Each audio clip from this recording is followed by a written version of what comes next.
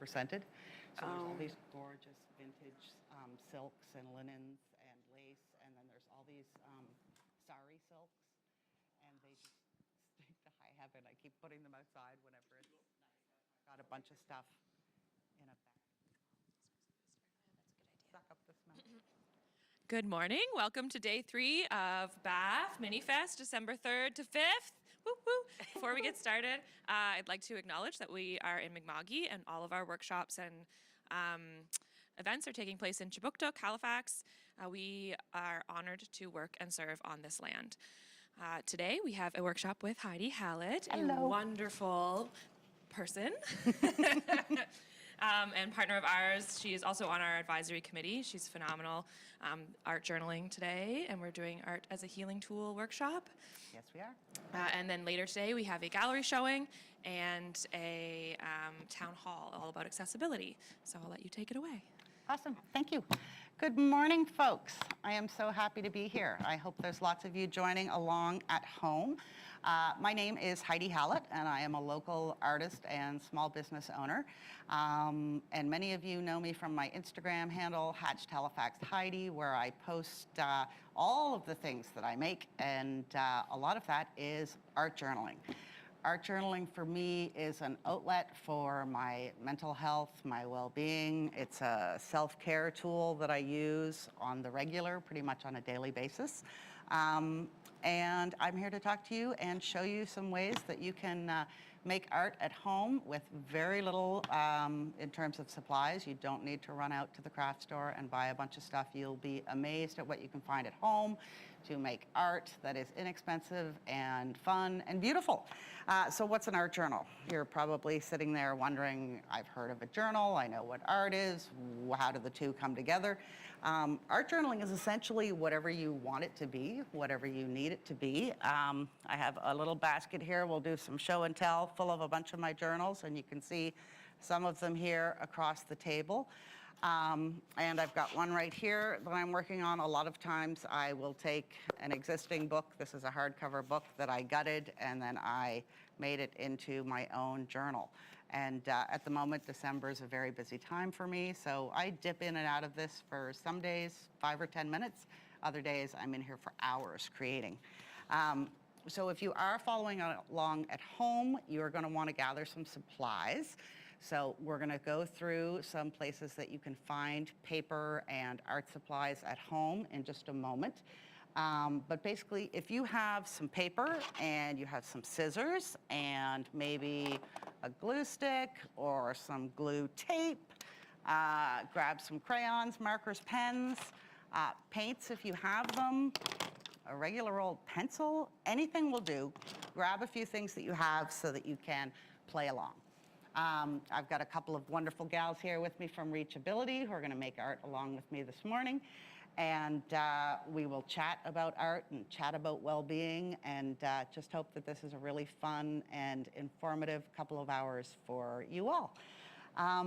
The past 2 years have been like no other. I don't think we've experienced a time like this with the pandemic. It was, well, it hasn't been quite 2 years, but March 2020 when things started to sort of go sideways. And it stirred up a lot of emotions for all of us. Everybody has had their challenges. They're all different, but they're all valid and they're all real challenges. So for me, having a daily art practice is a way that I can escape. It's a way that I can process these challenging emotions, different emotions. Sometimes it's difficult to put your feelings into words, which is why I like art journaling. It can be all about the words, or there can be no words at all. It can just be as simple as finger painting if I want it to be. It really is a place for me also to record events and save memories and sort of document the passage of time. At the beginning of the lockdown last year, obviously I couldn't go to an art supply store.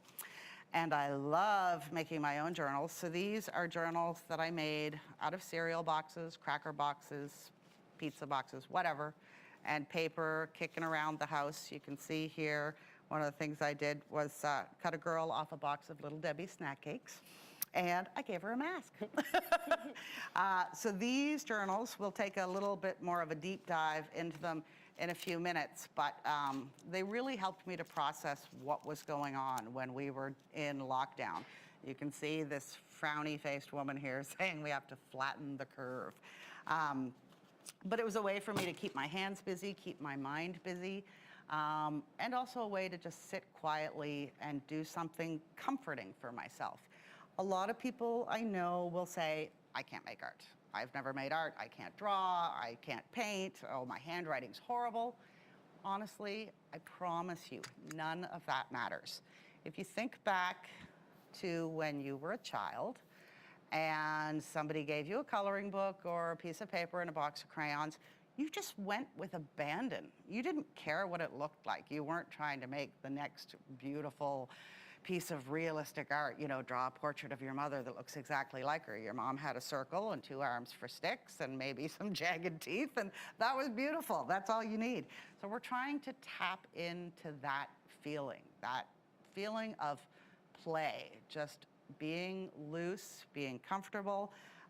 For me, it's a lot like going for a walk in nature or curling up under a blanket with a really good book and a cup of hot tea. It's just, I know it's good for myself, so it's something I try to do every day. Now, let's start looking at some of the stuff, because I have a lot of stuff here you can see. So again, if you're following along at home, grab your recycling bin maybe, or maybe you've already pulled some papers out. Tara and Jessica already have some papers on their desks, so they're all good to go. And you might be thinking, oh, I don't have a sketchbook, I don't have any art papers, I wish I had some watercolor paper. Doesn't matter.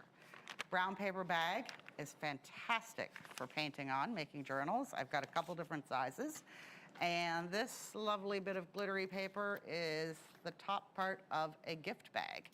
Honestly, I can tell you I received a gift in this at least 6 years ago, and I've been using scraps of this bag the whole time. Another paper bag, this one white with a handle, had some yummy chocolates in it. Gift wrap from 4 or 5 Christmases ago. Again, I bet you if we looked in every one of these journals, you would find a piece of these polka dot papers. Some packaging from something. Actually, I think this might have been Christmas chocolates. This stuff is great not only for cutting up for collage, but also we can make some texture and things like that, which I will show you in a little while. Tissue paper. And one of my personal favorites, I've always wondered who really uses paper doilies anymore. Do we need them in the world? Yes, we do. They make beautiful artwork. I bought one doily on top of a piece of, this is old book paper from a book written in German. No idea what it says. But, you know, put some paint down, and then I've got 2 beautiful pieces of paper to use in my art. Paper napkins. I never go to someone's house for lunch or cocktails without snagging a few extra napkins off the table. More gift wrap. Magazine paper is fantastic.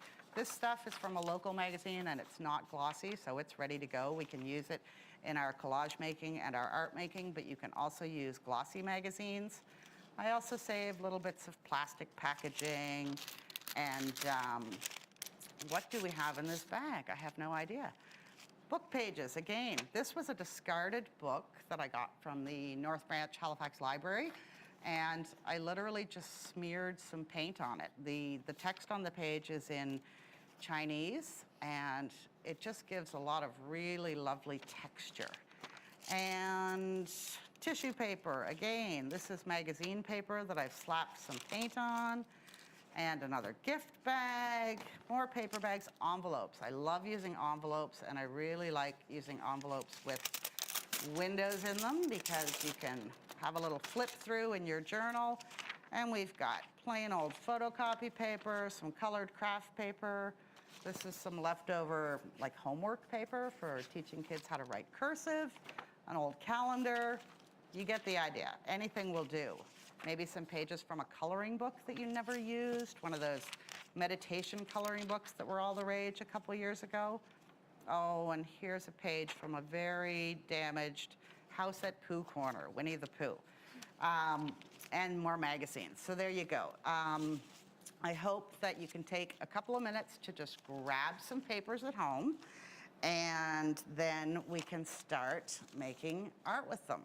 Now, the first thing you're probably thinking is that you see colorful things on the front of the table. I've just shown you a bunch of really boring, drab papers, and you're thinking, how do I turn that into art? So we are going to make some collage papers. One of the things we're going to do today is we're going to do an art practice that is about healing your heart. But before we really get into that, we want to just make some pretty papers, and we want to get our hands dirty. We want to have fun. We're going to tap into that inner child that I was talking about before. So if everybody's ready, we will start to make some heart art. The first thing you want to do is find a piece of paper to make your artwork on. Tara has given me a few sheets of this nice big heavyweight white paper. Anything will do. I could also use this brown paper bag, which I may just do. If you have any colored pretty papers at home as well, some sort of craft papers or gift wrap, as I mentioned, anything that's got a little pattern on it. I've got a little selection of papers here to give you an idea. If you don't feel like getting messy with paints and markers and all that stuff, you could just grab some craft papers. Anything that has little patterns on it will do. If you stop by Reachability and talk to Tara, I think she may have a stash of these papers. She could probably get some for you. And I've even cut some into hearts already, some little book hearts. These are from a Peter Pan book that was falling apart. I don't rip up good books. I only tear apart books that are already falling apart. For anybody at home who's gasping at the thought of destroying a book. So yeah, some colored pretty papers are great if you have them, but if you don't have them, we are going to make some. So I'm going to grab a few more sheets of paper from here, and I've got my brown paper bag, and we are going to talk about some of the techniques for getting paint on the paper. The very first thing I would like to show you is using a gift card or an old, any sort of a plastic card. These were, I have no idea what these were. I can't tell, there's so much paint on them. But it's just a little plastic gift card there. Tara's got one from Walmart, I think, and Jessica should have a couple on her page. Oh, they're in your little yellow cup there, Jess. And we're gonna use these to put some paint on the paper, really super quick and dirty. Don't think about this too much. I'm just gonna grab some paint. I've got some acrylic paints here, and I also have some dollar store craft paints. Those will work beautifully. It doesn't have to be anything fancy. And I am going to just put a little dot of paint on my piece of paper. And I'm gonna take one of these plastic cards and use it like a spatula and just start to smear the paint around on the page. How's that working for you, Jess? Good. Good? Yeah? Okay. So I've got a little bit of purple here, and I want some more color, so I'm gonna grab some red. I think this is red, yeah. And just put these together. Part of the fun with this type of art making, art journaling, or you could just call it mixed media art at this point, because we're not working in an art journal. We're just grabbing whatever's at hand and playing with it. It's really open to exploration. See, I don't really have any idea what's gonna happen when I put the red and the black together, but I can, or the red and the purple, but it's kind of created a little bit of black in the middle. Now, this doesn't look like much, but it's color and texture, and we can cut it up to make collage and turn it into something really beautiful. Another thing I love to use, and I'm sorry, but Tara and Jess, you don't have this on your tables, but you're welcome to come and grab a baby wipe if you like. I do not have a baby, but I have a lot of baby wipes in my house, let me tell you. Oh, there goes my bin. That's okay, we'll pick that up later. I am going to grab another color of craft paint. I got some hot pink this time. And I will take my baby wipe and just sort of bunch it up into a ball, and I'm gonna start to move the paint around the page. Oh, look at that. When the pink and the red mix, Absolutely gorgeous. So this is also super economical. I mean, it's obviously quite easy. For anybody who has difficulty holding a paintbrush, holding a pen, marker, if dexterity is an issue, this is a great way to just quickly get some color on the page. And I hardly used any paint at all, and you can see most of my piece of paper is all pink now. I think if I grab this journal here, I've got an example. Yeah, this spread that I did is all done with baby wipes in the background, and then a little bit of simple collage. One of the things that people find challenging when they first start making art is that fear of the blank page. Nobody likes to go out and spend $10, $15, $20, whatever you spend, even if you spend $3 on a journal or a sketchbook, and you sit down and it's in front of you and you think, oh no, I'm gonna ruin it. Once I put something in here, it's just, I'm not gonna like it and I'm gonna ruin it. As much as you can, I would love for you to park that idea at the door. One of the reasons I love art journaling is because it really is, as I said before, whatever you want it to be. But there are also absolutely no rules. Anything goes. This is not a NASCAD class. This is not Art Theory 101. This is having fun. This is making art for your heart. This is play. So there are no rules. If you want to try something, try it. If you don't like it, it doesn't matter. You had the experience. You tried something new. Hey, move on. Try something else. Maybe you want to paint over it. Maybe you just want to tear it up and turn it into collage. I do that a lot. I will take a picture or a painting or something that I have drawn, and if I don't love it, I will cut it up and use it in another piece of artwork. This is a handmade sticker that I made from one of my collage pages. I love to just grab a bin of paper, tear up little strips, glue them down, and this little woman's face was a face I drew. Actually, I painted her about 4 or 5 years ago, and I never really loved her. Her face was very asymmetrical. I cut it in half. I love the two halves of her face. They're just so much fun to play with, a half a face. Here's some lips from another face that just didn't quite work out. I didn't love the way her eyes were in the picture, but boy, do I love that big red mouth. So I cut that out and put it in my collage. So as much as you can, try not to get hung up if you don't love the very first thing you see on the page. It's about the experience, it's about the journey, and really, if you've decided to sit down and join us this morning from home, or if you're watching this later on, this will live on the BAF YouTube for a while. Just the fact that you're giving yourself this time, that you have decided to spend a little time on yourself, on your inner child, tending to your heart, tending to your thoughts and feelings. That's a gift to yourself that you should honor. And I really hope that this type of art practice helps you find that happy place in your day. So we've used baby wipes. We have used a little card to swipe color. There's a whole bunch of other ways that you can start to get color on the page for collage. I think everybody has some watercolors on their desks. I'm just gonna grab my little watercolor palette here, and I'm gonna put some water in on 2 colors.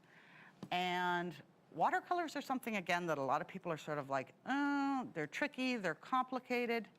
They don't have to be. It can just be about fun. I'm gonna get a little bit of blue here on my brush, and I'm just gonna splatter it and get some fun dots on here that I can use in my collage later. One of the things that I learned a couple of years ago, and I often forget, is that tapping instead of flicking will give you finer dots, and yeah, you get a little bit more control, I guess.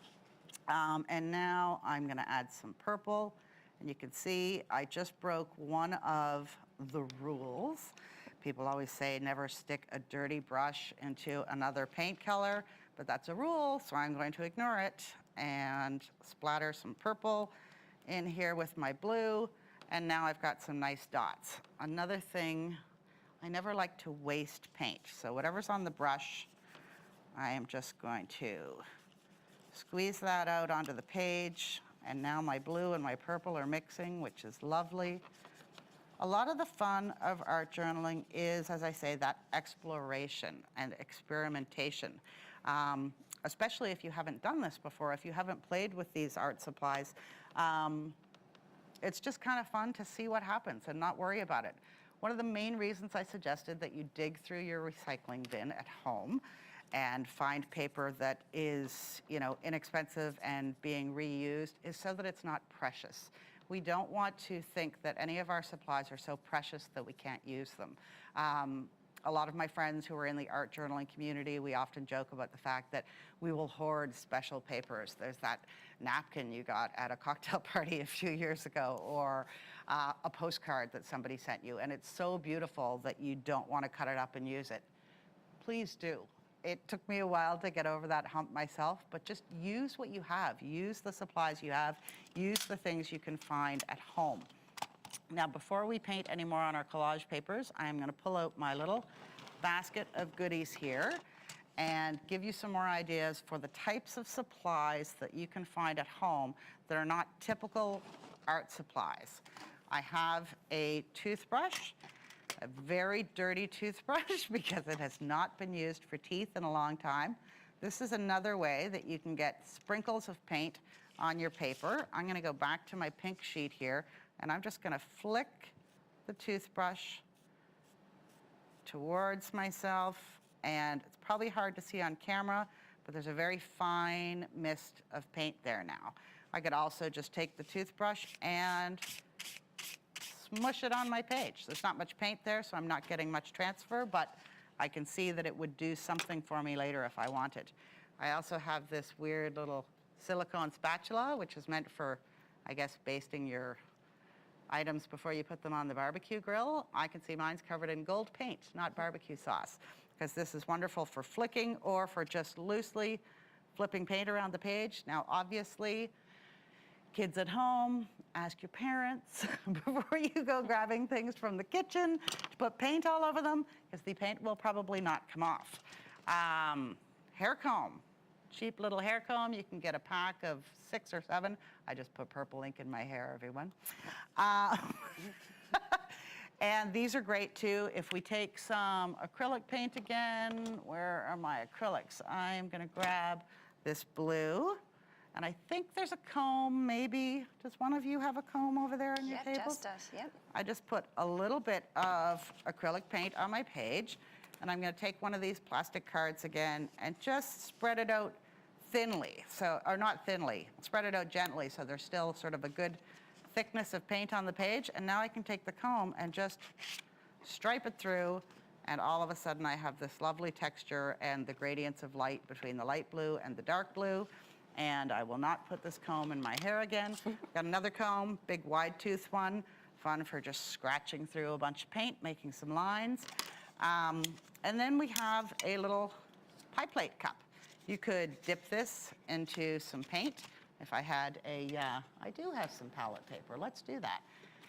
We can make all sorts of different shapes, and I'm just gonna put a little bit of paint. I don't want green. I'm going to put some purple paint down here on my paper. I think you guys have some of this scrap paper as well. And I see that Tara has just picked up one of my favorite little tools, the piece of a toilet paper roll. I had a full toilet paper roll, but I think it's one of the things that fell on the floor. It's just shiny paper. If you take a little strip of cardboard and cut it off a toilet paper roll, you can then just, boop, poke down the top, and all of a sudden I have a little heart shape. So I'm going to go back to my pie plate for a sec, and I'm just going to run my little pie tart cup through the paint. I'm going to turn this in circles around on the page so that I get paint all over the pie plate, and I'm just going to stamp it. So I'm not getting a full circle, which is totally a-okay with me. No rules. Nobody said I had to make a full circle. And yeah, you can just make patterns and shapes. Now I'm going to take my little paper heart and see if I can have some fun with this. If I smush it into the paint, I might not have enough paint here on this piece of paper, but we'll give it a try.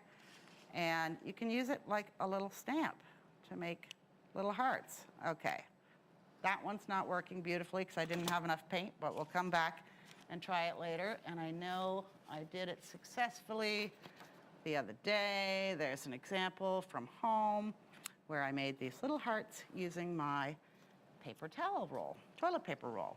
So what else have I got in my little box of goodies? This is a bun maker. Does anybody know what a bun maker is? For putting in your hair. Obviously, this one's not been in anybody's hair anytime recently because you can see it's coated in paint. It's very similar in texture to those scrubby pads you use for the kitchen sink as well, so those are good. And you can make all sorts of beautiful texture with this. I'm gonna rub it through the little bit of paint I have left there, see if I can pick some paint up. Yes, it creates almost like this little snowy effect of speckled bits of paint on the page. So these are just random things I'm showing you to give you a sense of how you can make different designs and patterns on your paper at home. I'm gonna clear away a little bit of space here and get some more paint going so I can show you some more of the goodies I have here in my little bin. There's so many things you can find around the house to make art with. And it's a good idea if you keep them separate from the things that you use in your kitchen. I keep this little bin at home so I know what's an art supply and what's not. This right now that I'm playing with is a lid from a vitamin bottle, and I'm just running it through some red paint so that I can make some red circles on my page here now. I'm gonna sort of overlap them with the messy purple circles I made earlier and just print some different circles and shapes and patterns on the page. And then I've got a lid from a water bottle, I think. Make some smaller circles and just pop those down on the page. I've also got little bits of plastic here that would have been packaging probably from something. And if you have any pinking shears or scalloped scissors, any scissors with any kind of fancy design, you can cut those into the plastic and also use that to scrape into the paint. And I've got some little plastic toy bits. I don't even know where those are from, but they're also great for scraping through the paint. You can see, much like the comb, you can get lines through things. So that's a few different objects you can find around the house for painting with. Also these makeup sponges, or even kitchen sponges, but I find makeup sponges are the best. They're those little latex sponges, and you can put the paint right on the sponge and then just pat it down onto your page. And again, we're just aiming to get some color down on these pieces of white paper and create some different visual textures and just having fun. I don't know about you all, but I'm starting to get an awful lot of paint on my hands, and that makes me very happy. Quickest way to tap into your inner child, I tell you, is cover your hands in paint. And then if you're like me, end up with some of it on your face as well. What else do I have in my little bag of tricks? I have a takeout spoon, which nowadays are often wooden, but plastic ones work as well. Tongue depressor from the doctor. A coffee stir stick already covered in paint. Oh, here's the little paper heart I used the other day to make those pink hearts I showed you. And wine corks. Corks from wine are fabulous for making texture. And let's grab another color of paint here. I'm gonna take some of this burnt umber. It's gonna be a deep brown, which isn't necessarily going to go with the other colors that I'm playing with, but that's okay, because I am playing and I'm just trying different things. So I've just grabbed one of my corks, and this is just a regular cork from a bottle, nothing fancy. But this one, I took my utility knife and I carved out a little bit of the cork so I have a smaller little circle. Tara, I see you looking around wishing you had a cork. Would you like to use this? No, cork? I'm looking at the eraser of my pencil. Oh, as a yes, the smaller eraser version. of the pencil is perfect also. Anything that you don't care if you get paint on it, just use it as a stamp. Yeah, I like that idea, using the eraser, because I use erasers to make stamps, but I've never done that. These little freebie pencils that you get, well, you get them when you vote now, and I used to get them from IKEA. They are also great for just scratching through the paint, or you know what, like just scribbling. When was the last time you scribbled? And scribbling can create all sorts of beautiful texture, beautiful lines. Often when I am art journaling, if I sit down and I have a lot of, oh, I'm scratching my microphone. I sit down and I have a lot of feelings on my mind and I'm not quite sure what I want to do with my art. Sometimes I will write about it before I actually start creating any art. And one of my favorite techniques for really getting out difficult feelings is what I call underwriting. And I will write right across the page as quickly and as messily as I can. I don't worry about punctuation. I don't worry about spelling. I don't worry about grammar. Nobody is ever going to read this, and even if they wanted to, they wouldn't be able to. Because what I do is I write across the page, you know, the normal way that we usually write, going from left to right, and then I will rotate my page and write right over top of what I just wrote. And then I rotate my page and I write right over top. So eventually, all the words are just a big tangled mess, but you end up with this really beautiful texture underneath, and then you can cover it up with collage or paint. This page here, paper, scissors, glue. I did this. Sometimes I date my work, sometimes I don't, but this one was on October 28th on 2018. And I don't remember all the specifics of that day, but it was a really, really bad day. And I had a lot of upset, hurt, angry feelings, and I put them all down on the page, and then I covered it up with this collage so you would never know. I remember because it really helped me that day to just get it out, but never worry about anybody else ever reading it because I covered it all up. So that's a great thing to do, scribbling or just writing, whatever you feel like. I have a few other goodies in here. This is another kitchen spongy scrubber thing. You can do the same sort of thing that I did with the hair bun. And we'll just put all this stuff back in here. This is a bit of packaging. Again, it's just a paper tube, would make a wonderful round stamp, but I've already got lots of round stamps on my page, so I don't need that. I'm just gonna put this aside because I have too much on my table. And what else? How else can we make collage papers? I mentioned these collage paper stickers, and you can see that it's literally just torn scraps of paper glued together. If you have a bunch of patterned papers, where did mine go? It's really quite simple to take a few pieces of paper and tear them into strips or chunks, and then when you rearrange them and glue them down on the page, especially if you get two colors going, you can get some really, really interesting variations and colors and just something new. This is a great way to use up stuff that you're not super fond of. If you made something or you were trying to create a certain color in your painting and it just didn't really work out, you can tear it up and use it for collage.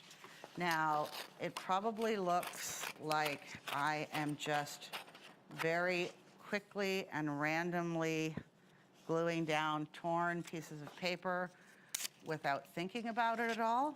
And you know what? That's because that's exactly what I'm doing. I am not thinking about it. I am just having fun, getting glue all over my fingers now to go with all that paint that's on my hands already. And I'm gonna take a little bit of tissue paper. Tissue paper is really fun to use in collage. I will caution you that it can tear easily. But again, doing something like collage, what I'm doing here, and because I'm not worrying about cutting straight lines or anything like that, I'm just grabbing, tearing, and gluing. Another great thing to do if you have any issues with your hands or with dexterity. I suffer from carpal tunnel syndrome, and a lot of times I just can't even feel my fingers. They're just pins and needles. But it helps to move my hands at the same time. So I will do something like this on those days and just grab, tear, and glue.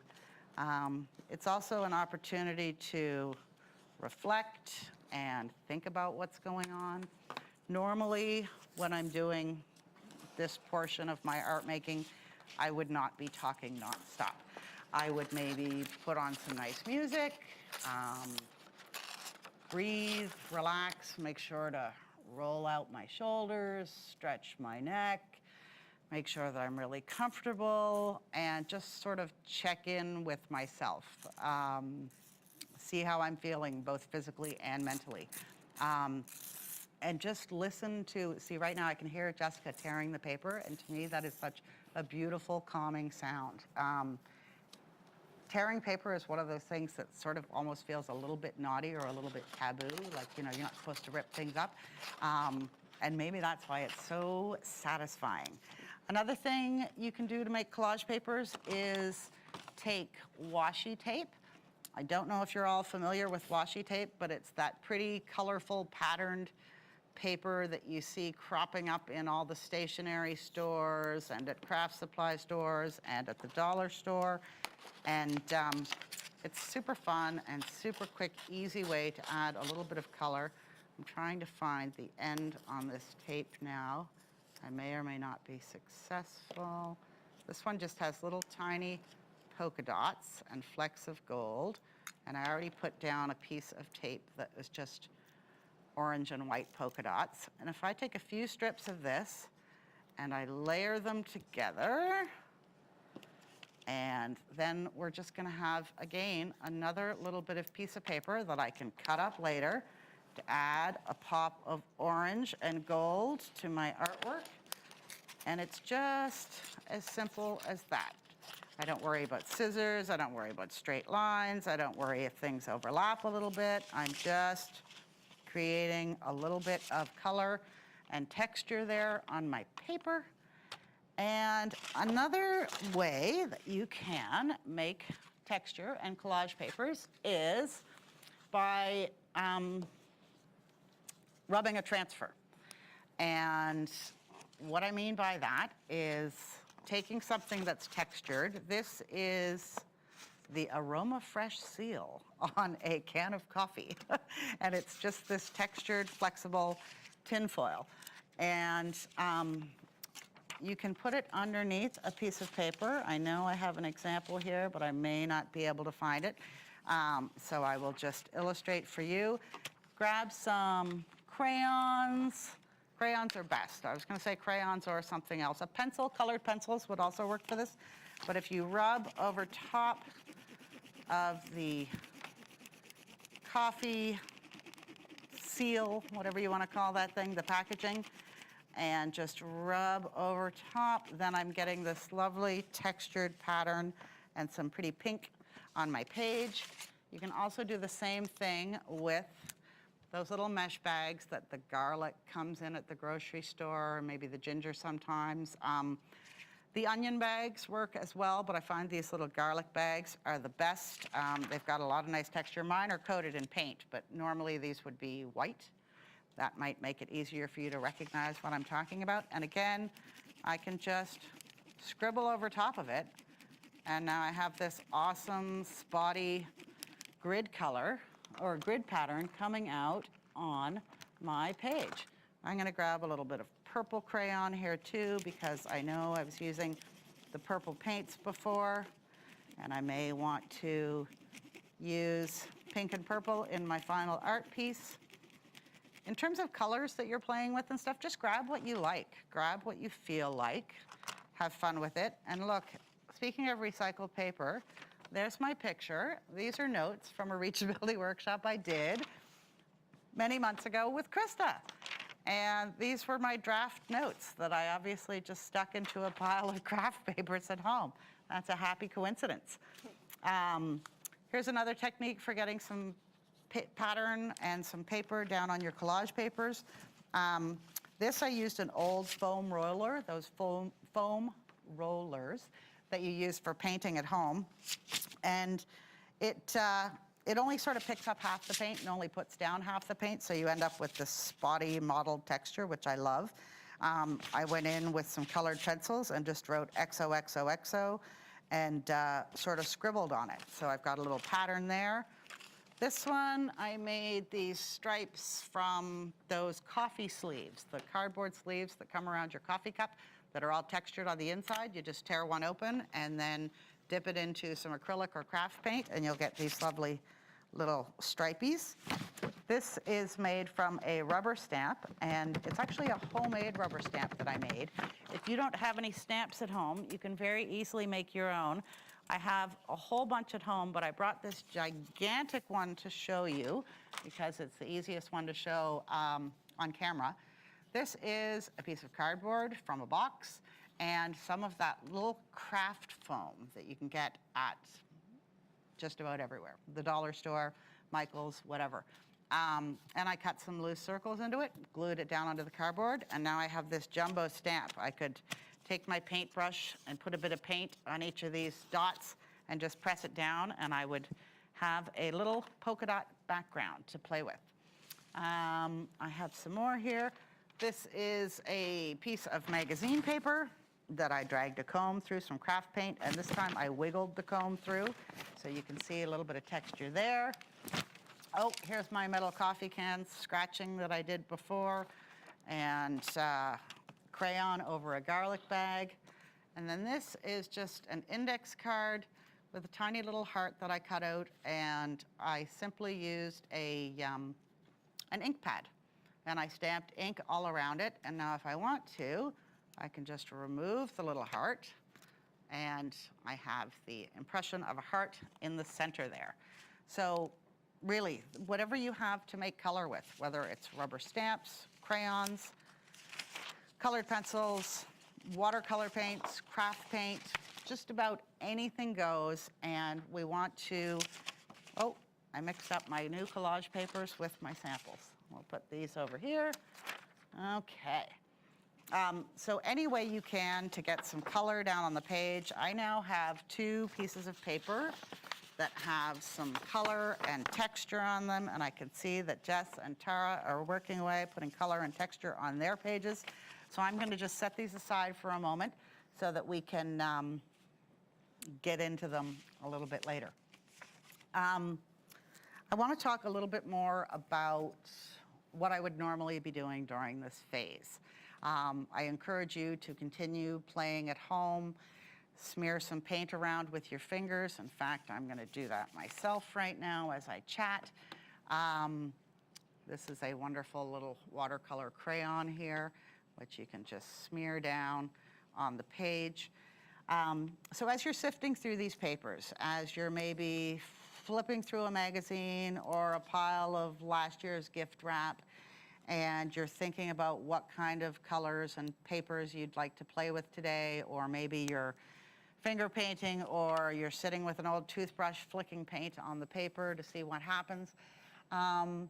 This is a really good opportunity to just think about what the last 2 years has meant for you.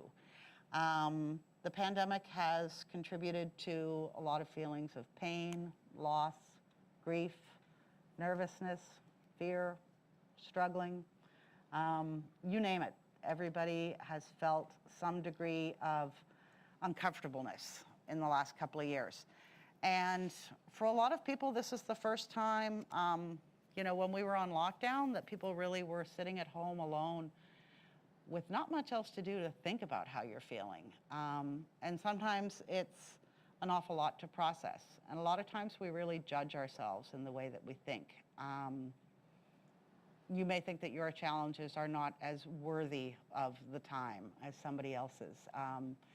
Maybe you know someone, or maybe somebody in your family, was really struggling with health issues, or maybe there was some other loss in the family, and you might think, oh, The only really bad thing that happened to me in the last few months was that I couldn't have my birthday party and I had to do it over Zoom, or I couldn't go to that thing at school that I was really wanting to, or I'm missing seeing everybody at work because we're all segregated and separated now. Whatever it is, that's how you feel, and how you feel is valid. You should really try as much as you can not to compare your struggles to somebody else's. Because the bottom line is, if something is weighing on your heart, weighing on your mind, that's valid, and you should honor that by just sitting with it and thinking about it a little bit. But I recognize that that can also be uncomfortable. So try not to judge yourself, try not to judge your thoughts and feelings. And the best tip that I have for that is to speak to yourself in the same voice that you would use with a friend or a loved one, maybe a cherished family member. I can be really hard on myself sometimes. I can be quite self-critical. I would never, ever, ever speak to my husband or my mother the way that my inner voice speaks to myself. So one of the things that I try to practice is to be gentle and forgiving with myself, and accepting that this is where I am right now. This is what's happening right now with me. There's all kinds of other things happening around me in the world. I tend to be empathetic, and I think about other people's pain and suffering. But I really would like to invite you to spend this time just being kind to yourself, talking to yourself with that same soft, encouraging voice that you would use with one of your best friends. Whatever you're feeling, just allow yourself to feel it. And I would give yourself 5 or 10 minutes to sort of play. As you're thinking about that, I'm gonna add a little bit of water here to that watercolor crayon that I put down. And I'm just gonna smush it around with my fingers. And I'm gonna think about how that feels. When was the last time that you actually stuck your fingers in a bunch of paint and just thought about how it feels? It feels cold, it feels slippery, almost a little bit, I don't want to say greasy, but oily. And you can see that adding water has changed what's happened in the page. And it just feels good to get your hands in there. There's been a lot of actually research and scientific studies about the benefits of working with your hands, and how there's a real connection between your hands, your brain, your heart. I'm not a scientist, I'm not a registered art therapist, but I can tell you from my own anecdotal data and from the hundreds of art journaling friends I have in the community that this works. This can bring you a real sense of peace and calm and clarity. Much like baking. A lot of people love to bake. I love to bake too, but oddly enough, and I love to cook. Since I started art journaling, I don't do as much of that because I think it taps into the same part of my brain and my heart.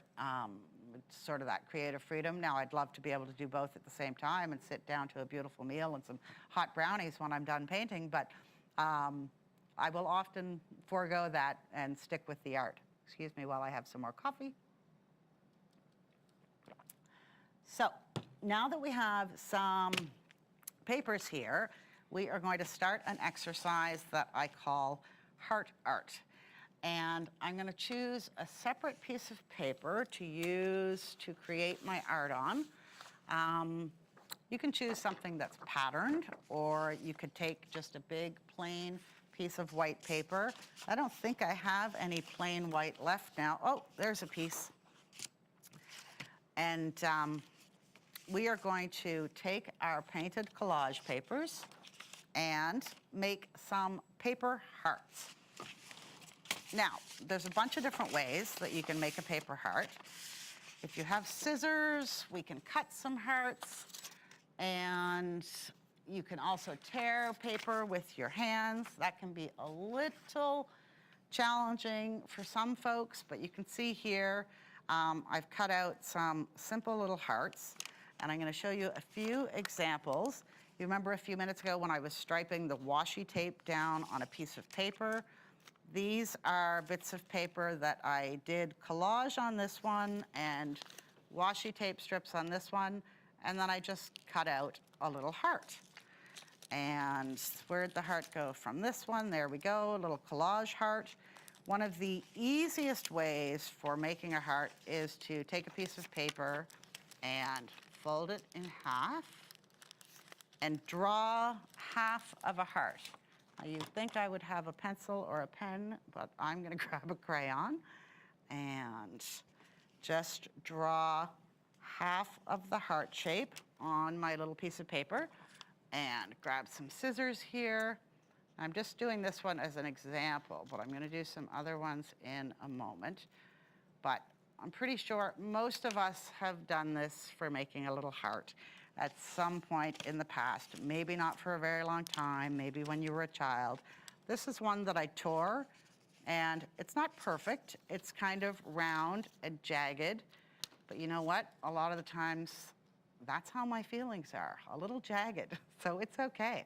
And again, I always save this piece, the piece that you've cut it out from, because then you've got something else that you can play with in your art. So in terms of making hearts, again, I've got way too much stuff around me. You can trace a heart. If you have a heart already, maybe you got something, a piece of foamy from your craft stash, or maybe you have a piece of cardboard that's already cut into a heart. You can simply trace it.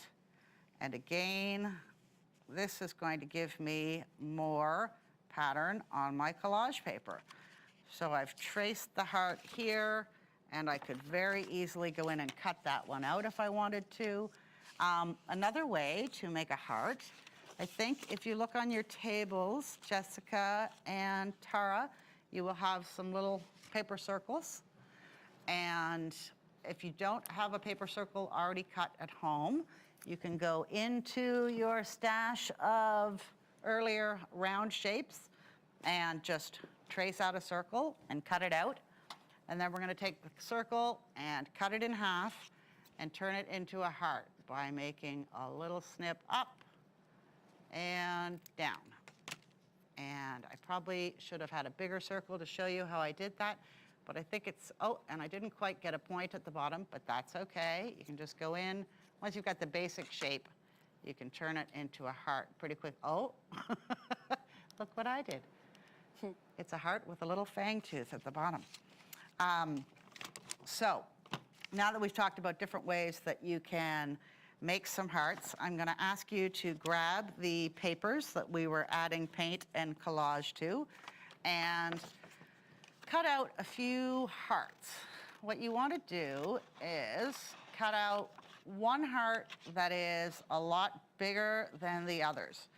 We're gonna aim to have anywhere from 3 to 5 of these paper hearts, which we are gonna use in a piece of art that we're going to make together very soon. And I'm just gonna take my big piece here and cut it up so that I can fold it in half, because it really, for me, folding in half and cutting around is the easiest way to make hearts. And I'm not being too fussy or precious about which parts of my paper collage I'm using. See, okay, to me, this is a great example. This piece of paper that I smushed and moved paint around, and I just, you know, you saw me do it. I wasn't putting a lot of thought into it, but look how cute this heart is. It's got little bits of red, little bits of purple, it's got the pink, it's got all these textures. All of a sudden, right now, I've just made something that makes me happy. It gives you that little endorphin boost. So let's cut out some more hearts. I've got two, I would call these sort of medium size, so I'm gonna go for a bigger heart now and try to capture some of the other colors that I have on my page. And if anybody is following along and you're saying, oh, I'm not really into hearts, I'm not into all that, Valentine's, lovey-dovey stuff. I'm just not feeling it right now. Cut some circles, no rules. I'm using hearts because they signify some of the feelings and things we're going to be talking about and working through. But if you're not a heart person at all, I get it. I'm not a big smiley face person. I'm a smiley faced person, but I'm not a big fan of using the little smiley face, you know, symbol. So whatever feels good to you. If you want to cut out a bunch of triangles, if you want to tear random messy shapes, if you want to make perfectly symmetrical squares, you do what feels good for you. So here I've got some more hearts, and again, I'm just loving the way my collage papers have added all these little bits of color. That heart's a little bit rounder than the others, so I'm just going to give it a little trim. And this is just so that I make it pleasing to my eye. Whatever works for you. So what do I have? I've got 3 mediums, 1 big heart. I'm going to go to my second little piece of collage paper here and cut out a couple of really small hearts. This is where, if you have some circles cut out already, that can be helpful for making hearts. And I may or may not use all of these hearts in my collage, in my art piece. And I know I said we were going to make a minimum of 3, but up to 5. Now I'm going to change my mind and say, make as many little hearts as you want. Because if you don't use them in this piece, you can use them in all sorts of other ways.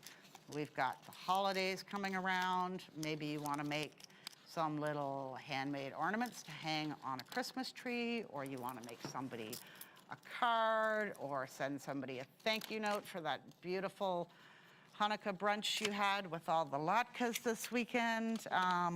Whatever you're thinking and feeling, you can never have too many little paper hearts and shapes around as far as I'm concerned. And I'm also thinking about my heart. I'm thinking about how I feel and thinking about some of the things that were challenging over the last couple of years, and some of the things also that brought me joy. There's been some bright moments, lots of happy moments, lots of time with family. So I'm going to clear up a little bit of my mess here now. And I think now would be a great time for everybody to have a little bit of a break, a little bit of a stretch.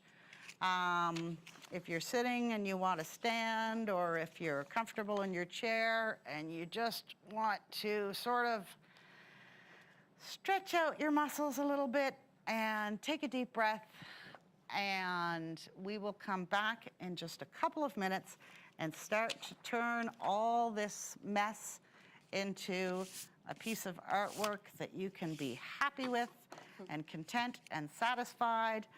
Yeah.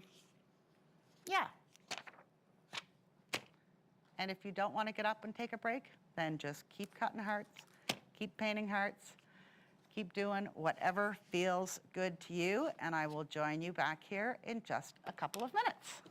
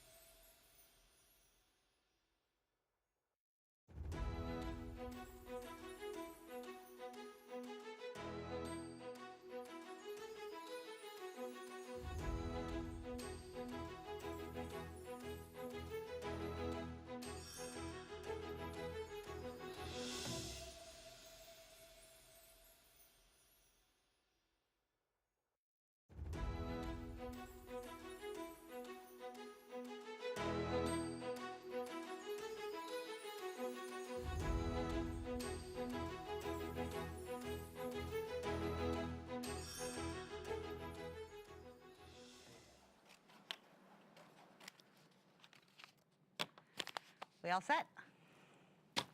Hey folks, we are back. And we are, oh, I still have my mask on because I was wandering around the building. Okay. Hello and welcome back. I hope you all have messy hands and open hearts because now we are going to get into our feelings a little bit. So we all have our little paper hearts that we just cut up. And hello, we had a little visitor, a little delivery. So we've got some hearts here, and I want you to grab a pen or a pencil if you are comfortable with writing. You could also grab a crayon, anything you want. And we're going to spend a few quiet moments thinking about the last 2 years. And I really want you to think about what has been difficult, what has challenged you, what has maybe made you feel sad or frustrated, and just give yourself some time to say, you know what, that's okay. It's okay that I feel kind of crappy. It's okay that I maybe spent a few more days sleeping in than I should have, or watched Netflix for 14 hours straight last weekend because it was all I had the energy for. That's cool. That's fine. We are in unprecedented times, and it's a really good time to give yourself a little bit of breathing room, give yourself some excuses for things, but just think about how you feel. And I want you to take your hearts and flip them upside down onto the blank side, or if they're anything like mine, they're the paint splattered sides. And nobody's ever gonna see this. Nobody's gonna see what you write here. But if you're comfortable, I invite you to write down some things on the back of these hearts that you miss, or things that you're longing for, or things that maybe stood out as a rough day, a rough period, anything at all that you have struggled with over the last couple of years. And you know what? This doesn't have to be pandemic specific. This can be specific to your life. This can be specific to a certain period in your life. Whatever it is that you're struggling with. The first time I did an art practice like this one, a healing heart practice, was with a dear friend of mine, Sarah Rondon. She's a wonderful artist. And she does a Healing Hearts video as well. And that day we wrote about the negative self-talk, that voice in our heads, the inner critic that says you can't do this or you're not good enough at that. Maybe you don't have an inner critic so much as you have an actual critic in your life. Maybe there's somebody that you have a relationship with at work, at school, at home, that's really tough. And it stirs up a lot of those tangled kind of feelings. Maybe you want to spend the next few minutes thinking about that. Whatever it is you focus on, I want you to just put a few words on the back of your hearts. You can write full sentences, you can write just a single word, you can write it legibly, you can write it as a scribble. Maybe you are so frustrated and tired that all you want to do is just scribble it out. You can see I'm purposely making a face and I'm just pushing this crayon as hard as I possibly can. But maybe you aren't even comfortable with that. Maybe you don't want to write anything down at all, or maybe writing is difficult for you. If that's the case, you can whisper to yourself, you can think in your head. One of the things that's been really challenging for me is being separated from a lot of my family members who don't live here, and we haven't been able to travel. And, you know, you go a year and a half without seeing your sister, and it's hard. So I could write that down on the back of my heart. I can write that I miss my sister and my niece and my nephew, because they don't live here. They live in Ottawa. So I've written that on the heart. I could also just think about it or whisper it into my heart. I miss my sister, whatever you're comfortable with. So we will just spend a few minutes quietly so that you can think about a few things that you've missed and jot them on the back of your hearts. These can be big, big, big things that really hurt, or it can be little things. Like I love to go to a coffee shop and just sit at a coffee shop and take my pencil case and maybe a little thing of watercolors and sit and make art in a coffee shop or at the library. I love to do that, and that's been really difficult and challenging. You know, I can do it a little bit more now with masking and all that kind of stuff, but it still doesn't feel quite the same. So that's one of the things that I'm looking forward to doing again with total abandon and not a care in the world, not worrying about who's sitting beside me and all that stuff, and not worrying about germs and COVID. So I'm gonna write down that I miss my artist dates. That's what I call it, an artist date, when I take myself to a coffee shop or somewhere just to make some art. I recently went on my first artist date in about a year and a half, and I went to Wonderneath. If anybody knows about the Wonderneath Art Studio in North End, Halifax, it is amazing. It's a beautiful, magical place. You should check it out. Now, I haven't written anything on my biggest heart yet. I'm saving my biggest heart for my biggest challenge. What have I missed the most? What's hurt the most in the last couple of years? I can think of a few things. I'm not going to share them out loud on camera. I'm just going to write a few notes to myself here. And I encourage you to do the same.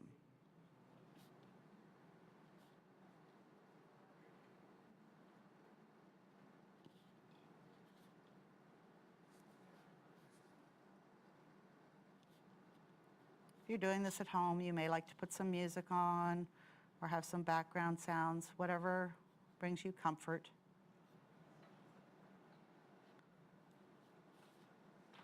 And you can write this however you like. And now I've got my little hearts.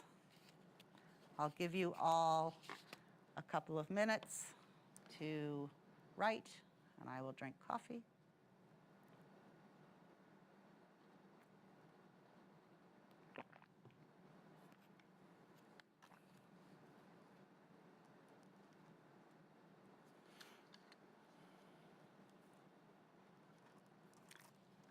The big thing I want you to think about right now is that there is no judgment. There's no right, no wrong. You're just doing this for yourself. And you may end up creating something that you want to share with others. You may end up creating something that you want to stick on your fridge and show it to the world. You may make something that you just want to keep private and personal for yourself. But I promise you that nobody will ever see what you wrote on the back of these hearts. It will be pretty much impossible for them to do that. So, I think that now would be a really good time to do something fun and to get our creative juices flowing. We're going to take our little hearts and just put them aside for a moment. And I want to walk you all through a very quick exercise on mark making.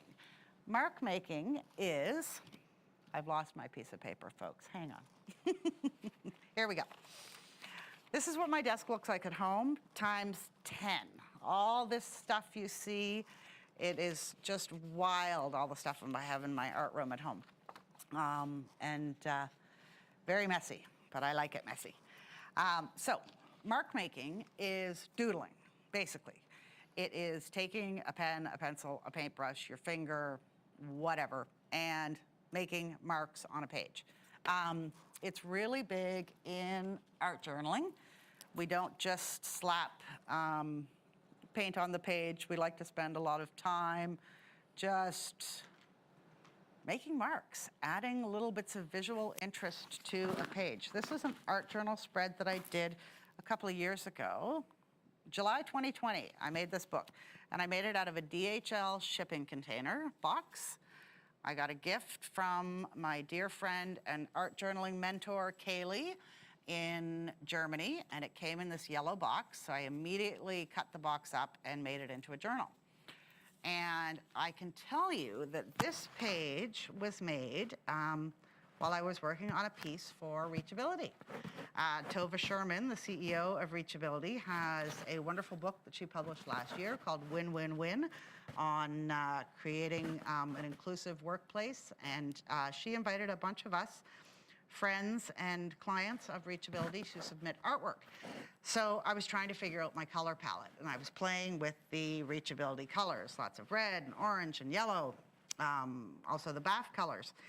And while I was working on that piece, I had my journal open beside me because, as I mentioned earlier, I don't like to waste any paint. So whenever I had a little extra paint on the paintbrush, I just smeared it onto this page. But back to mark making.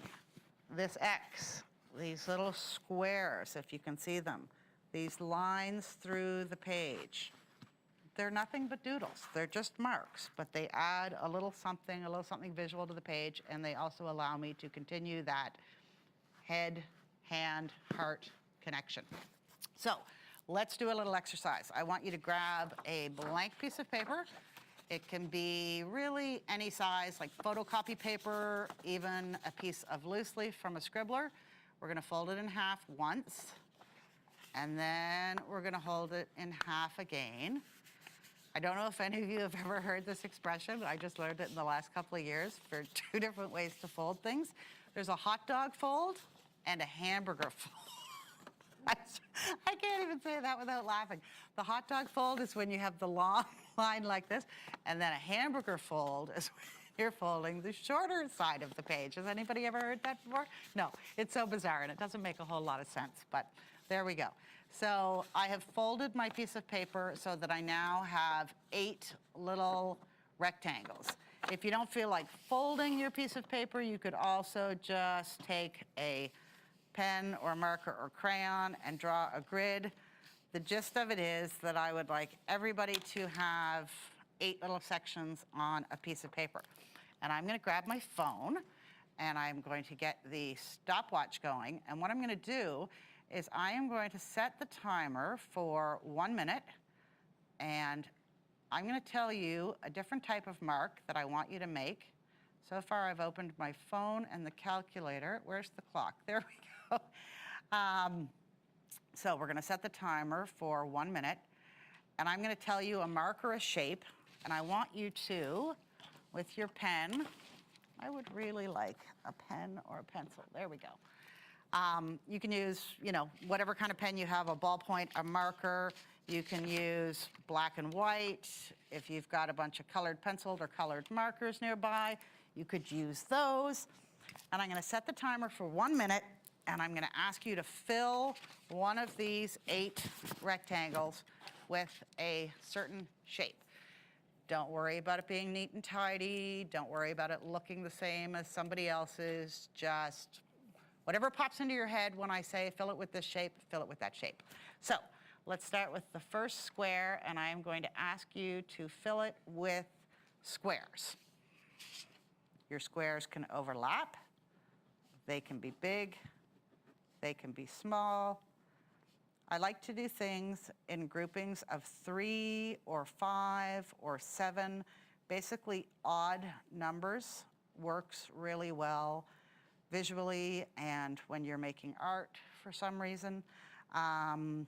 You can also connect them and make a chain, but just see how many different little boxes and squares you can make in 1 minute and whether or not some of them stand out to you as shapes that you find visually appealing. You may want to use these in your mark making later on when we're working on our main art piece. But just like doodling, this is something that immediately connects your hand, your eye, your brain, your heart. It doesn't take a whole lot of thought. And there's no right, there's no wrong.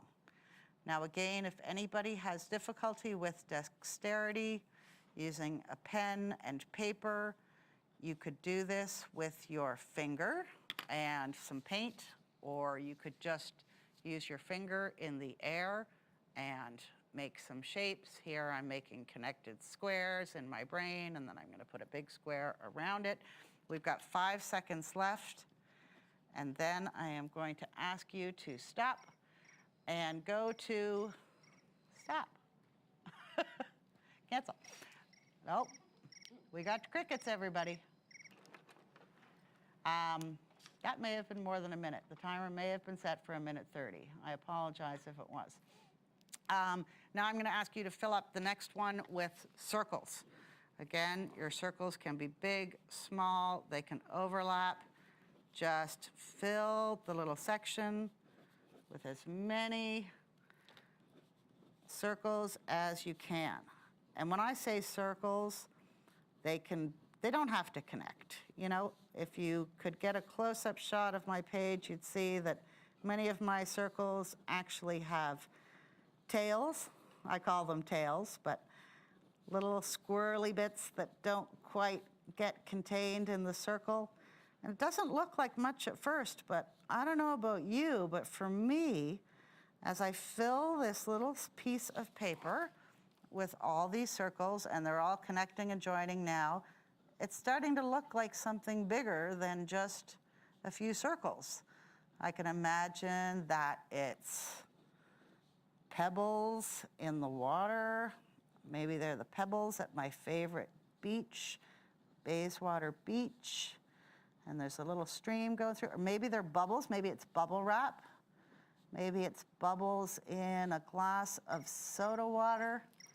Okay, now we're going to try to cancel that. We did it this time, good. And stop. Okay, now I didn't quite fill in my whole little thing. That's okay. Again, there's no right or wrong, there's no rules. This is just a way to free up your mind. I think this next one, we're just going to go for 30 seconds, and I am going to ask you to fill your little rectangle with squiggly, swirly lines going across horizontally. Or you know what? Do them vertically if that's what you feel like. Because this is all about doing what you feel like. Now I'm making mine really big and loopy. It kind of looks like I'm doing the letter E in cursive over and over and over again, because that's essentially what I am doing. Okay, 30 seconds goes by fast, but that's good. Did anybody get a chance to fill their little rectangle? Yeah, okay. Let's do the next one with flowers. It can be any type of flower. Remember the little flowers you used to draw as a kid? It's a circle in the middle with some messy petals around it. I also like to make just swirly circles, and mine are going to overlap and be messy. But your circles are your circles. They will look however you like them to look. And again, this is just doodling. Imagine you're back in school and you're listening to the teacher give a lecture, and you need to do something with your hands to be able to pay attention. Okay, and stop. So now we've got half of our page full, and I'm going to turn mine over, flip it over, so I've got my blank rectangles at the top, but you do whatever you like. And I'm going to switch to a crayon, and we are going to go for 30 seconds, scribble. Just scribble. Fill your little thing with scribbles. And I'm actually going to try scribbling with my left hand also with a different color, because I really find it difficult to scribble with my left hand.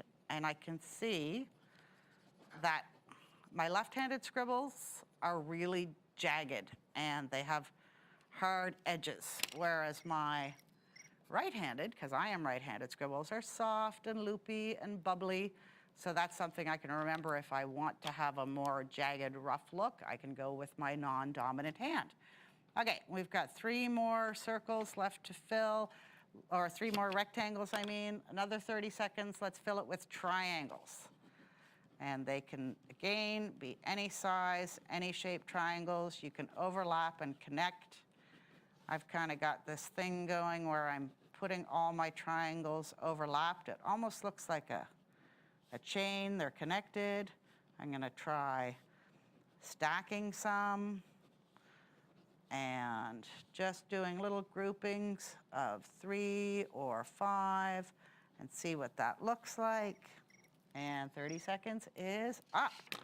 Okay, next we will do stars. Let's go 30 seconds with stars. And I don't know about you all, but I cannot draw a 5-sided star to save my life.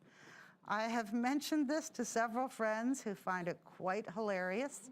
I have followed so many online tutorials and things in books for, here's 5 easy ways to draw a star. I can't do it, folks, and I've given up. That's okay.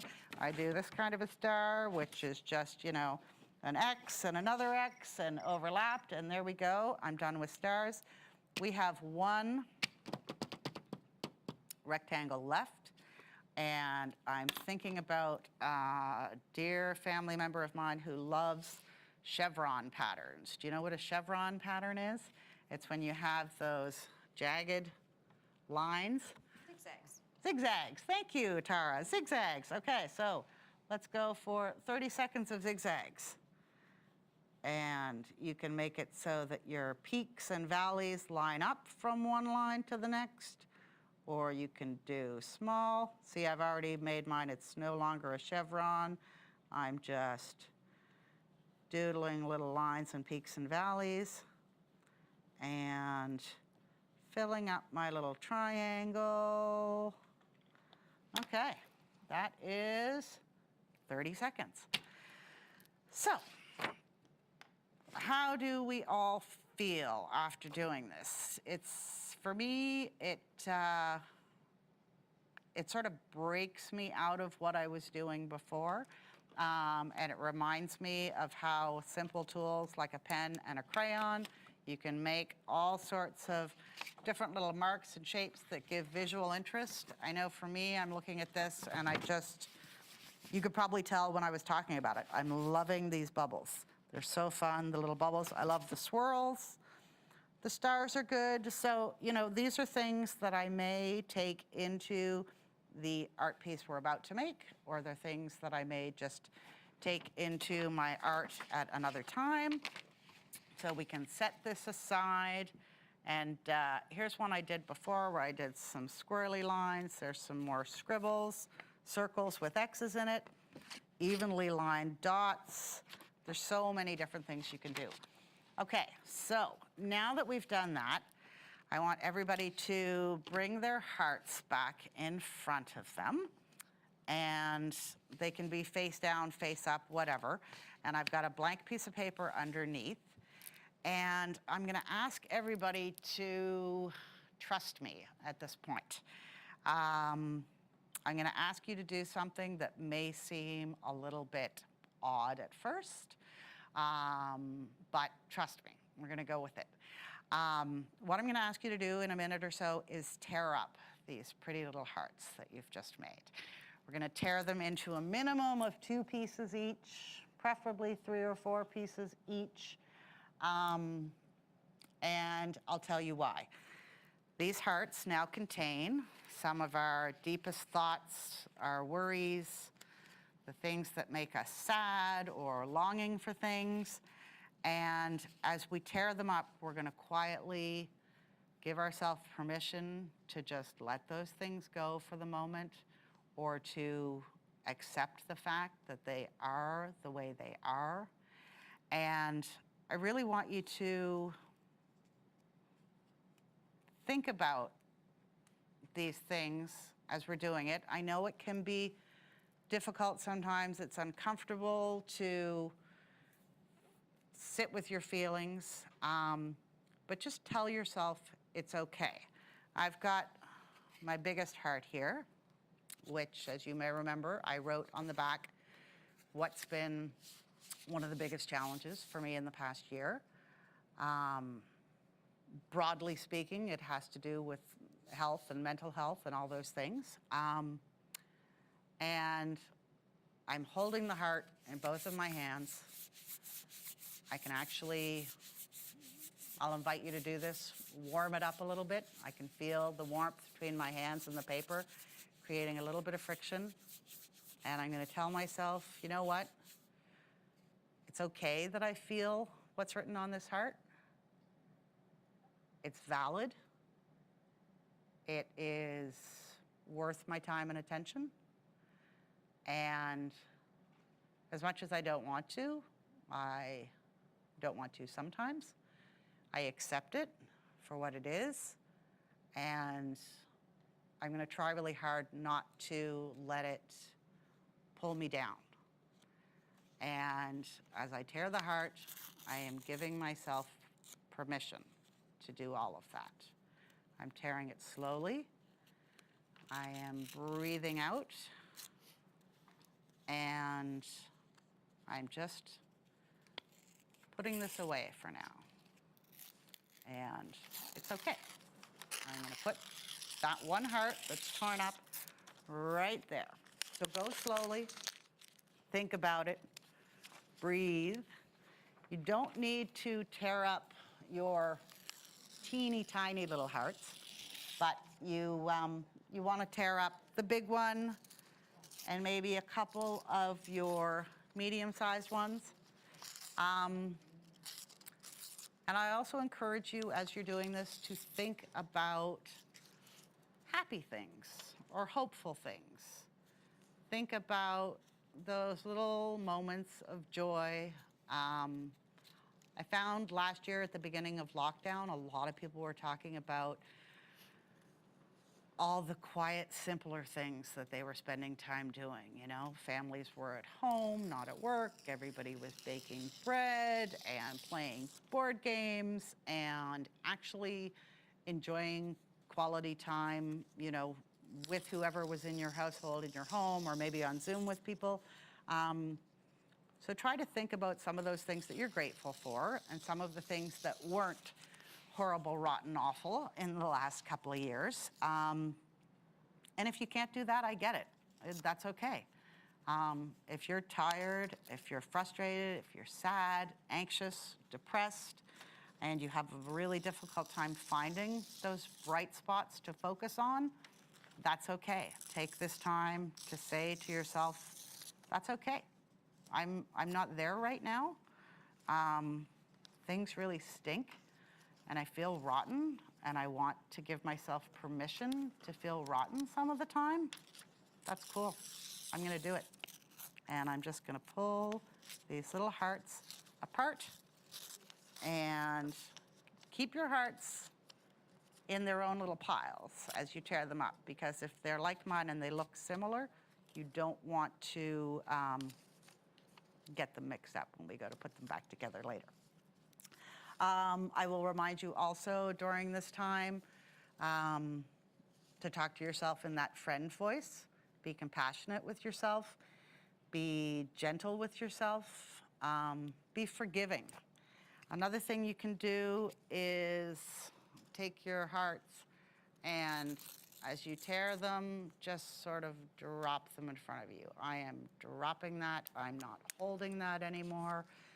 I may pick it up again tomorrow. I may pick it up later in this day, but in this moment, I am not holding that thought. I'm not holding that pain. I'm letting it go. So, we've got some hearts here, and I've just mixed up some of my hearts. There we go. Okay, I've got my little pieces of hearts. And then I still have some smaller hearts that are intact. And I am going to invite you to grab whatever you want to create your little piece of artwork and collage on. We all have blank paper. We also have paper that we painted on earlier. You can certainly feel free to make a background on this page if your surface is blank and you'd like to have a little bit of color in the background. Look at your hearts and think about, okay, what would be a complementary color to go with these, something that looks nice or feels good. I've got a lot of red and pink and purple, and I have a little bit of blue. I have this piece of brown paper. So I am going to go back to my acrylic paints for just a minute.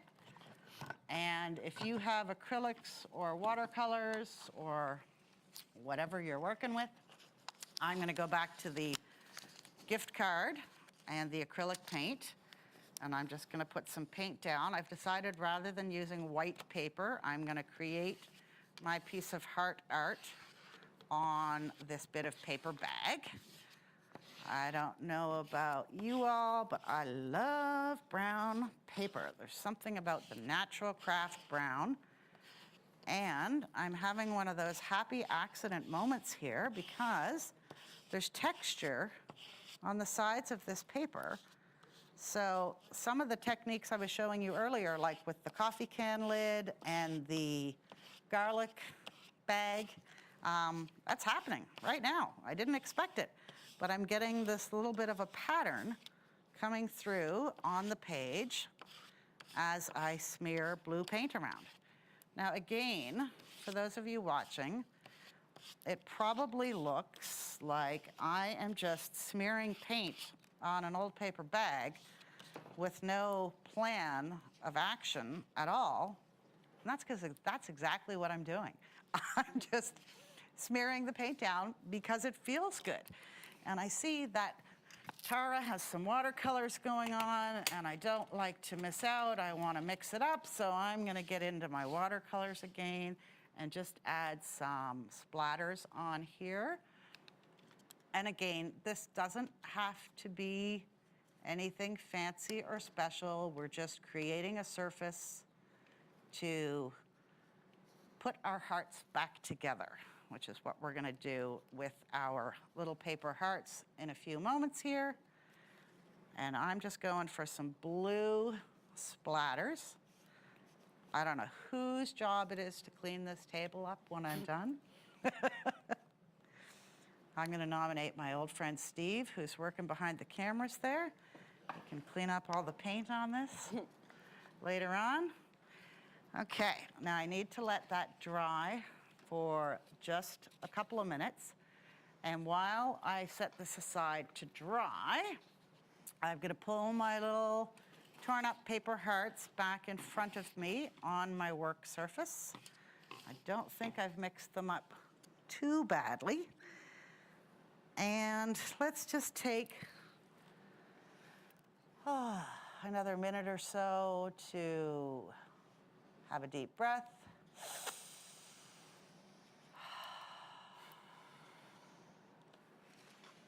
I'm starting to think about moving my intention towards those happy, peaceful, joyful thoughts if I can find them.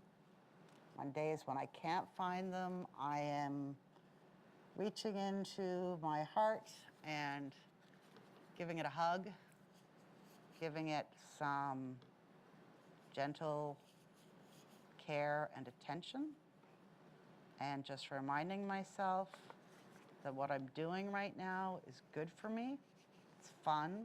It feels good. This is not time wasted. This is time spent caring for myself and tapping into my inner child. And I'm just going to breathe that all in and let it go. So, as I mentioned before, no rules, but we are going to put our hearts back together. Now, first, I want you to do it just on your table or your work surface. Now, that first one that I've done is easy peasy. I only tore it into 2 parts, so that one comes back together quite easily. And don't worry about, we're not gluing them together just yet. We will get to that in a moment. Now I've got my big heart, which has my big feelings on it. And this one, it's a little like a jigsaw puzzle. I don't remember exactly what this looked like before I tore it up because it's covered in all this collage-y goodness and little marks of paint. But there we go. I've got my 4 pieces back together for my big heart. And now we will put together my last torn up heart. Is everybody able to put their hearts together? Oh, Tara has something magical going on. I see little tiny envelopes or something. Very nice. How you doing, Jess? Good. And see, this one is tricky. Okay, there we go. My jigsaw puzzle heart is back together.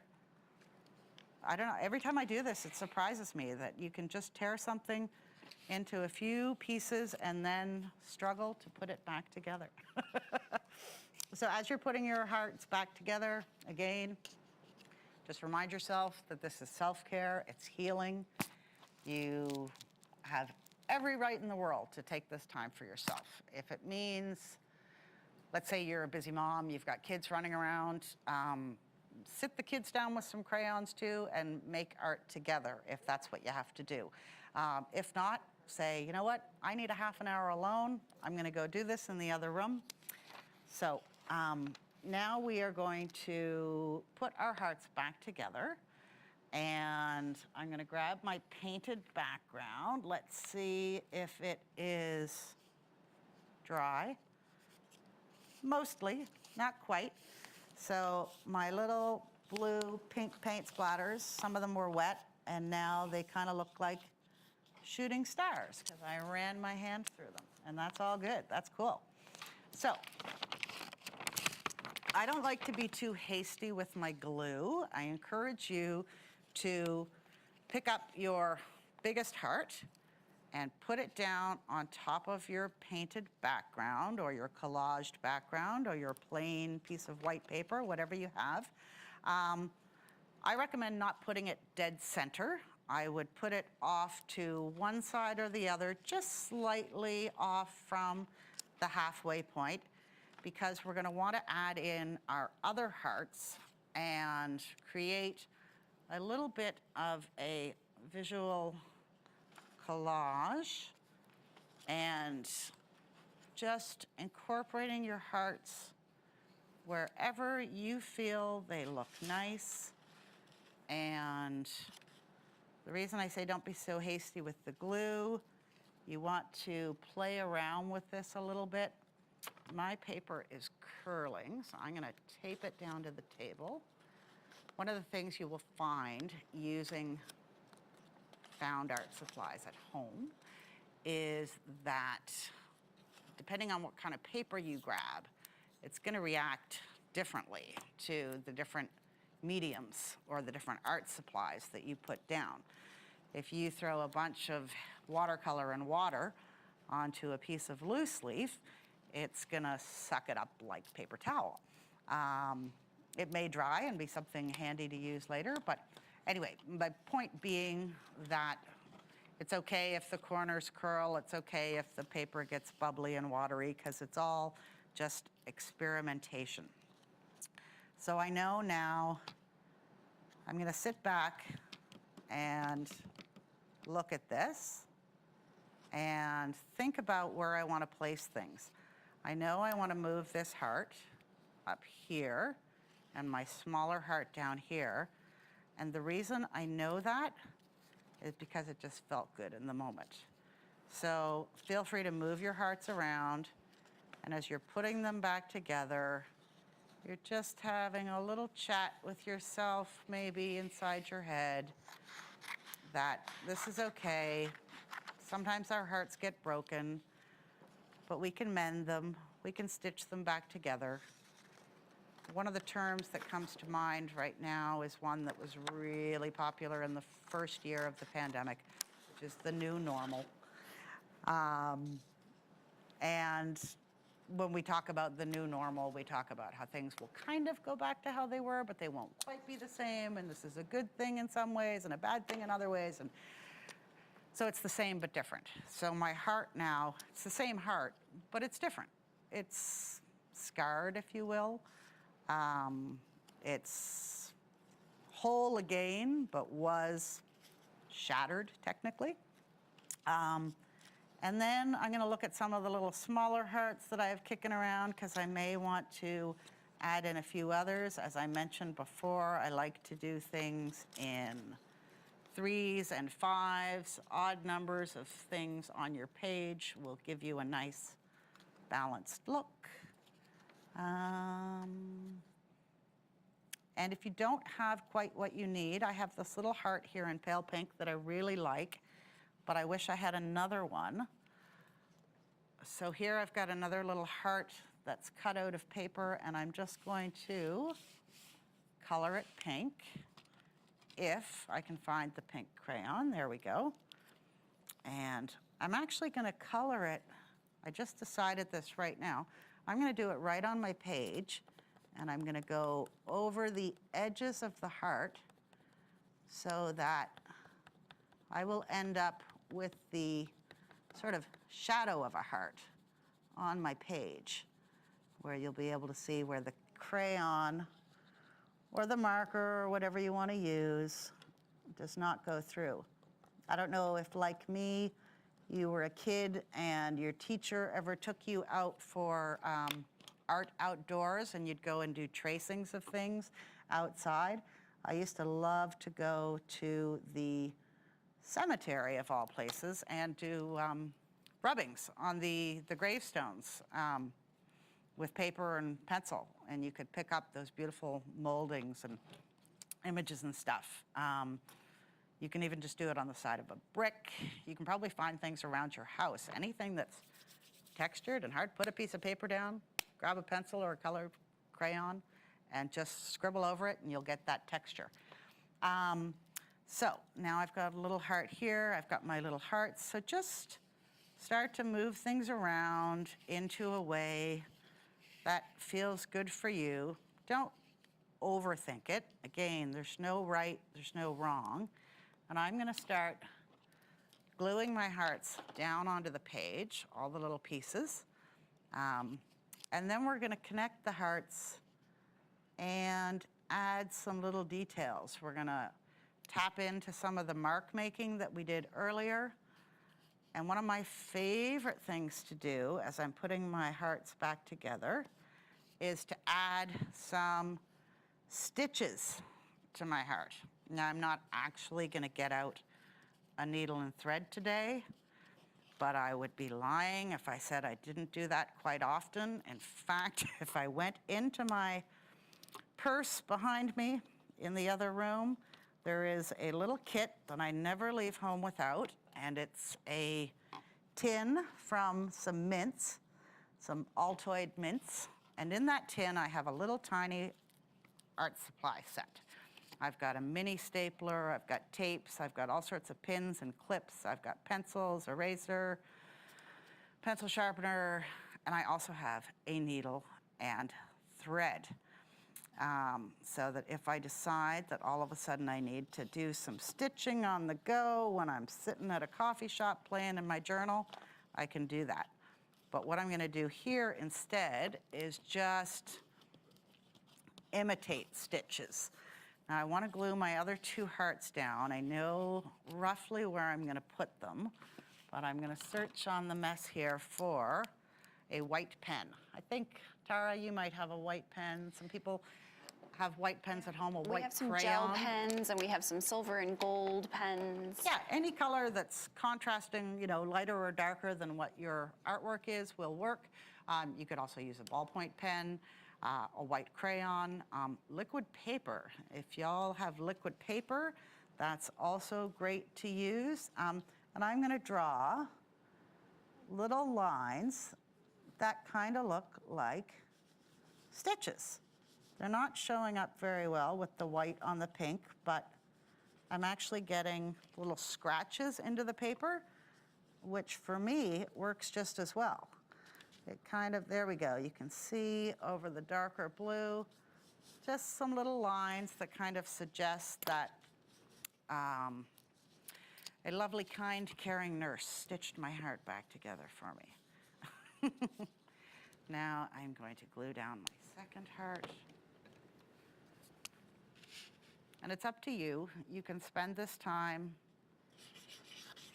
thinking and processing what we were talking about and thinking earlier, or you can spend this time just enjoying, feeling the textures of your paper, looking at the different ways that the different pieces of paper play together.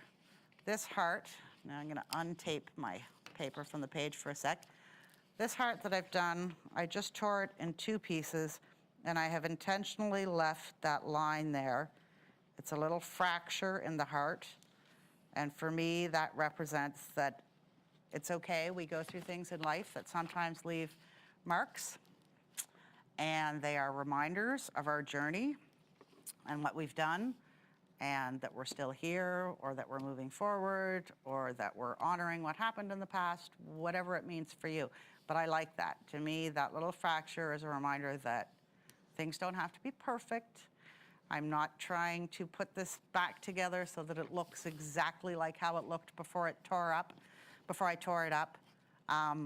I've forgotten the word. Maybe somebody else can help me and knows it, but there's a Japanese art technique for mending things, particularly mending teacups and Yes. pots, where they will fill the cracks with gold. Instead of trying to hide the crack, you know, and getting the crazy glue out and putting the mug back together and making it look seamless like it was never broken in the first place, you honor the crack and you fill it with gold so that it stands out.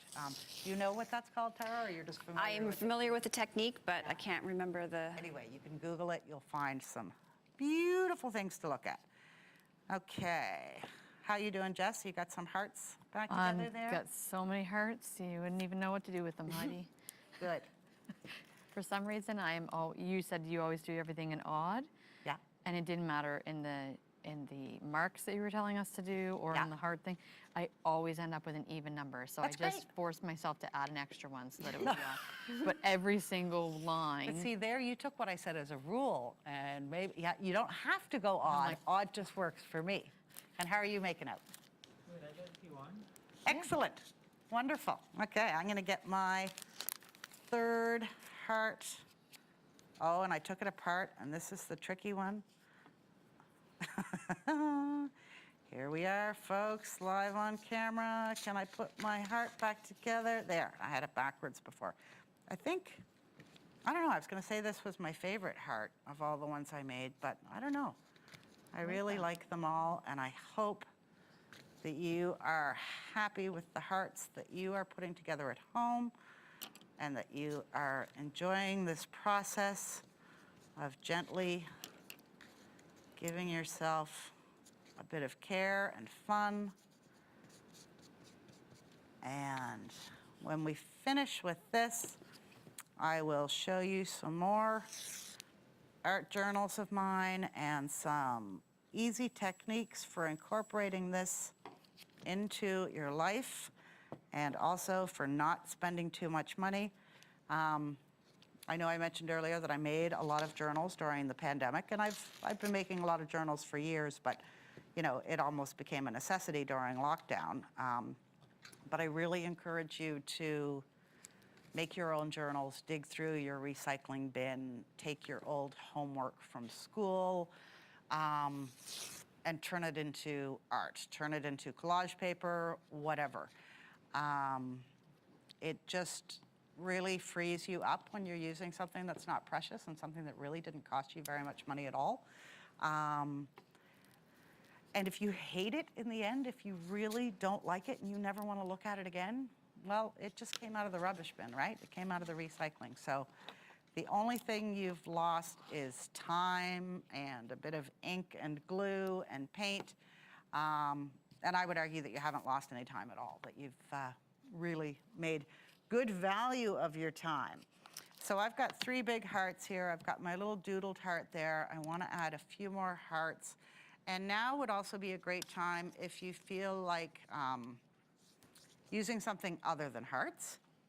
Maybe you're not using hearts at all. You know, I mentioned before, maybe you're using squares, circles. You can cut up some little shapes of paper and just add them in. I'm just sort of grouping all my little hearts together.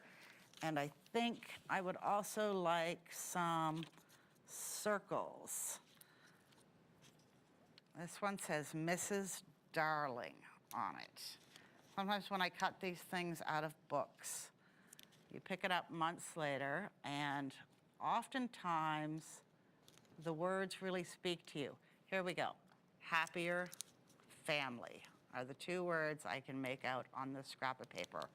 And some of the things that I've been thinking about and journaling about are about family and wishing happiness and health for everyone.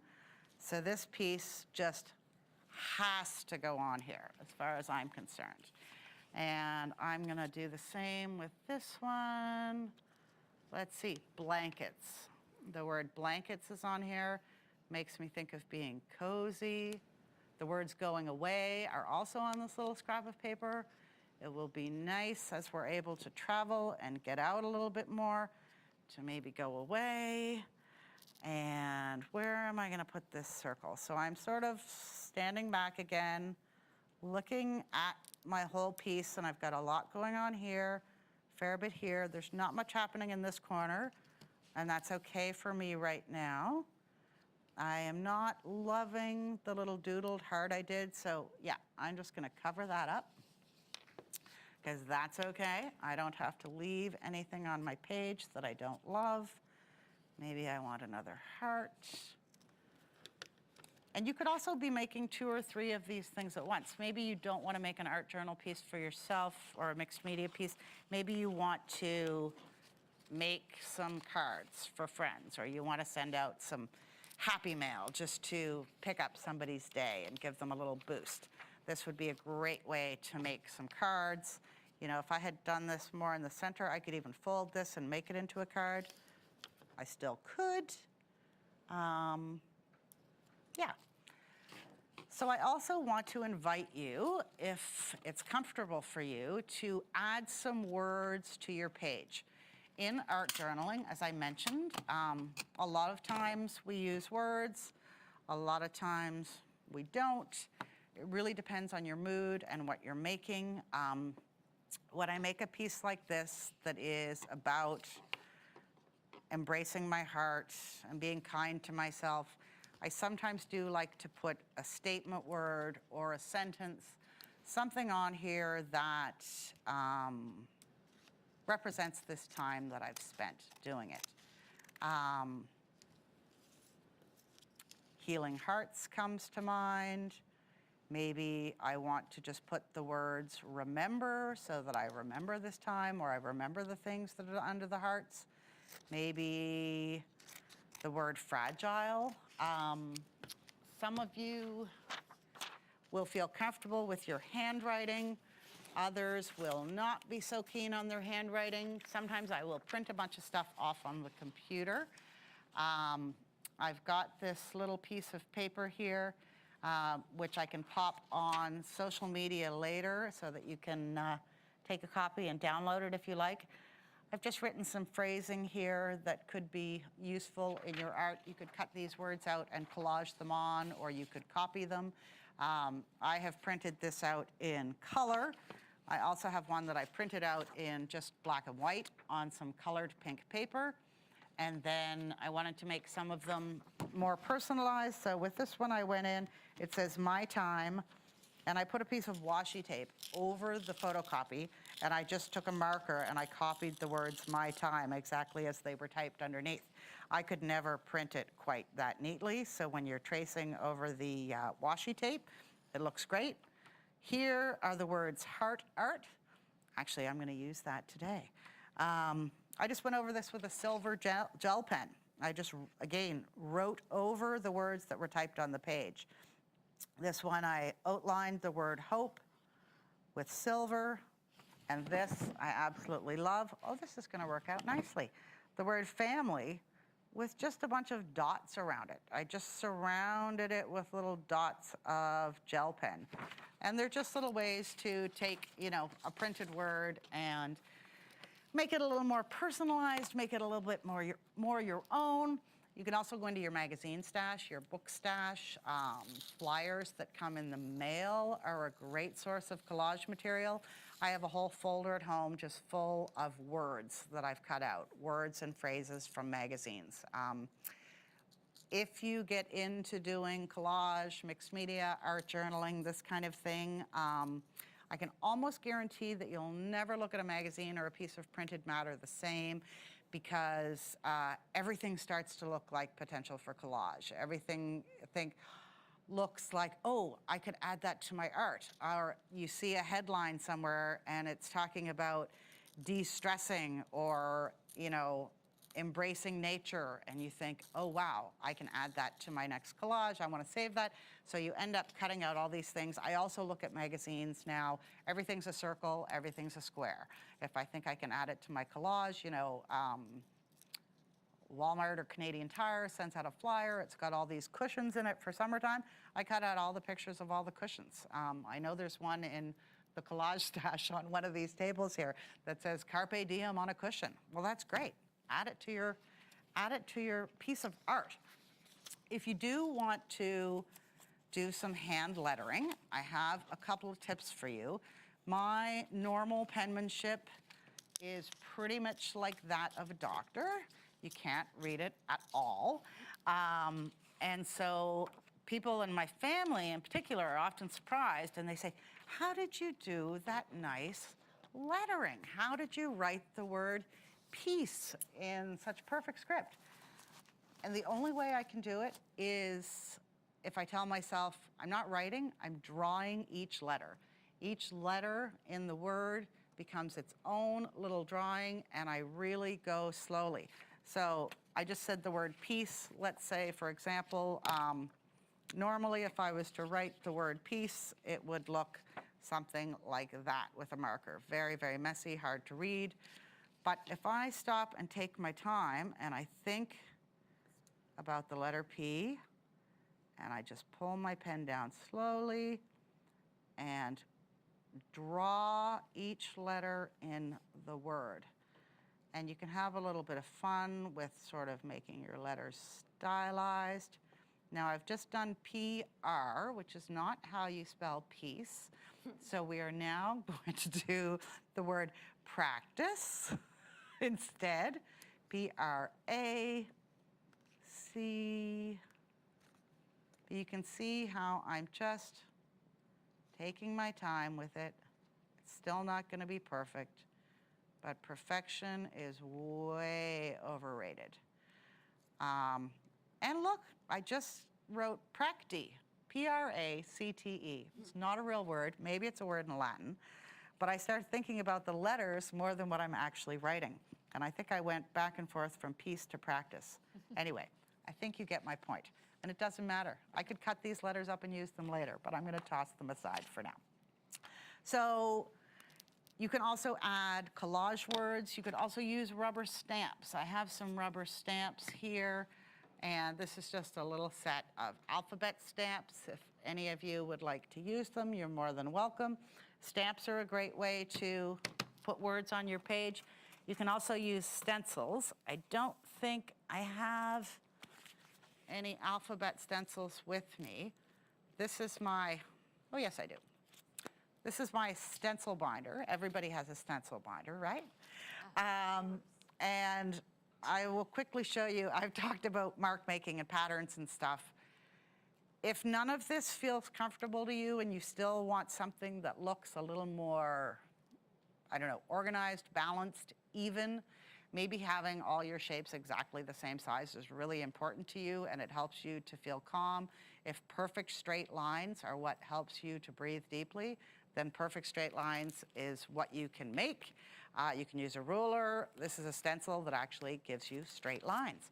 But most of my stencils are handmade. I cut them from plastic folders or bits of cardboard and cardstock. This is a grid stencil that I made. Here I wrote the word thanks, which is great. I can just take one of my makeup sponges and pop some paint through there and send somebody a little thank you note. These are stencils that I just made on cardstock, and this one was actually on an old flyer. It's covered in paint now, but I just cut some circles, some holes into a page. So you can make your own stencils really easily. But back to using a letter stencil. We all remember these probably from school, but they're great if you want to put some words down on your page and you really want your words to be clear and neat and legible and you're not comfortable doing it yourself. A stencil's great.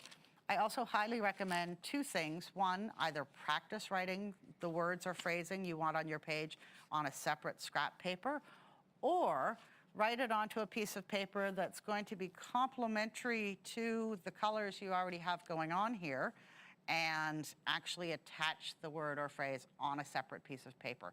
I know a lot of people who do that because that way you're removing the fear. You're not worried that you're going to misspell the word on live camera right here on the page. Imagine if I had written "practi" on this page. Then I'd have to glue something over it. It's all good. The lettering looks great. Thank you. So there's that option. Another option which will sound a little more advanced, but trust me, if you give yourself a little bit of practice, hand cutting letters is super fun. And you can actually cut out the words like I did here in paper, glue, scissors. You could use the stencil to get started if you wanted to stencil out the letters and then cut them out. There's all kinds of options. So don't get hung up on your handwriting. So let's all take a couple of minutes. Was that me? You just leaned close to your mic. Too close to the mic. Let's all take a couple of minutes to add a little bit of text, some words or phrases to our pieces of art. And then we will come back and look at adding some marks and some mark making. I am digging through my scraps. This is a piece of paper, I can tell. I covered the paint with one of those garlic bags, and then I took my finger and I scraped through the paint to show some paint that was on the lower layers of the piece. Now, I glued this little bit of paper here earlier, and I'm not loving it there, but I remember that I glued it there to cover up the heart that wasn't my favorite heart. So I'm going to position my word across here. There's no right or wrong, but I would encourage you to look for the spots of blank space or openness in your piece. You want to leave some openness, but that's also a great opportunity to write some words down here. And as I mentioned before, I've got a lot of pairs of scissors, but I'm a big fan of just tearing paper. I love soft, torn paper edges. Reminds you of book paper, when books used to be, well, they still are made that way sometimes. I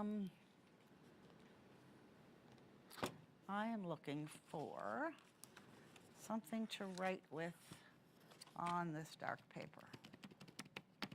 Does everybody have an idea of a word or phrasing they want to add? I wrote while you were talking. Good, okay. I know what I want to say now, so. Even little like printed ones if you wanted to cut them out. If you want to, you don't. Another thing that's great for this type You of wanted to look at some words. Or... art making is if you can get your hands on some paint pens. Acrylic paint pens used to be hard to find, and they used to be kind of expensive. But nowadays you can find them all over the place, and I have picked up some dandy ones at the dollar store.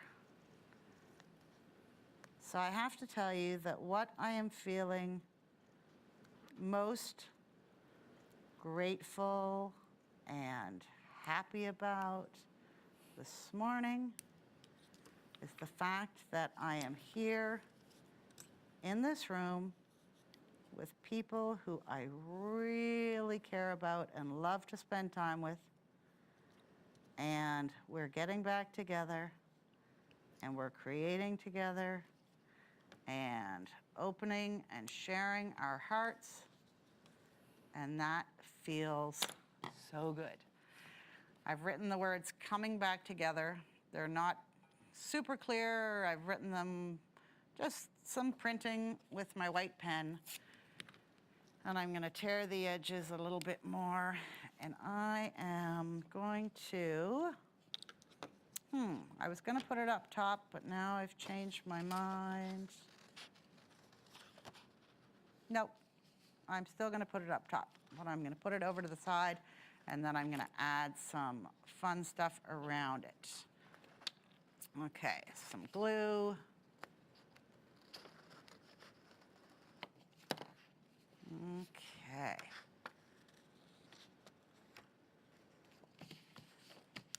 So now we've got a bunch of things glued onto the page, and they're all still sort of separate. I want to tie things together a little bit, and I want to add a little bit more fun to it. I've got some bottled ink here. You can get bottled ink in all sorts of different brands, different types. There's acrylic ink, there's water-based ink, there's pigment-based ink, which I think this might be. Some of them react with water, some of them don't. I rarely use this stuff, but I'm just going to see what happens if I drop some drops here. I don't even know what color I grabbed. It's berry-licious. Ooh. Okay, you can see I'm just going for it, sticking them wherever I feel like. So I encourage you, if you think of something, just try it. Why not? What's the harm, right? So now I've got some purpley pinky splotches all over here, and I'm gonna smoosh them with my baby wipe, and then I'm gonna take the baby wipe that picked up some of this inky color, and I'm literally just smashing it around. And how much fun is that? I don't know about you, but sometimes if I think about what's underneath this big heart in particular, let's just give it a few good whacks. There. But I know, again, this just seems silly, but what I'm doing is actually tying the piece together, because now there's something that connects all these hearts and this little bit of paper. I'm going to get my white gel pen out again, and I'm going to look at my doodle exercises from earlier. Yes, and I knew this would happen. I am looking at those white circles, the bubbles, and this is when the mark-making part of art journaling comes into play. I mean, you can do this whenever you want. Literally whenever you want, wherever you want. This is, as I mentioned before, it's doodling. I am putting little bunches of circles together. This kind of looks like, I don't know, a bunch of grapes right now. And I'm just having fun. I'm not worrying too much about this being the next masterpiece to hang at the Museum of Modern Art. I'm having fun. And lo and behold, I think these bubbles may turn into a heart shape. One thing I can tell you, and you may have already guessed, is I'm not really directing the art is directing me. It's taking me on a journey. It's taking me out of my head. I mean, yes, I'm present, I'm aware, I'm in a television studio with other people. There's lights and camera and stuff going on. I can hear the air ventilation system. And I must say, the air in here is really nice. And that is important to me because one of my disabilities is the fact that I am very sensitive to chemicals and scents. So a scent-free environment is one of the accommodations that I require, and Reachability always makes that happen for me. And many of us have accommodations that we need to be able to work or gather socially. And it's really great when those needs are met. So my bubbles are turning into another heart. There's another heart just coming out of the page. And I'll talk about this a little bit more at the end when we have some time for show and tell. But often when I sit down to make something like this, as I said, there's not always a real plan. And you have these happy little accidents and these moments of wonder where you think, oh, wow, I didn't plan to do that, but that turned out really great. So now I've got this beautifully lopsided heart made up of bubbles on my page. And I'm just going to add some bubbles in little tiny groupings in a few other spots on the page. You could choose to do X's and O's. You could choose to do squiggly lines. In fact, I just thought I'm going to outline each of my hearts with my white pen. You could again do this with any color you like. It doesn't have to be a pen, could be a pencil. Now, these gel pens will sometimes skip and you don't get a complete line, and it's sort of messy and broken, and that is A-okay with me. Sometimes, depending on what kind of paints and things you've already put down on the page, like if I had put pastels or a lot of crayons on here, it would not welcome this gel pen on top, and that's okay too. I discover things as I'm going, and you know, I mentioned earlier about how some people aren't really into heart shapes. I'm generally not, I don't use a lot of hearts in my art and in my work, but I love using them this way. And I like that my hearts are never going to look like the perfect red Hallmark heart on a Valentine's Day card. My heart's just like the one beating inside my chest is messy. And again, just outlining each of my little hearts and adding some random little blobs of circles or bubbles, as I'm calling them, around the page just gives a little bit of visual interest and an opportunity for you or whoever is looking at this to let their eyes take a little journey around the page. And I'm also discovering more things as I go. This Berrylicious ink that I used reacts with my white pen.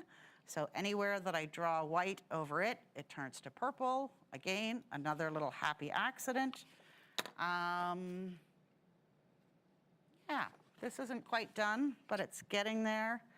And it feels good, it feels fun, because I'm feeling the lovey-dovey, and I've done this before. I am going to put some X's and O's, another great mark-making little mark that you can make very easily. Hugs and kisses for myself. Hugs and kisses for everyone joining in. Hugs and kisses to heal my heart. And I am almost done. I've still got a little spot over here that not much is going on. So I think I'm just going to color in this circle of paper that I glued down with some purple crayon so it sort of blends in. And there we go. I could also go back to my little toilet paper roll heart, dip it in some ink or paint, and stamp some hearts around here. I could do some paint splatters, which sounds like a really good idea. Does anybody have a time check for me? 21. Sorry? 12:21. 12:21. Okay. We are running out of time. Surprise, surprise that I could talk this long. Instead of doing some paint splatters on my little heart art, I'm just going to leave that there for a sec. and show you guys a few other handy little inexpensive tools from home.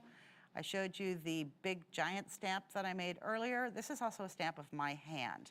Of course, my hand is quite a bit bigger than this stamp. I traced my hand, put it on the photocopier, shrunk it down, cut it out on a piece of paper, put that paper on some craft foam from the dollar store, and just glued it to a little bit of cardboard. So now I can put my own hand all over things in my journals, which is super fun. This is an eraser, a white eraser that I carved a little flower stamp into. That's something that you can do at home that's super fun. And then if we had time today, I could put some white ink on this and I could stamp some little flowers around on my piece of paper there. But we won't do that right now. I'm going to show you in these last few minutes just a couple of these journals that I made with cereal boxes and cardboard boxes.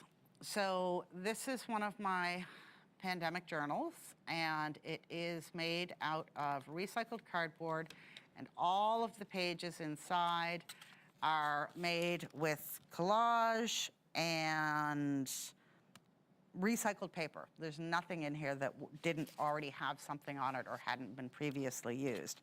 This is another example of one of those pages where I wrote down all my feelings and then I scribbled all over it.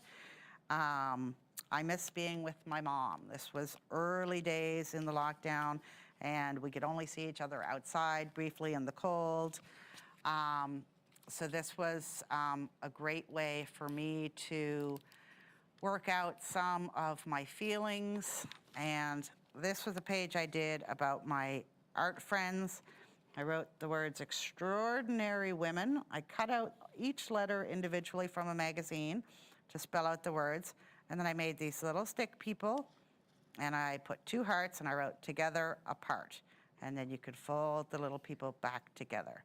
So sometimes my art journals are really involved. Other times it's something very, very quick and simple. This was finger painting, and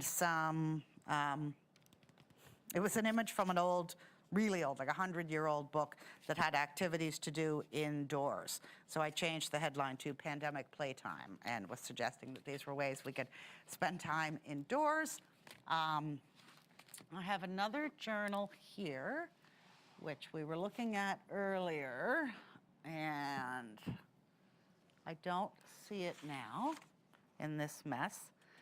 It was full of all sorts of different techniques and stuff that I like to use in my art journaling. Here it is. So this I call my Journal of Spark, and I think it's a good one to show you right now because it's full of accessible things that you can do at home.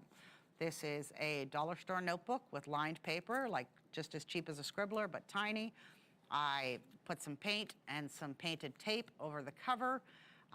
Painting on tape is super fun. Paint on masking tape, and then you've made your own washi tape. So this is a page that I did with bubble wrap, and I simply put some gold paper down on a paper plate, pushed the bubble wrap into it, and then pushed the bubble wrap into the paper. This is one of those coffee sleeves that I mentioned earlier, and I've written here that it's things rescued from the recycling. Just little bits of packaging that are fun to add. I love using vintage flowers and black and white illustrations.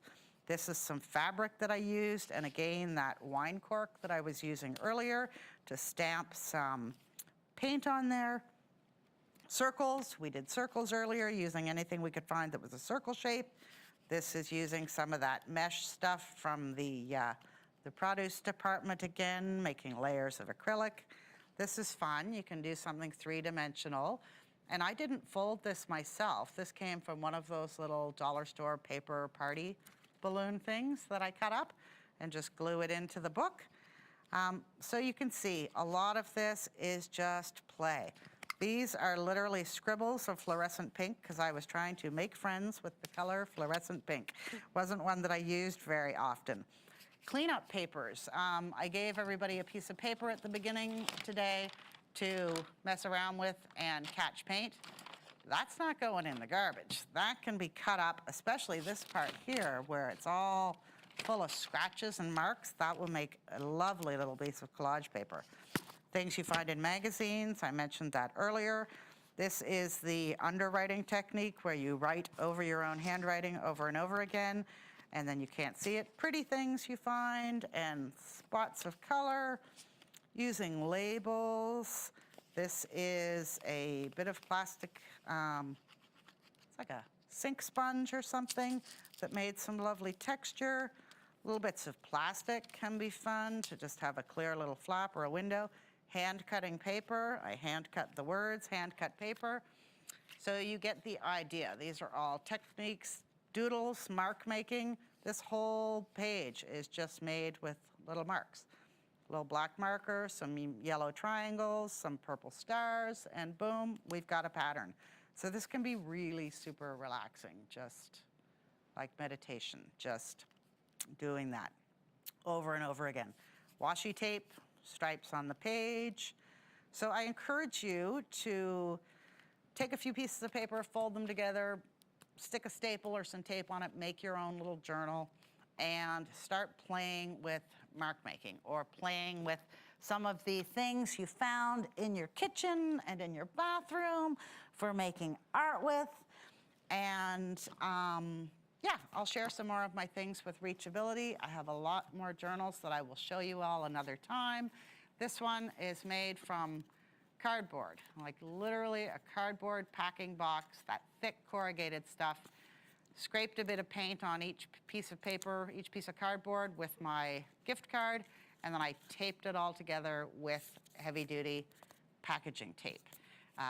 You don't need to know how to sew. You don't need to buy expensive journals. If you've got some paper bags and magazines and even some coffee filters lying around, you can make art. On that note about the coffee filters, if you don't have any paint at home, you can use coffee, you can use grape juice, you can peel some carrots or some beets. There is color around you in your life, and I hope that you can find a bit of color and a bit of paper and a little bit of quiet time for yourself to enjoy some art journaling and just give yourself a pat on the back for spending this time doing it today. And yeah, carry on with your art journey. Thank you. Thanks, Heidi. Thank you, Tara. Thank you, Jess, and everybody who came along. Thank you. And I think we're done. Yeah. Any questions? You can find me on social media. You can find me through Reachability. And that's it, folks. Reachability, Bath Bluenose Abilities Arts Film Festival. Thank you. Okay.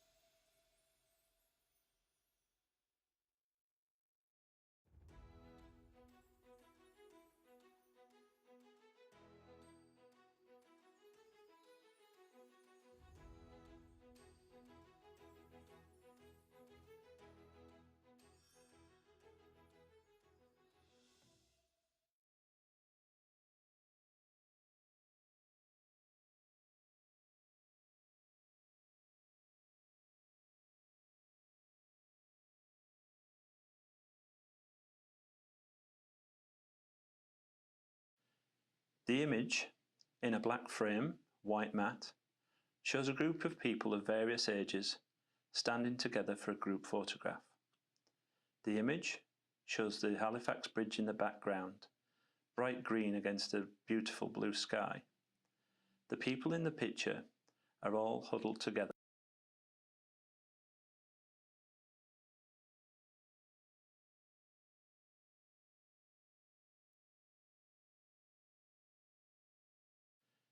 The image, in a black frame, white mat, shows a group of people of various ages standing together for a group photograph.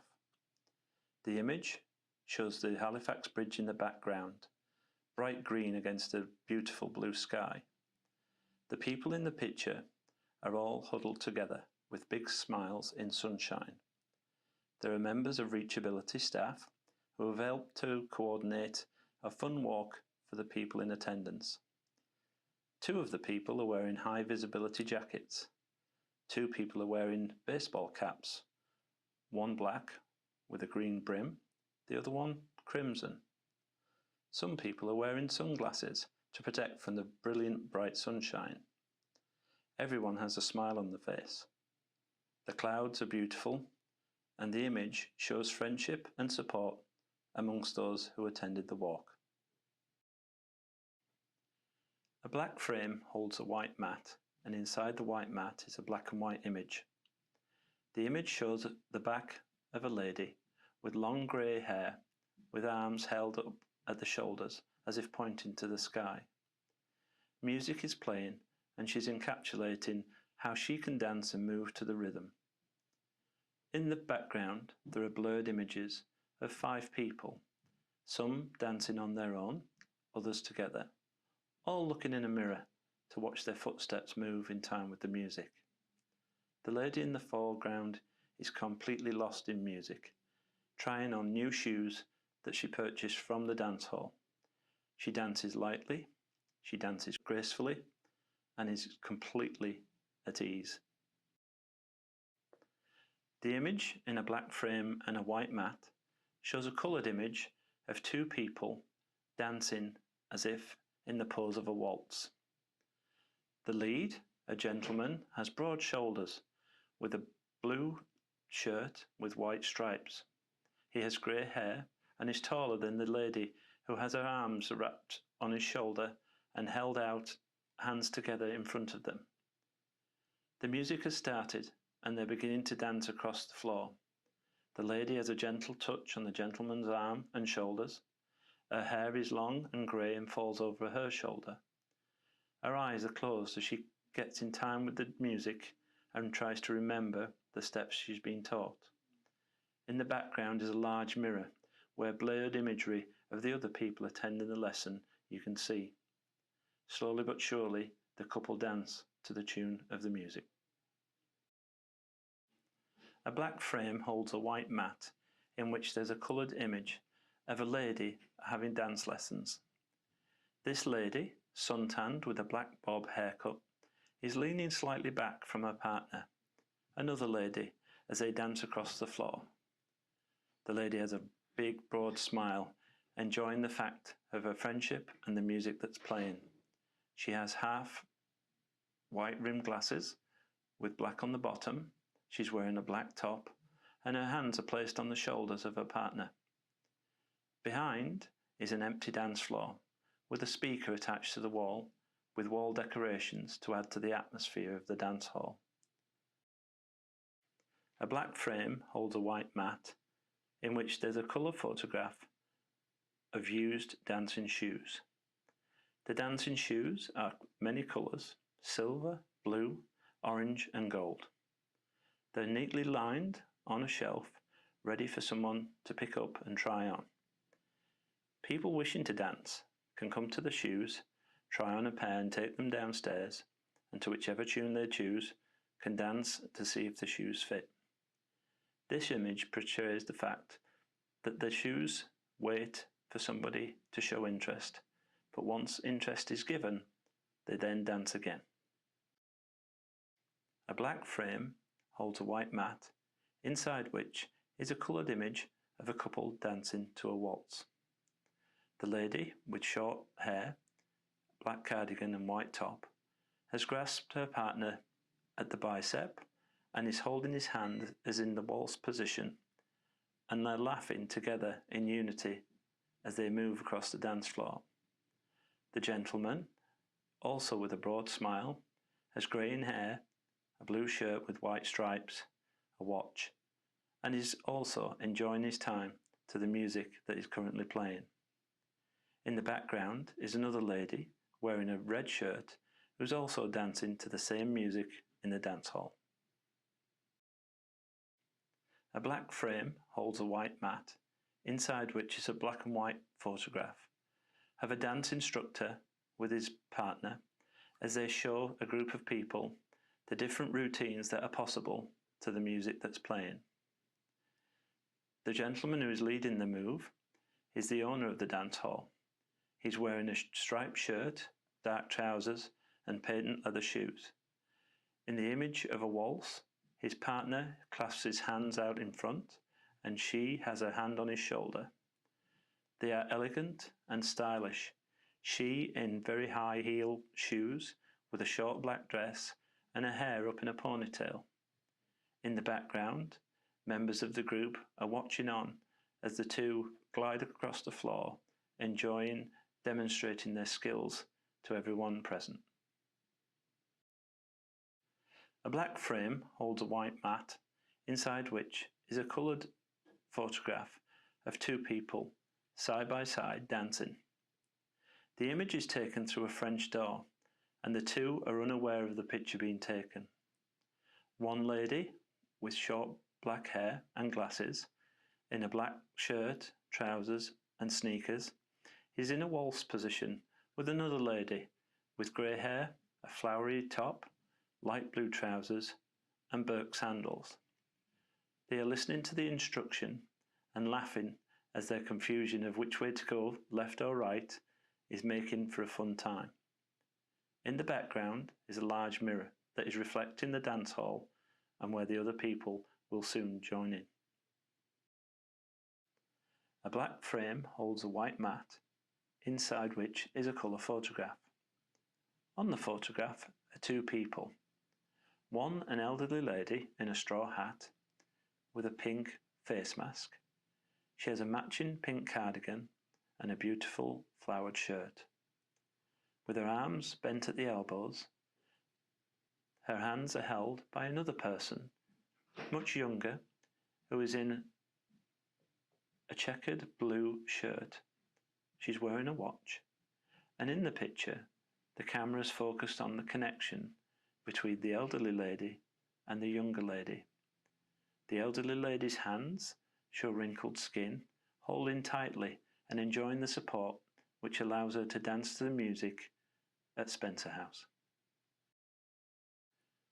A black frame holds a white mat, inside which is a colour photograph of two friends dancing.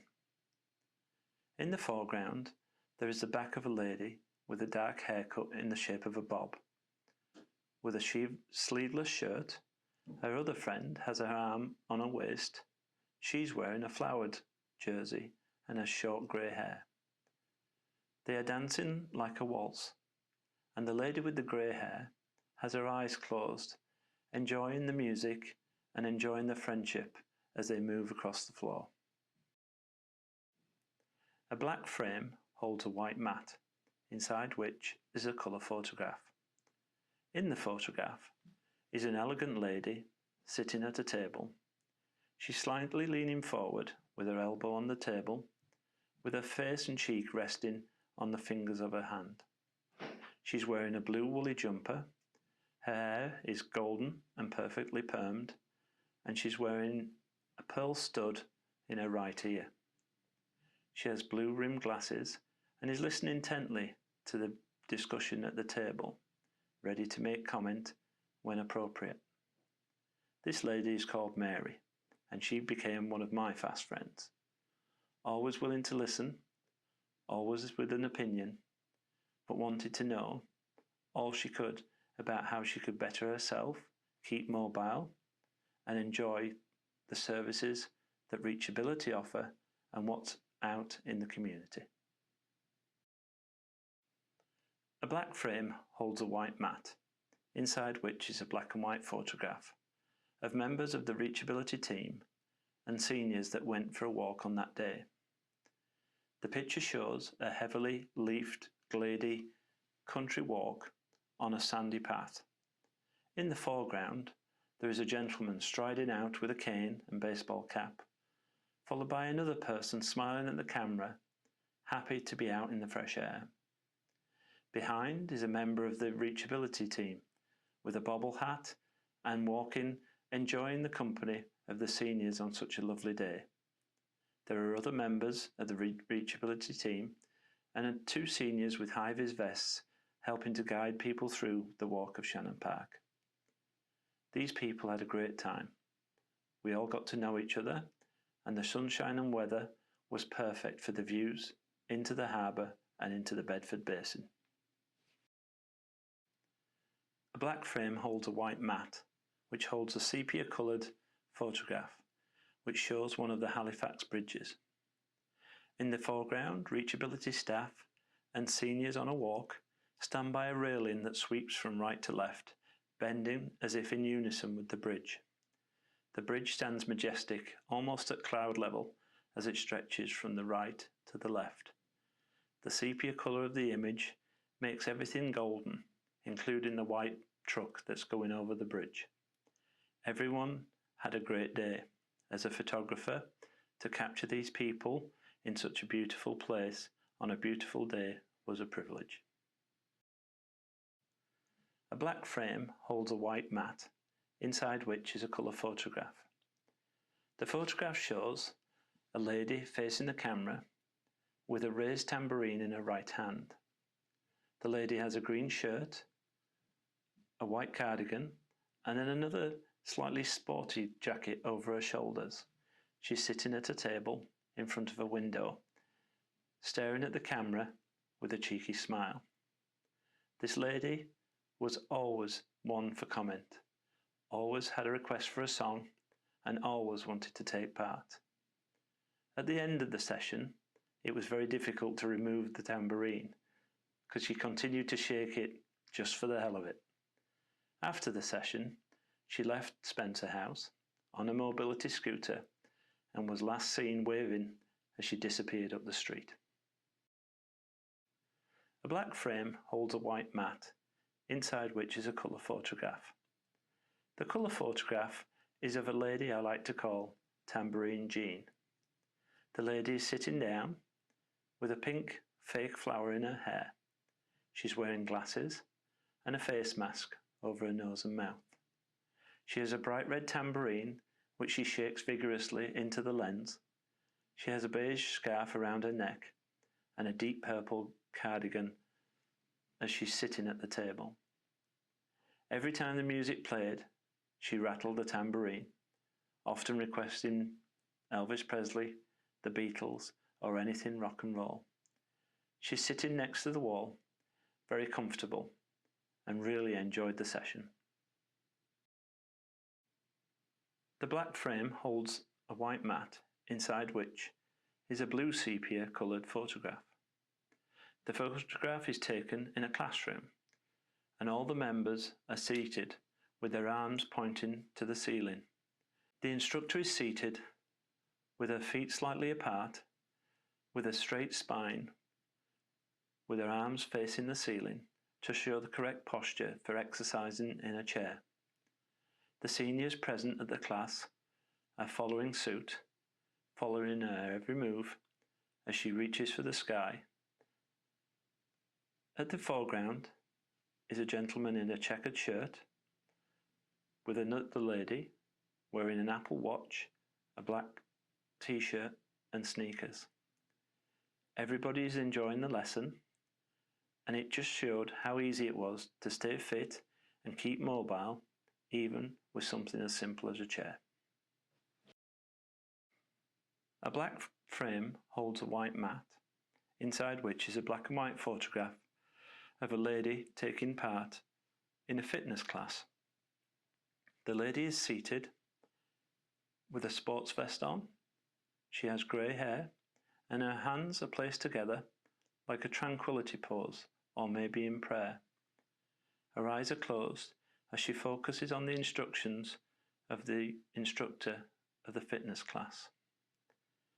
This lady enjoyed every part of the exercise lessons, using the chair both seated and standing up, and was very praiseworthy at the end towards the instructor and everyone who joined in.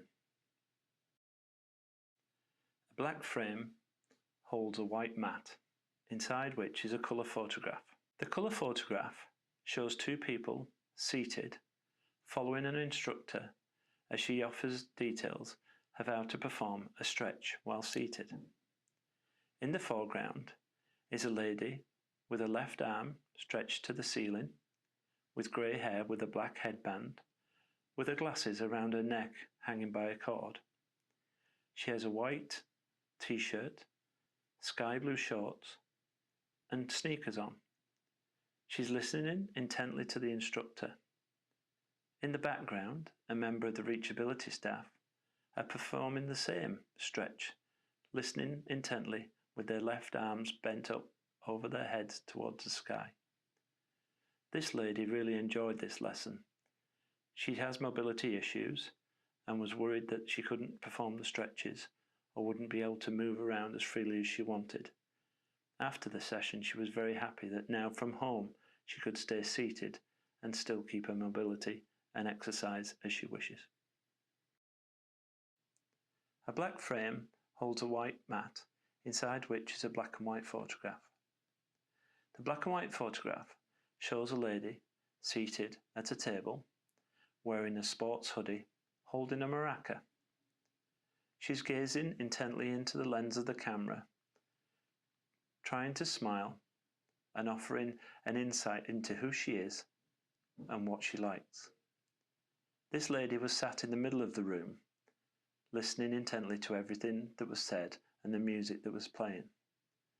Never really joined in until one song came on. Then she turned to the camera and gave a little smile, and as I knelt down just in front of her, she gave me a gaze that I'll remember forever. She only gently shook the maraca from side to side, but she knew she was part of something that everyone else was enjoying, and for her on that day it was enough. A black frame, large format, holds a large white mat in which is a colour photograph. It's a close-up of an elderly lady with grey short hair, with a beaming smile. She's wearing a white striped shirt with a gold chain. She's looking intently across the room. On her lap she had a set of bongo drums, which she enjoyed banging in time with the music, depending on the request of the song. This lady listened intently to the music, to the direction of the music staff and the music therapists who were helping everybody enjoy the day. She often commented how she remembers many songs as she was growing up, especially from the era of the Beatles and Elvis Presley, and some of the other songs from the Eagles, which she listened to when one of the music therapists played a song on his guitar. This lady was very, very happy. She enjoyed every aspect of the music therapy session and had never played the bongo drums in her life. A large format black frame holds a white mat, inside which is a colour photograph. The colour photograph is a close-up portrait image of Tambourine Jean, the lady I nicknamed for the day at Spencer House. She has a pink flower in her hair, she has gold-rimmed glasses, and a face mask that's pulled down slightly under her bottom lip. She has a beige scarf wrapped around her neck, and she is gazing intently towards the musician who is playing her favourite song. Throughout the session, she had a tambourine, which she used as percussion to every single song that was played. But when this song came on, the tambourine was placed on the table, and her gaze was fixed on the guy playing the acoustic guitar, and everything else faded away. And she listened intently for 4 minutes to a song from a past era that took her straight back to her childhood. A large format black frame holds a white mat, inside which is a colour photograph. The colour photograph is a close portrait image of an elderly gentleman with white hair, white moustache and black rimmed glasses. He's wearing a small green checkered shirt with a white t-shirt underneath. The collar is buttoned down and the gentleman is gazing across the room listening to the music. I spent quite a lot of time with this gentleman. He didn't say much. He didn't have to. He had his dignity. He knew who he was and he was pleased to be a part of the day. As the music changed from rock and roll to the Beatles to the Eagles to Rush, he knew many of the songs and nodded his head or would play his tambourine in time with the music. He sat quietly at the back, only ever said 3 words, but totally enjoyed the experience. It was a pleasure to meet him, and hopefully I'll meet him again one day.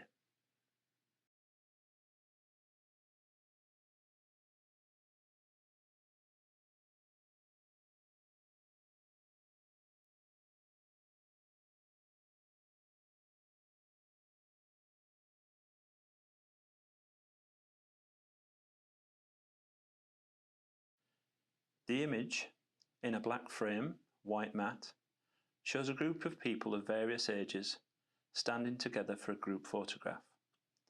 The image shows the Halifax Bridge in the background, bright green against a beautiful blue sky.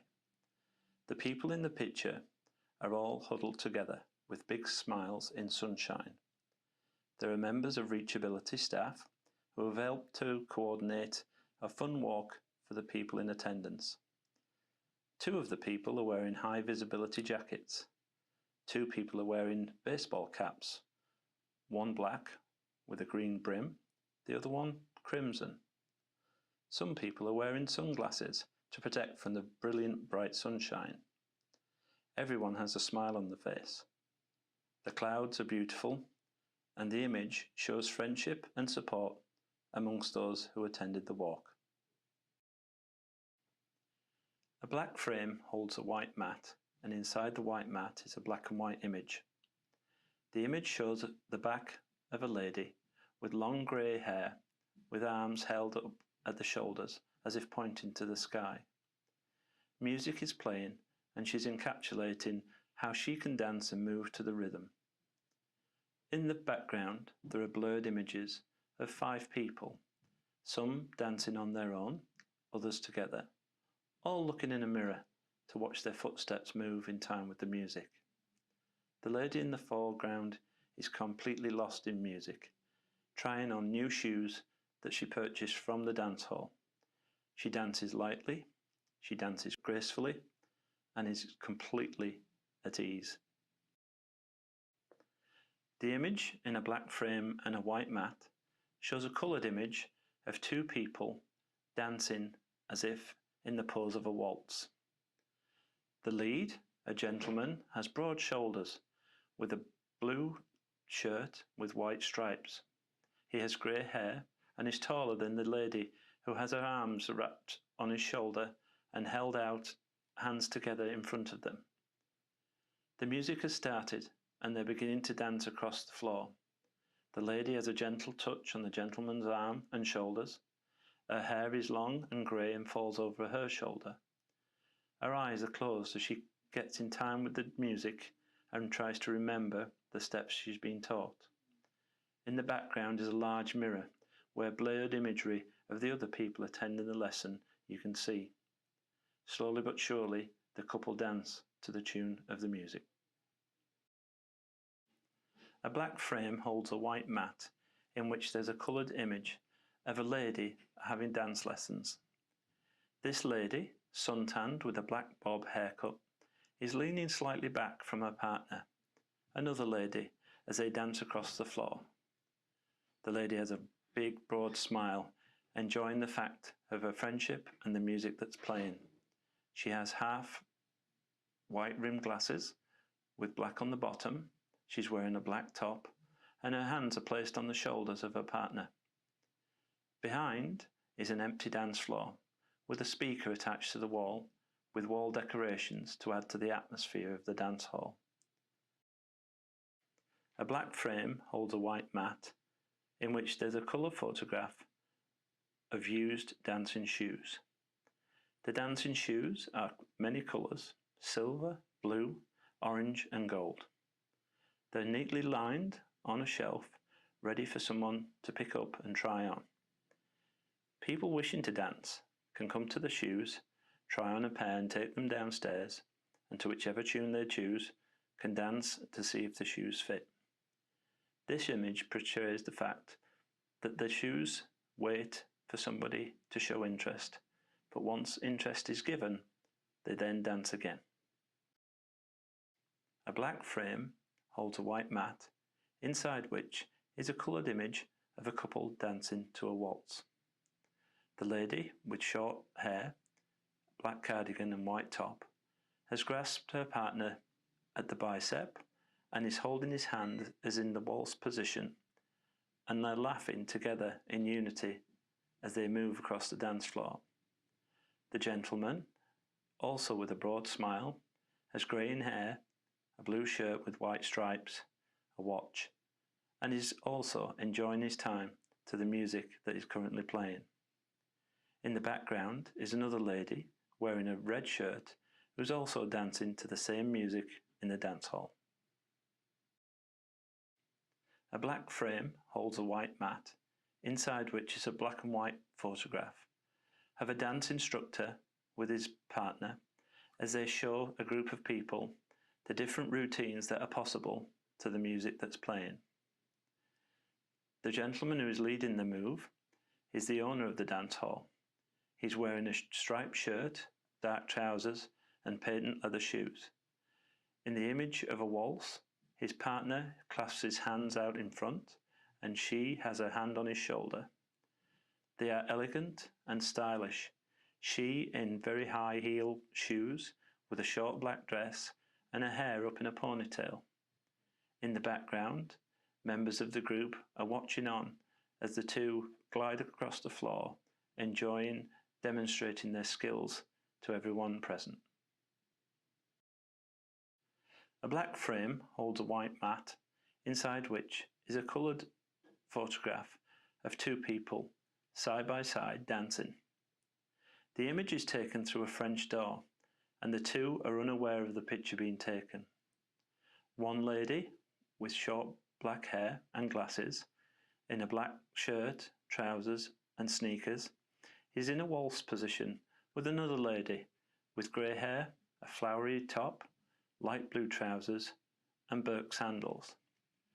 They are listening to the instruction and laughing as their confusion of which way to go, left or right, is making for a fun time. In the background is a large mirror that is reflecting the dance hall and where the other people will soon join in. A black frame holds a white mat, inside which is a colour photograph. On the photograph are two people. One, an elderly lady in a straw hat with a pink face mask.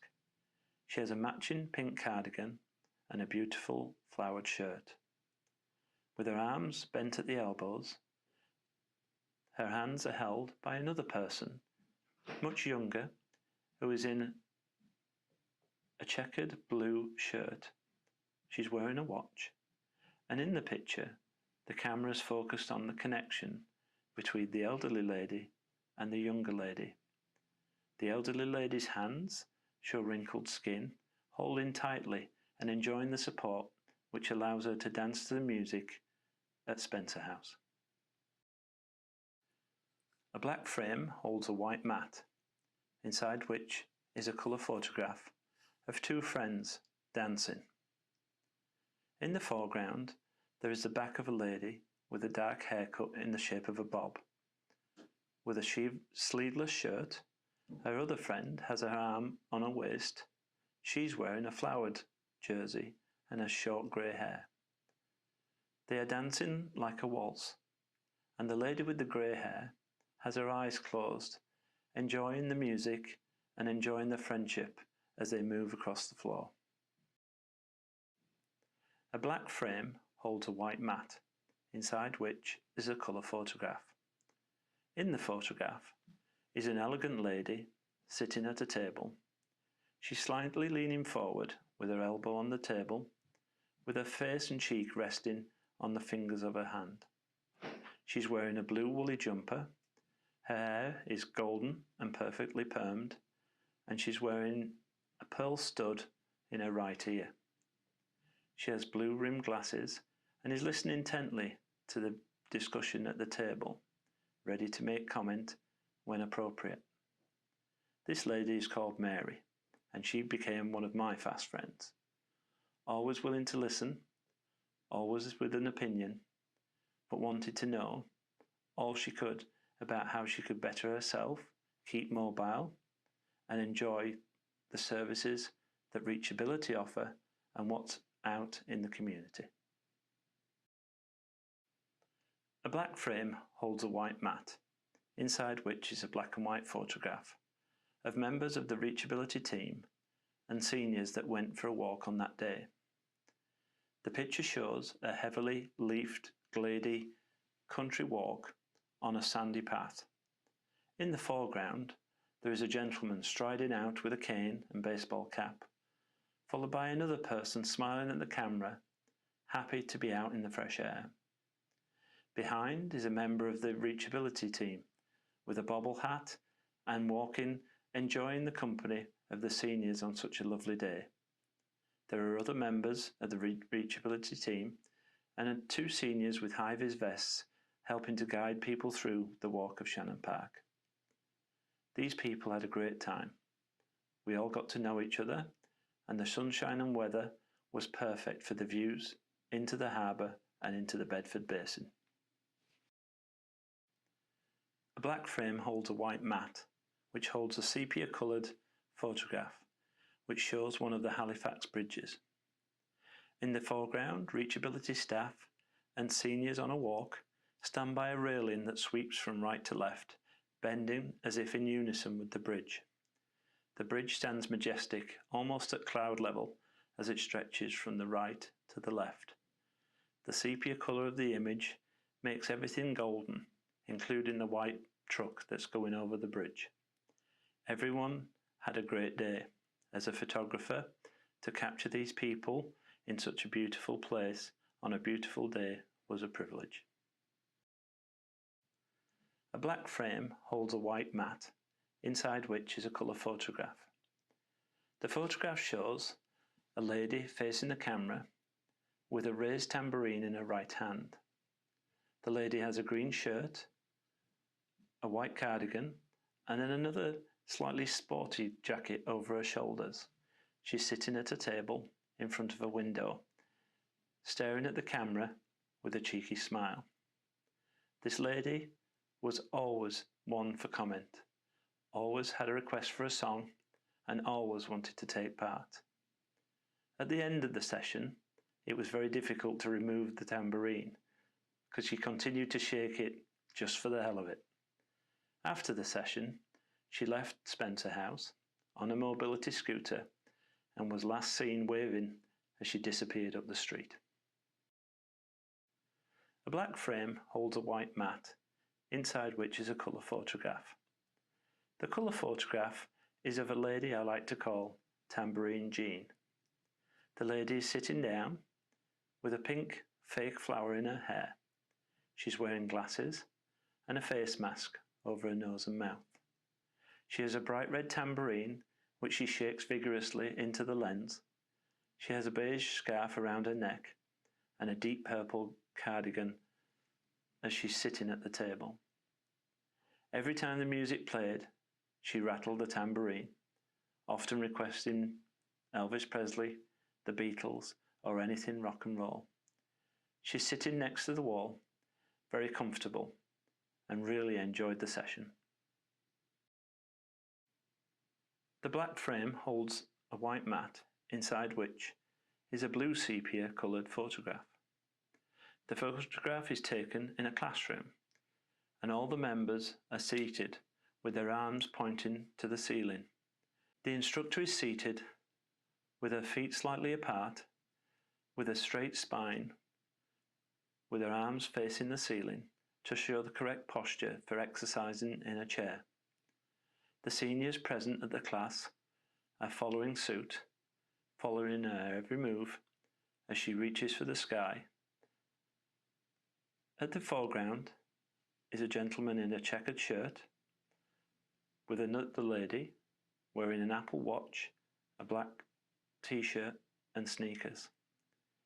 Everybody is enjoying the lesson, and it just showed how easy it was to stay fit and keep mobile even with something as simple as a chair. A black frame holds a white mat, inside which is a black and white photograph of a lady taking part in a fitness class.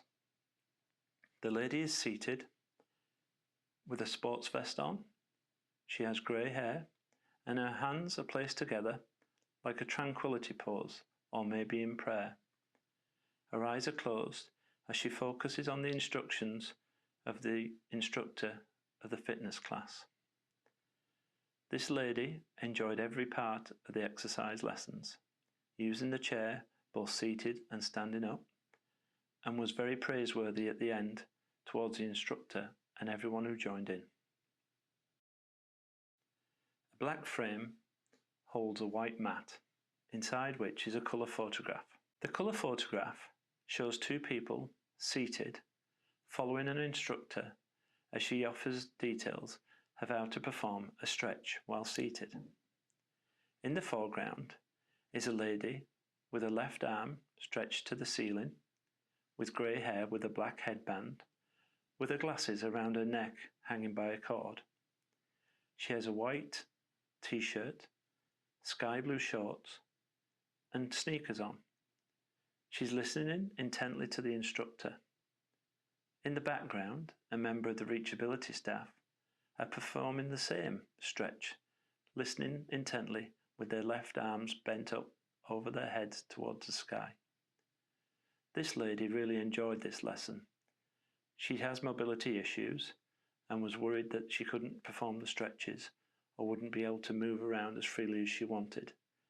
After the session, she was very happy that now from home she could stay seated and still keep her mobility and exercise as she wishes. A black frame holds a white mat, inside which is a black and white photograph. The black and white photograph shows a lady seated at a table, wearing a sports hoodie, holding a maraca. She's gazing intently into the lens of the camera, trying to smile and offering an insight into who she is and what she likes. This lady was sat in the middle of the room, listening intently to everything that was said and the music that was playing. Never really joined in until one song came on. Then she turned to the camera and gave a little smile, and as I knelt down just in front of her, she gave me a gaze that I'll remember forever. She only gently shook the maraca from side to side, but she knew she was part of something that everyone else was enjoying, and for her on that day it was enough. A black frame, large format, holds a large white mat in which is a colour photograph. It's a close-up of an elderly lady with grey short hair, with a beaming smile. She's wearing a white striped shirt with a gold chain. She's looking intently across the room. On her lap she had a set of bongo drums, which she enjoyed banging in time with the music, depending on the request of the song. This lady listened intently to the music, to the direction of the music staff and the music therapists who were helping everybody enjoy the day. She often commented how she remembers many songs as she was growing up, especially from the era of the Beatles and Elvis Presley, and some of the other songs from the Eagles, which she listened to when one of the music therapists played a song on his guitar. This lady was very, very happy. She enjoyed every aspect of the music therapy session and had never played the bongo drums in her life. A large format black frame holds a white mat, inside which is a colour photograph. The colour photograph is a close-up portrait image of Tambourine Jean, the lady I nicknamed for the day at Spencer House.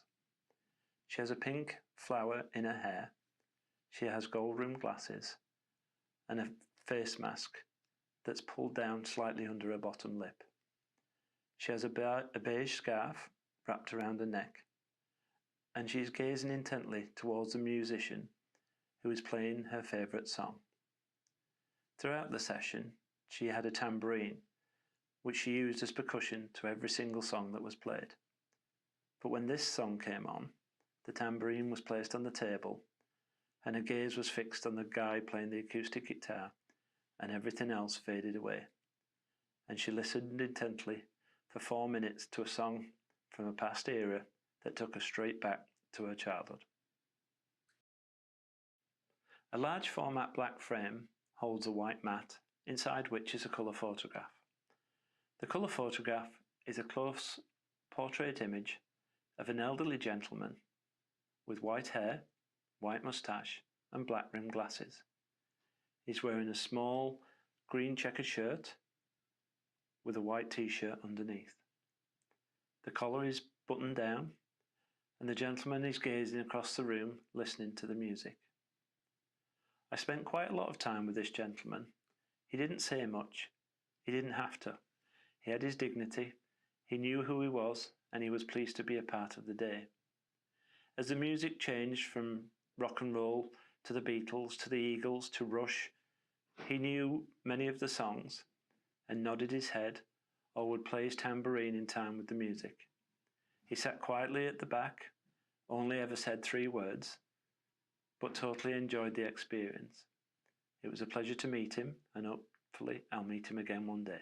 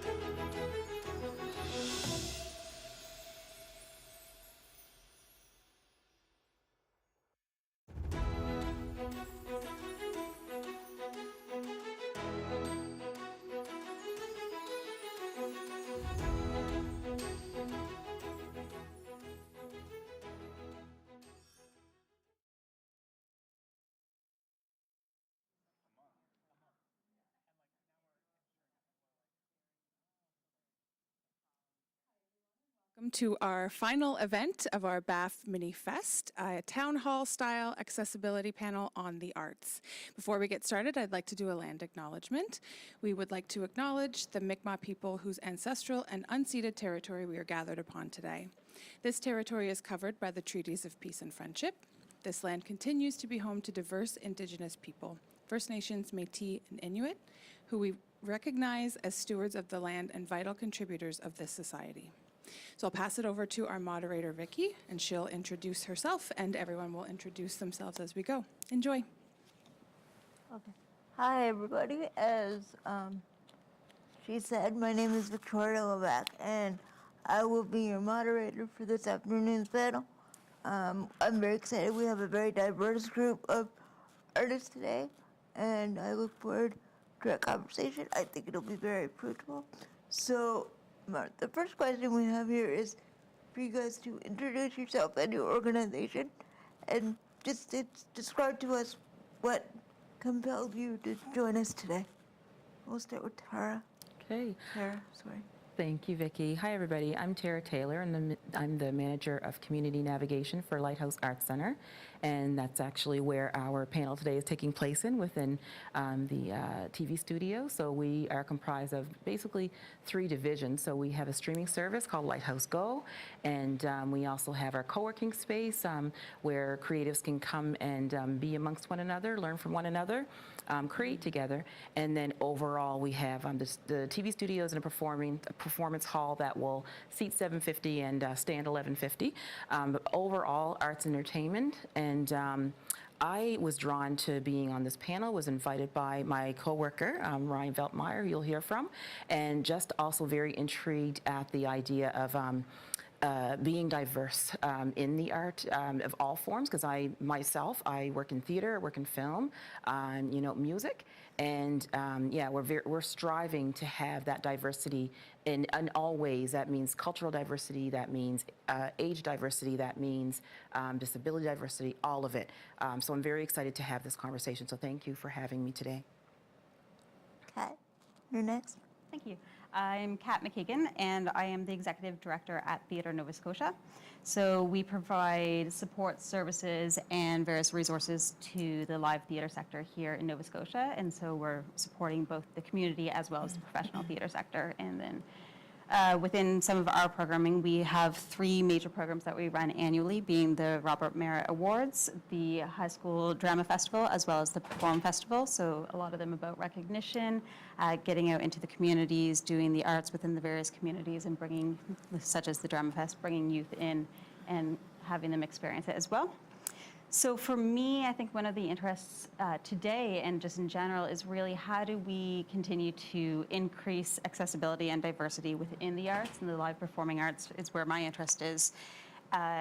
Within our membership at Theatre Nova Scotia, we have so many different companies doing different things, and the needs of the audiences as well, the companies, are very, very different depending on what venue we're in or what production they're trying to put up. So I'm really interested to kind of continue having that conversation about how do we keep making those spaces accessible. Okay. Laura. Great. Hi, everybody. I'm Laura McKenzie. I'm the Executive Director of Screen Nova Scotia. We are a film commission and industry association, and we're responsible for selling Nova Scotia as a destination for filming, as well as talent development and advocacy. I am compelled to be here because I really think that the screen industry could potentially play, or does play, a huge role in influencing, a change. So, we are responsible and a leadership role. Excuse me. We take a leadership role in supporting, who tells stories, and which stories get made. So I take that very seriously, and I think it's really exciting that we can take this on together. So thanks for having me. Lamia. Hi, everyone. My name is Lamia. I'm an artist, storyteller, in my own art practice. I'm also the executive director of TV Theatre Company, which is a company that's pivoted to creating great works and touring work internationally. And I'm also the chair of Wonderneath Art Society. And Wonderneath it's bringing together artists to create art together for professional artists.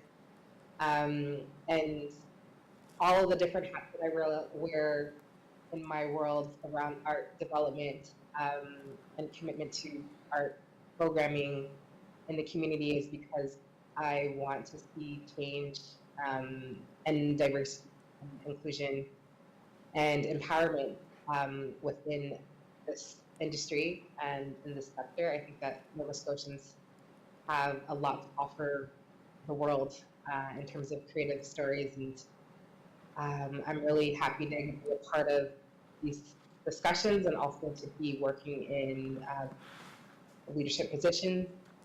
And I'm all about building community, and so I'm thankful for the opportunity to be here today to contribute to this conversation. Thank you.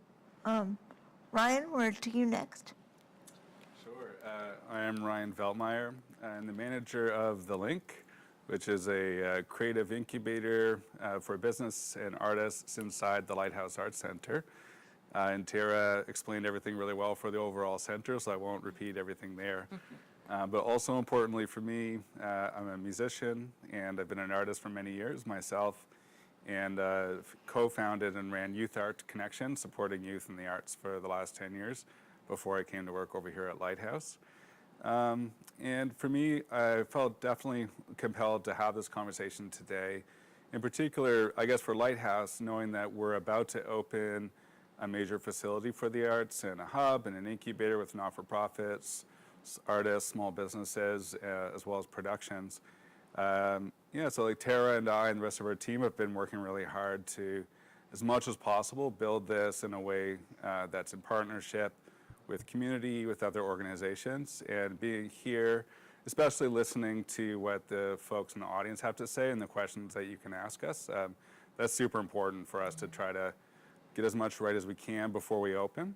Because just being, I feel a lot of responsibility helping shape a new major facility and some infrastructure for the arts in Halifax. So that's definitely part of my commitment, is to be here today for that, as well as just kind of hear what all these other really important leaders have to say from the arts community. Excellent. Dale, go ahead. Hi, I'm Dale Shepard. It's great to be here. I work at the Art Gallery of Nova Scotia, and I'm the curator of education and public program. But I have a real focus on community engagement.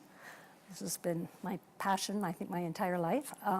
It's wonderful to be here with everybody. Part of the reason I was compelled to come here, or the gallery, was just so much, as we all know, is about relationship building and partnerships. And I know some of the people on the panel, and I'm not quite sure who's out there in cyberspace watching this, but we all know how important conversations are about these kinds of things, and knowing that there's a really positive feeling about us working together towards building a more inclusive space where people will have opportunities and will feel comfortable going into the kinds of spaces and things we're offering together and complementing each other. I'm really excited about that. We're getting a new, the art gallery is the provincial art gallery. We have over 18,000 works in our collection. So we're trying to diversify that and look at our history and examine the structures that we have that make it not so inclusive. So we're really, really working hard, and we are in an exciting phase like you, where we're working towards a new building on the waterfront, and it's sort of site-specific. And so we're really trying to take what we've done, which is strong, but really recognize all the gaps and all the learnings we can do. And that's going to come from everybody, not just from the people who work at the gallery. Yeah, that's tremendous. Jake, last but not least, of course. Hi, everyone. My name is Jake Ivany. I'm the Operations and Membership Coordinator at IATSE Local 849. That's the International Alliance for Theatrical and Stage Employees. It's an international union that represents almost 100,000 people between the United States, Canada, and Mexico. And we're Local 849. So we represent motion picture technicians in the Maritime Provinces. That's Nova Scotia, PEI, and New Brunswick. We have about 400 technicians that are members, and another 500 or so that are considered referrals or non-members, people that work on production but don't quite have the qualifications to get into membership yet. We represent 18 different departments in the industry. We we have our members working on a lot of the big productions that come in. Not every show that shoots in Nova Scotia is a unionized production, but a lot of the bigger ones that you'll see, most recently Chapelwaite, you might have seen online, Digstown, Moonshine, the big ones and some of the local ones are unionized. So that's kind of where I'm coming from. In my personal life, I'm also a filmmaker, an artist, a youth facilitator. So I'm excited to be here because the union has been very much not front and center in the past. We've kind of been this elusive entity, and especially over some studies that have happened over the past few years, that's become very apparent that there's a lot of misconceptions about what the union does and what we are able to offer. And how to work in the film industry. So we are excited to be more out there and available. Yeah. Now, this is the one where you all get to brag a little bit, so it's going to be fun before we get into the hard stuff. So, again, Tara, we'll start with you. But the question is, and I guess anybody can answer this. If you don't have an answer, that's cool too. What are some changes you've made over the last few years to create more accessibility, inclusion, and diversity to the local arts community? Bragging indeed. I guess with my coworkers and folks that I work with, we've created mentorship programs where we've taken some Black and brown folk and we've trained them in the film industry for film crew. So we had people learning lighting, sound, costume, makeup, those kinds of departments. That they were taught all of the departments, but those are just a few that they went into. A couple of them went to work on Digstown. A few of them went to work on a production called Working While Black that was out of Ottawa. And so that was our pilot. So what we literally want to do is just add in the numbers. Screen Nova Scotia has done a beautiful report that Laura may talk about later that basically confirmed that the fact that we know that the numbers are not large in the underrepresented voices communities. And so we're very proud to actually physically run something that was supported by Telefilm, and Lighthouse Arts Centre is going to take that model and build on it and just keep on building up the numbers from the community. So very proud of that fact. Excellent. Yeah, what about theater? So within theater, and within the kind of worlds that I live within theaters, I've been doing a lot of work around programming, and it's really conscious choices within programming in terms of who's in the room, who are we bringing into the room, and who are we making sure to make space for within that room. So one of the kind of values that I try to put forward in the programming that we're doing now is not waiting for people to ask for needs or waiting for people to ask to be invited, but making the space kind of accessible, or reaching out to people and saying, hey, what can we do to welcome you in better? What can we do to make sure that you feel comfortable to be in this room? And so how can we really work together as a community that way? So really a lot of programming in that sense. And then the other one that we have coming up now is, again, actually similar mentoring, some mentoring programs that we have coming up, looking at how do we really build kind of the next generation, help that skills development around arts producers and arts management, and partnering kind of emerging artists with established professionals so that we can do that skills development, and making sure that that skills development is really going into those underrepresented communities so that they have opportunities, so that everyone has those opportunities going forward. Excellent. Laura? Sure. So the first thing that we did out of the gate last year, when it became very clear that we were going to have to get involved in reducing barriers in a very real way, was, like Tara said, commissioned the study that looked at employment trends for diverse individuals in the film industry. And it looked at trends, barriers, that sort of things, and actions for change. And I think obviously it is a very dense study, and you can find it on our website if you want to have a look at it. But it really highlighted the fact that in Nova Scotia, access for diverse individuals is proportionately lower than in the workforce across Canada. So we're not doing very well. So, so that was a really good sort of starting point.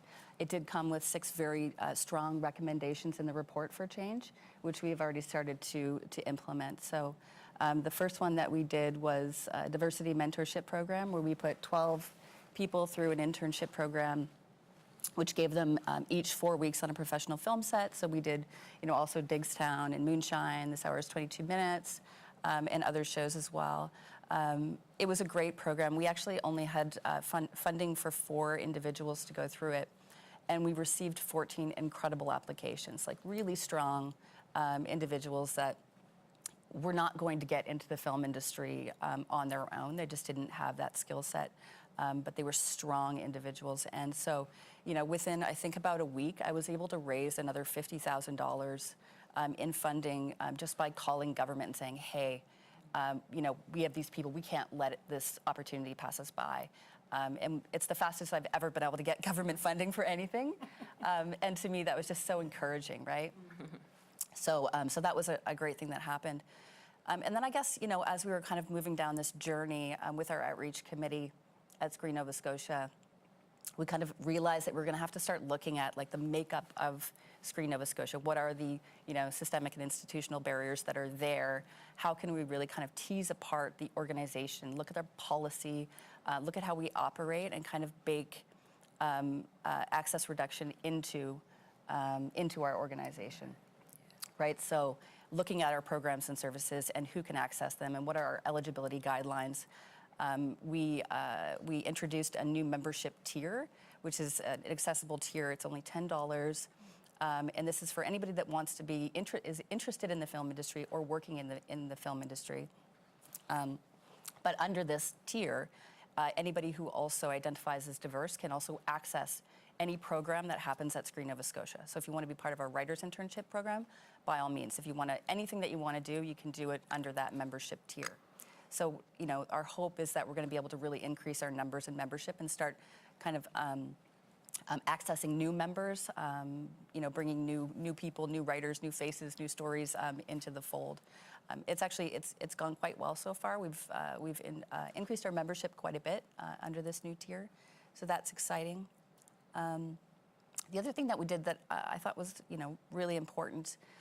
Is last year we were in the process of actually launching a new production guide for our film industry, and so all of these conversations were happening at the same time, and so we decided to introduce self-identifiers into our production guide. So now at Screen Nova Scotia, you can basically search for Black, Indigenous, person of color, and then even subgroups in there, African Nova Scotia. Tara was a big help on this with me. The one thing I will say, and we'll get into this a little bit more, is that as a leader of an organization who doesn't identify as diverse, it is a very interesting road to go down, and I'm so grateful for the support of my outreach committee and the people in the community who have been there. And I hope we all get a chance to talk about this today. Yeah. Lamia, what about you? What are some of your triumphs over the years? Yeah, there's been so much change and opportunity in my world the past year or two, particularly in the arts. And I think that it started because I really said that I wanted that. And so I think there's a part of my reflection that there is a lot of systemic changes and new perspectives being, getting more voice. But there also was such a personal process in this and really wanting to take on the work to make things better. I think there's when you come from a community that is, experiencing an inequity, it does take a lot of power and motivation to fight for things. And so I think there's been a lot of, and kind of my message and wanting to share, with the audience and folks today is to kind of really push for the changes that we want, because I think that now is a perfect time. To be Theatre, for example, knew that they wanted to go in a different direction and specifically designated their executive director role for an African Nova Scotian person. And so, that opened up an opportunity for me to apply because I hadn't considered working for a theater company before. So I think there are like little ways big ways, little and big, that those changes can happen. And I've definitely been a part of that. Wonderneath Art Society moved into a beautiful, accessible building, and that was a lot of hard work. So I think over the past our team worked so hard to continue, and it's just the beginning in some way. So I think there's lots, and I think this is kind of relates to a question that we'll talk about later. But there's so much work to do. But I think just like some of those big moves around, like hiring, acquiring truly accessible space, and then asking questions about what does accessibility even mean, for the folks that we're trying to engage, because that conversation means something so deep and personal to everybody. So how do we open up to keep it from everyone, so that we can build spaces that reflect, and are comfortable for everyone. So that's big work, but it's been very fun work, and very rewarding. Excellent. Ryan? Yeah, thanks. Well, programming, I mean, is probably the funnest thing to talk about. And Tara talked a bit about one of the pilots that she ran already at Lighthouse, even before we're really fully open. So working on developing programs in partnership, I think, is really key for us. We're not trying to reinvent the wheel. So trying to, as much as possible, collaborate with other organizations, with communities, with new projects, to be able to identify really cool solutions and ideas that will be able to run programming in exciting and collaborative ways. When I'm talking about programming, we're looking at things around entrepreneurship in the arts, developing skill in the arts, employability, and that kind of a thing. And then there's 3 levels that I always think about this stuff on, which is the large systemic challenges and problems that we can contribute towards impacting with programming or other things. Working in community right now, what can we be doing immediately, every day? What differences can we make even now before we're fully open, and then once we're open especially? But then there's another whole part of things that I find after running a small charity for 10 years, you learn a lot, doing things right and making mistakes and learning from those, to understand what's all the kind of behind the scenes things that are really important to try to do in an organization, especially since we're just building one right now, right? Making sure there's strong strategies and policies being developed, informed by community, whether it's looking at fighting anti-Black racism, including people with disabilities, whichever things we're trying to take on as an organization, as a company, trying to build in those practices and processes. And maybe I'll just finish, like, one of the cool innovations I think that we've been working on is that Tara last year, when she was on the board at Lighthouse, really helped transform what started off as a diversity and inclusion committee into something a little bit different. First by renaming that into the Collective of Voices Committee. And then we gave it a bit of a different role. So what we've been doing is really recruiting onto this committee some folks that we give an honorarium to spend a bit of time with us, helping us at the very beginning of decisions, whether we're talking about hiring, programming, physical buildings, funding strategies, all these big picture things that you have to think about running an organization, making sure we have folks at the table, even if we don't yet have representation in the company from all these different parts of our community that are really important to us. We have this committee that looks at things before we launch, right? So at the design phase, at the idea phase, at the let's do this phase. And I just think that's so important that extremely early on, you get ideas tested and vetted a bit, so that by the time they're implemented, we can, as much as possible, make sure those are informed by community. So that Collective of Voices Committee has been really interesting, thinking about bringing in voices and bringing people to the table, not necessarily a governance way, but in a collaborative way where you can really get those ideas in and also have a bit of accountability held for your work, even before it launches. Anyway, I'll talk about it all day if I'll cut myself off there, but that behind the scenes stuff is really exciting, as well as all the programming that we get to talk about eventually. Exciting times.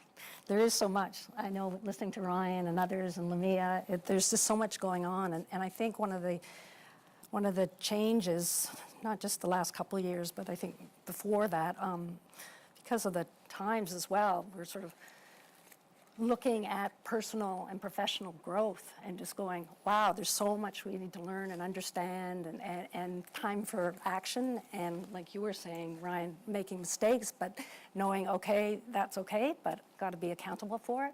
And how do we move forward, and how do we move forward together? And I know the Art Gallery, is an institution that's been around in Nova Scotia for a long time, and there's many people that don't even think of coming to the Art Gallery or accessing the programs. And there's a lot of exciting stuff that we've done and build with partners, but we need to do more. We need to get out there. There's so many gaps. But it's been really exciting over the last few years. We've really diversified and looked at different approaches, even towards acquiring artworks and thinking about the collection and which works are missing, who's making those decisions about what works are being shown, what stories are being told, how is our history of being told through the artworks and through the programs.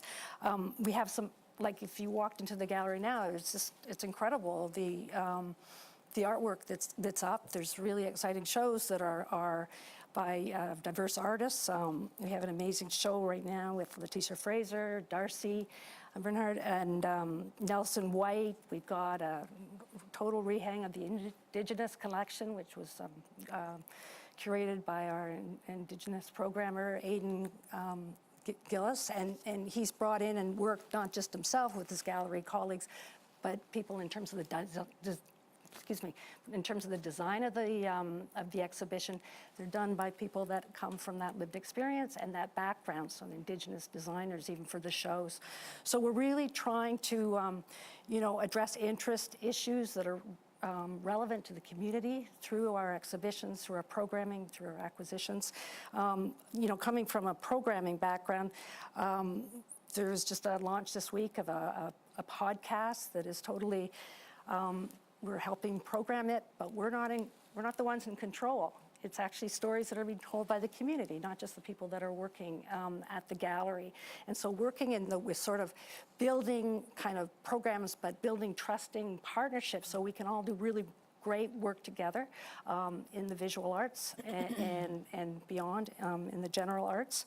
But again, I think it's that the necessity and the commitment and the need to be accountable and more transparent in the way we're working. And in everything we do, this needs to, inclusivity, diversity needs to be the center of our work. And we sometimes forget about that, and we have to we're pulled back in and go, whoa, I got it wrong. Because we go back to old patterns sometimes, and then you realize, no, that can be exclusive. So how am I going to do it differently? But instead of thinking that we have all the answers, the staff and people that are, very immersed in the gallery, reaching out and realizing that there's a whole community, there's a big extended community. And that has been we've had such rich learning. It's been hard. It's been powerful. Sometimes you feel like you want to give up or why am I working at an institution? But it's really exciting because we all know we have to change, and we need to measure that, not just the impact, but the change and our willingness to do that, the commitment. And the gallery is really ready to do that. With its community, its extended community. Provincial programs were fantastic during the COVID and beyond, the virtual offerings. Our established community programs like our afternoon shift with Wonderneath, we're expanding it, the model, so we're not only having an open studio for young people with mental health challenges, which is so prevalent these days and has been, but we're now having, with the funding we have, received together with Wonderneath. We're going to have an open studio for young people with challenges around mental health at the Art Gallery, but also at Wonderneath. And then we're also going to be doing a pilot in Preston with Lamia. And, those kinds of things, just reaching out and making the whole, like I said, the Art Gallery of Nova Scotia, it's all of ours, but people don't feel that. So it's about time we just really start you know, I mean, making some action. I didn't even know you guys offered programs. I thought you just showed pictures. Like legit. I thought they were just photos on the wall. Yeah. I didn't know there was other stuff. Yeah, So I thought that's I the looked that thing. up. Yeah. Because that's cool. And we do amazing programming, but a lot of people don't know about it or I haven't even certainly stepped didn't. in. So now you need to come. Now that I know about it, I will. Yes, yes. Jake. Yeah. So we, at Local 849, we've done a number of things over the past few years. I've only been at the organization for about 2.5 years, but I am like extremely excited to be making a lot of the changes that we are. For those of you who don't know, in 2015, there was a shift in our incentive, which really affected unionized production. It was really devastating. Our membership dropped significantly. Our office went from a staff of 6 or 7 down to 3. So we've been slowly building back up, and these past 2 years have really been great because now we're able to like recruit in a new way, different than what we've done before. So when I started, a massive priority of mine, our website is the #1 place that people go to find information on how to get work, how to apply, how to learn more about the industry. And it was a bit of a mess. So we have tightened up a lot of our content. I think we've increased transparency in a lot of ways by putting everything out there. There's no secrets. We're very transparent about what we've been doing. And one of the things that was actually identified in the diversity study that Screen Nova Scotia did is that there have been some barriers to membership. And so in a lot of ways, that signified to us that we haven't been putting ourselves out there enough because we have some of the lowest membership requirements in the country. We have some of the fastest membership periods. So by the time you put in your application to when you actually get membership, we're the cheapest in the country. So we're finding that by being more public and transparent about what we already are and what we do, not saying that we are the most inclusive organization to walk the face of the earth. We definitely still have a lot of work to do, but a lot of those barriers that are perceived to exist, they don't exist. And I think there's a lot of rumors about the role of unions and guilds and how to get membership and how to get work. So that's part of why I'm here today, is to try to clarify that and open up a discussion with the public and make sure people know that it's possible to get work. Another thing we did this year is we host a set etiquette course. That's a requirement, one of our very few requirements to actually list as a permittee or referral to list to get work. It's a one-day course. We've been hosting it online. We made it free this year. It was $20 before. It's now free. We're looking at what will happen next year, but for the whole year of 2021, it was free, and we hosted more courses than we ever have before. For instance, in 2019, we hosted 10 courses, totaling about 100 people. And in 2021, we've hosted 25 courses, and over 500 people have actually taken the course. Since 2019, our referral list has grown from 100 to over 500 now. So we've been actively recruiting. Part of the reason why we haven't done that, obviously, is because the work wasn't there. It's hard to say, come work in the film industry when there's not work for people to do. So we're really trying to ramp that up. And we also launched a trainee program this year, which is brand new. Some IATSE locals in Canada have versions of trainee programs, so we finally were able to get our own. It's still being tested. There's a lot of bugs to work out, and because we represent so many different departments, it's not a one-size-fits-all situation. So we're still trying to get to a point where we can really promote that. But it's in the works, and I think after this production season coming up in 2022, we're really going to have a better grasp on what that looks like long term. But a big part of that is, of course, producer buy-in. So much of what we do is influenced by what productions do. We represent employees, but there are certain things that we don't have control over as a union, legal things. So there are a lot of things that are actually in the. Sorry, I'm gonna Yeah. cut you off there because our next question Yeah. is about said barriers.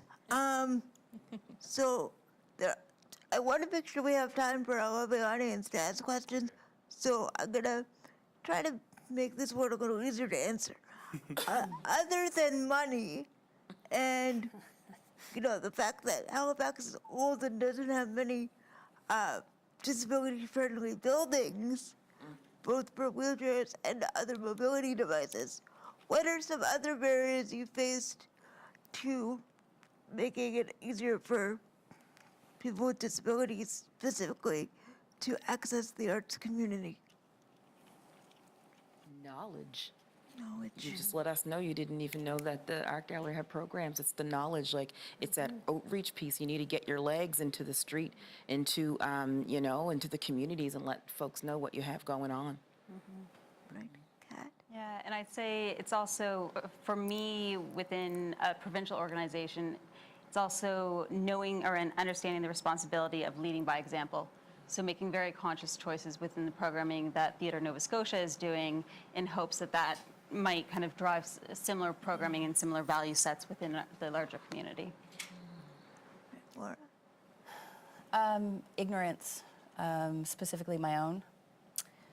I think that this is a bit of a big one that's not really spoken about enough, which is that all of a sudden, overnight, we all decided that we were going to change the way we operate in the world. And I think it was Me Too, Black Lives Matter, obviously, that made that change. And at that point, all of us leaders who have never had to think about this had to really get vulnerable. And we had to say, oh, I don't know what to do. Yeah. I don't know how to do this. And so then we all made the mistake of going out and tapping every diverse person that we knew to say, teach me. Yeah. Well, that's ridiculous. We are, obviously prejudice and stereotype is a people problem, but racism is a white person problem. And it's our cross to bear. And it's our job to educate ourselves. It's not our job to go out and say, tell me how to fix this problem. They've been telling us since the dawn of day how to fix the problem. And so I made a lot of mistakes, which is okay. Again, you just be accountable and you wake up and you go, oh, I get it now, right? I get why that's not okay. And you reach out to people that are in, positions that can help you with that kind of information, and you pay them for it. And there was so much learning, right? So much learning in such a short period of time that we all had to go through. And I think for me, it felt like a really, it felt like a very solo journey. And I have to imagine that I'm not the only person in a leadership role in the cultural sector that has also felt that solo journey. And I think that it's important that we support each other. So, not just us supporting each other and talking about, what are you doing and how are you doing it? It's also getting involved with our government and our stakeholders and partners and saying, take a leadership role in activating and incentivizing, barrier reduction in arts organizations. It's not something that we should be trying to develop, ideas that we should be trying to develop from a grassroots perspective. It needs to be regulatory, right? This stuff needs to be regulatory. If you're accessing arts funding from communities, culture, and heritage, they should be mandating that your programs are, have diversity benchmarks. They need to be they need to be looking at your policies and breaking them down and forcing change. Yeah. Yeah. Lamia, do you have anything to add to what's already been said? I'll think it's all really resonating, and I think time and space is something. Timelines are always the pressure of trying to do things quickly. I think that that's where we go wrong. Yeah, that's true. try to, fit things into, and so I think that's the barriers. Like, how do we kind of, when we know that these funding cycles and all the system is already running in this way that really needs disruption. And I think that that's what is the barrier, is that sometimes we don't slow down enough to have the full conversation. We don't do that work that it takes to call the person who we're not seeing, So I think that there's so much in the way that we have to approach this different. And I think that I've definitely benefited from being now in a leadership position, being able to change those timelines a little bit, or to ask those questions, and to get a little bit deeper in terms of the level of care and considerations that we're bringing to everything that we do. So I feel like it's the ways that I'm approaching the barriers now is a little bit different because I have the power to make some decisions, So it is really deeply related to power and people who are in positions that know that they're not representing the best interest because they don't know it.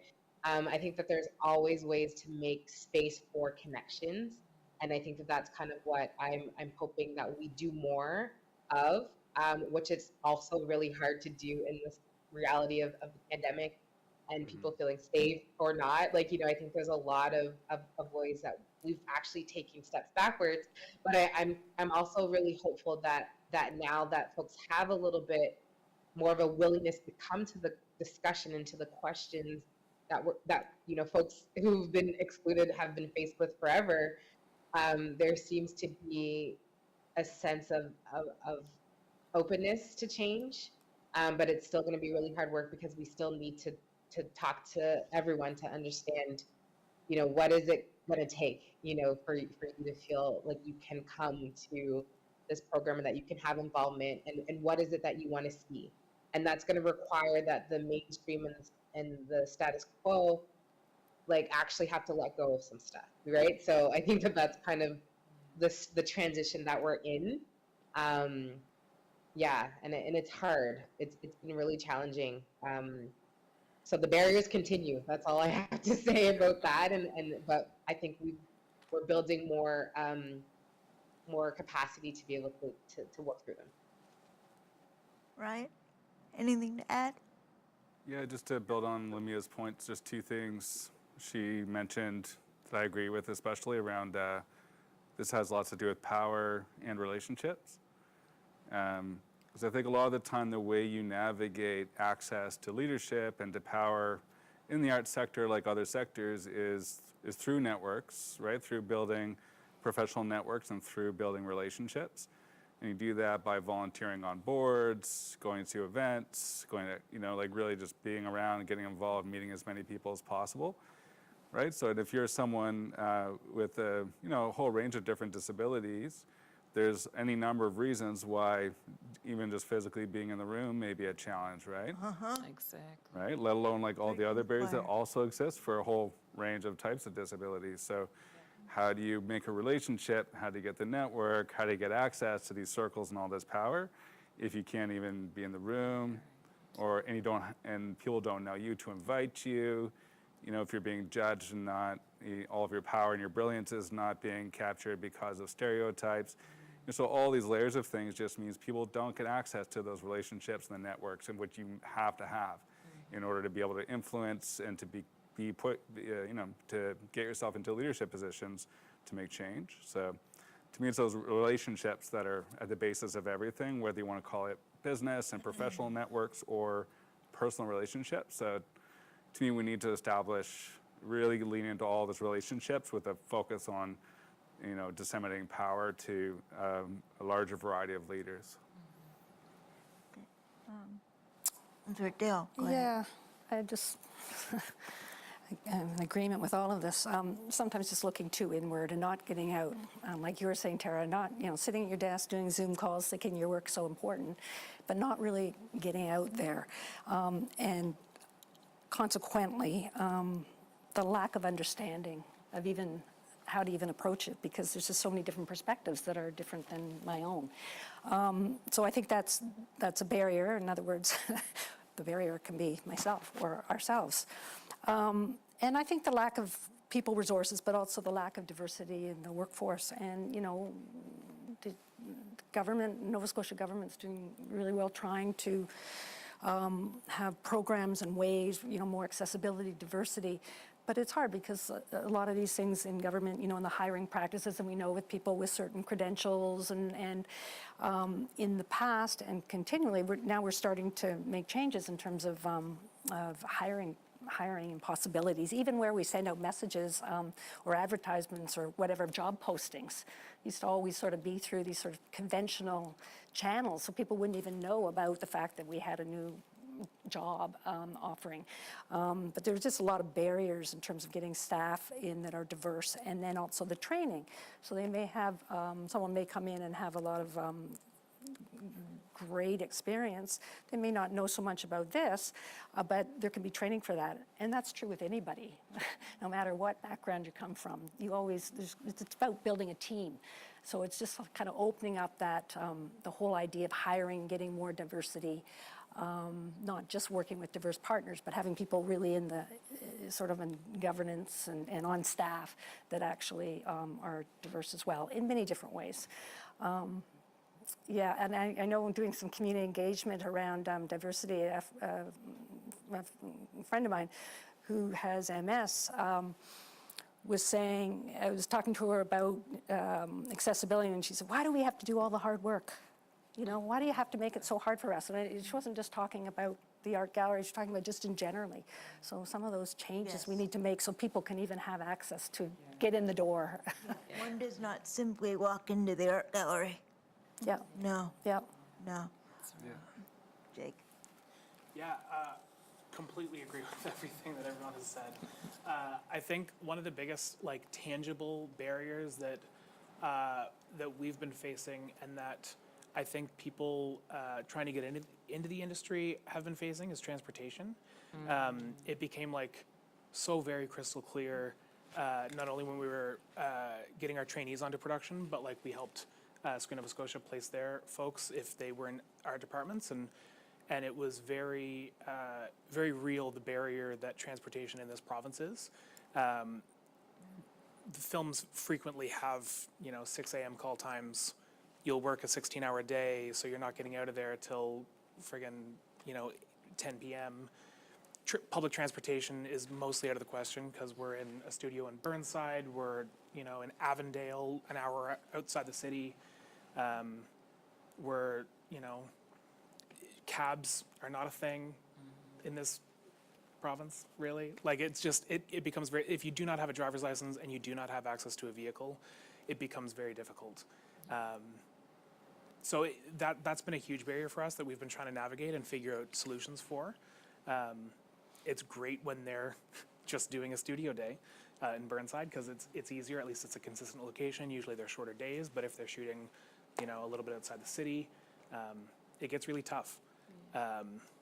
So that's and that is for people without physical disabilities, let alone we haven't placed anyone yet with physical disabilities. So I can't imagine the barriers that would be there at this time. Severe. Excellent. Okay. And because I want us to have time to answer the audience questions, I'm going to skip this question. I'm sorry, guys, but it seems very similar to the one I just asked, so we're skipping it because I'm in charge. So, lastly, before we get into our lovely audience questions, okay, this is a fun one. I'm really excited for this. In an ideal world, so you go to your utopia in your brain, okay?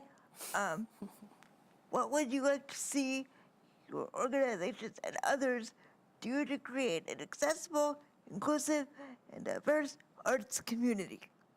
Tara? Okay. In my utopia, we're going to work our efforts out of existence. So that just simply means that it's going to be a lived practice where we're just doing the thing. We're just doing it. Okay, Kat? Excitement to be involved. So rather than worrying about the ifs or the how do I get theirs or can I participate or will I be welcome in the room or any of those other barriers that are occurring, just a pure, genuine excitement to be involved because those barriers have been dismantled. Excellent. Laura? Yeah, that's a good one.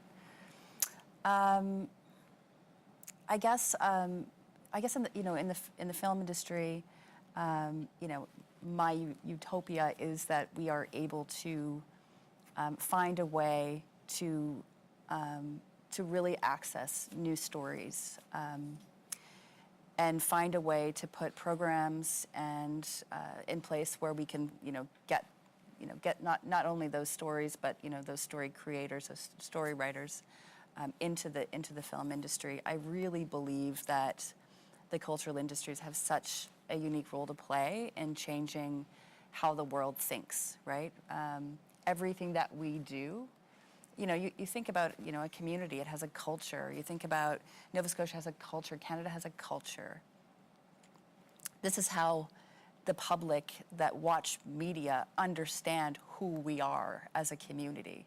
So we have a very big role to play in how we strategically make decisions to bring people into the spotlight, right? New writers, new storytellers. It's really important that we just be very, very strategic about every decision that we make, because I think that's the only way to not just affect change in your local community, but to change hearts and minds around the world, right? Which is about what you need to do in order to actually get to a utopia, right? So yeah, that's what I want to see. Mia? In my community or within my network, we often have this saying like everybody eats, and so that means that there's enough resources, that everybody is taken care of in terms of their needs. That's mostly talked about within a financial perspective, but then I also think that it relates to actual physical eating and access to food and I can't not think about the foundation of those needs being met, in my utopia, and also just the sense of that, that there is something for everyone, and that everybody has the opportunity to express and to be nourished and full. So that's really what I imagine, and I think that there's enough resources in Nova Scotia that is possible. I think that there is enough stories that we all could become famous, maybe not to the level that we want to, that will become celebrities or anything like that, but there's enough stuff that that we've got to share to the world. So I really would like to see more space being created, and that everybody gets to have something that is significant for them. Excellent. Ryan? Yeah, I think my utopia is based on trusting relationships, and everybody can and does collaborate and work together and trust, whether it's organizations or communities or cultural communities or disability communities. And I saw a great meme going around online the other day about crabs in the bucket, because you hear people talk a lot about that in Nova Scotia in lots of different ways. Crabs in the bucket, everyone competing and competing for resources and maybe pulling each other down in order to try to get the resources yourself or for your company. And it was talking about, crabs don't do that when there is no bucket, right? When crabs are in the ocean, they're just in the ocean having a great time. That's right. So to me, how do we dissipate this bucket and just become, helpful, happy crabs in the ocean, collaborating with each other in a balanced ecosystem. So, yeah, so those trusting relationships, I think, how do we get there is the most essential thing to me, and that is utopia, I think, if we get there. Dale? We will. We will. Well, I sort of like the idea of a model of not even model, care. We go through our lives, we try to do the best we can. We come from a different perspective, different backgrounds, different genders. And I just feel like, coming from the visual arts and being an artist myself and art educator, artists are cool, they do cool things, they put themselves on the edge, they risk.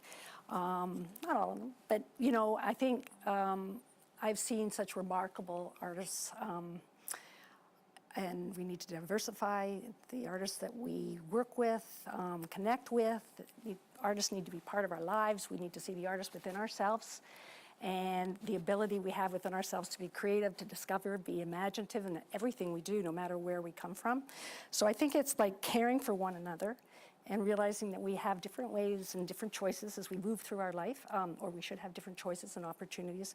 But everyone should have opportunities to have, a whole variety of art experiences that make them feel like they're actualized, like that they can do it. They're not. They have a right. I love this utopia. I think it's soon. I think it's happening.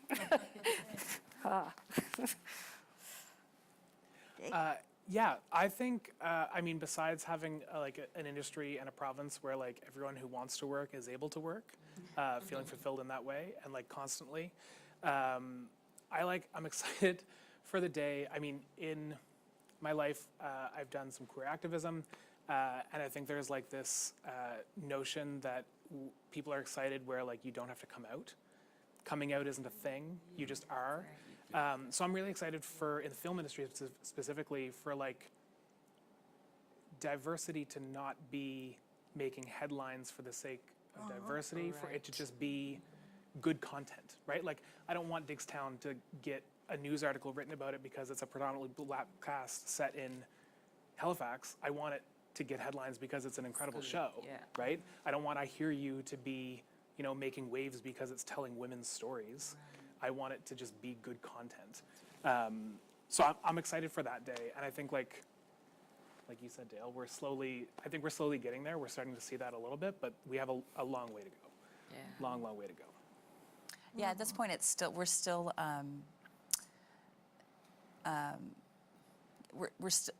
so excited to see it when it happens that we can't help but to exclaim. You know, we have to go, oh, look what it is. Yeah, the representation. Because it's so obvious. I've never seen that on screen. Yeah, so I agree. Once we get to a point where we don't even consider responding to what we're seeing, that will be a good day.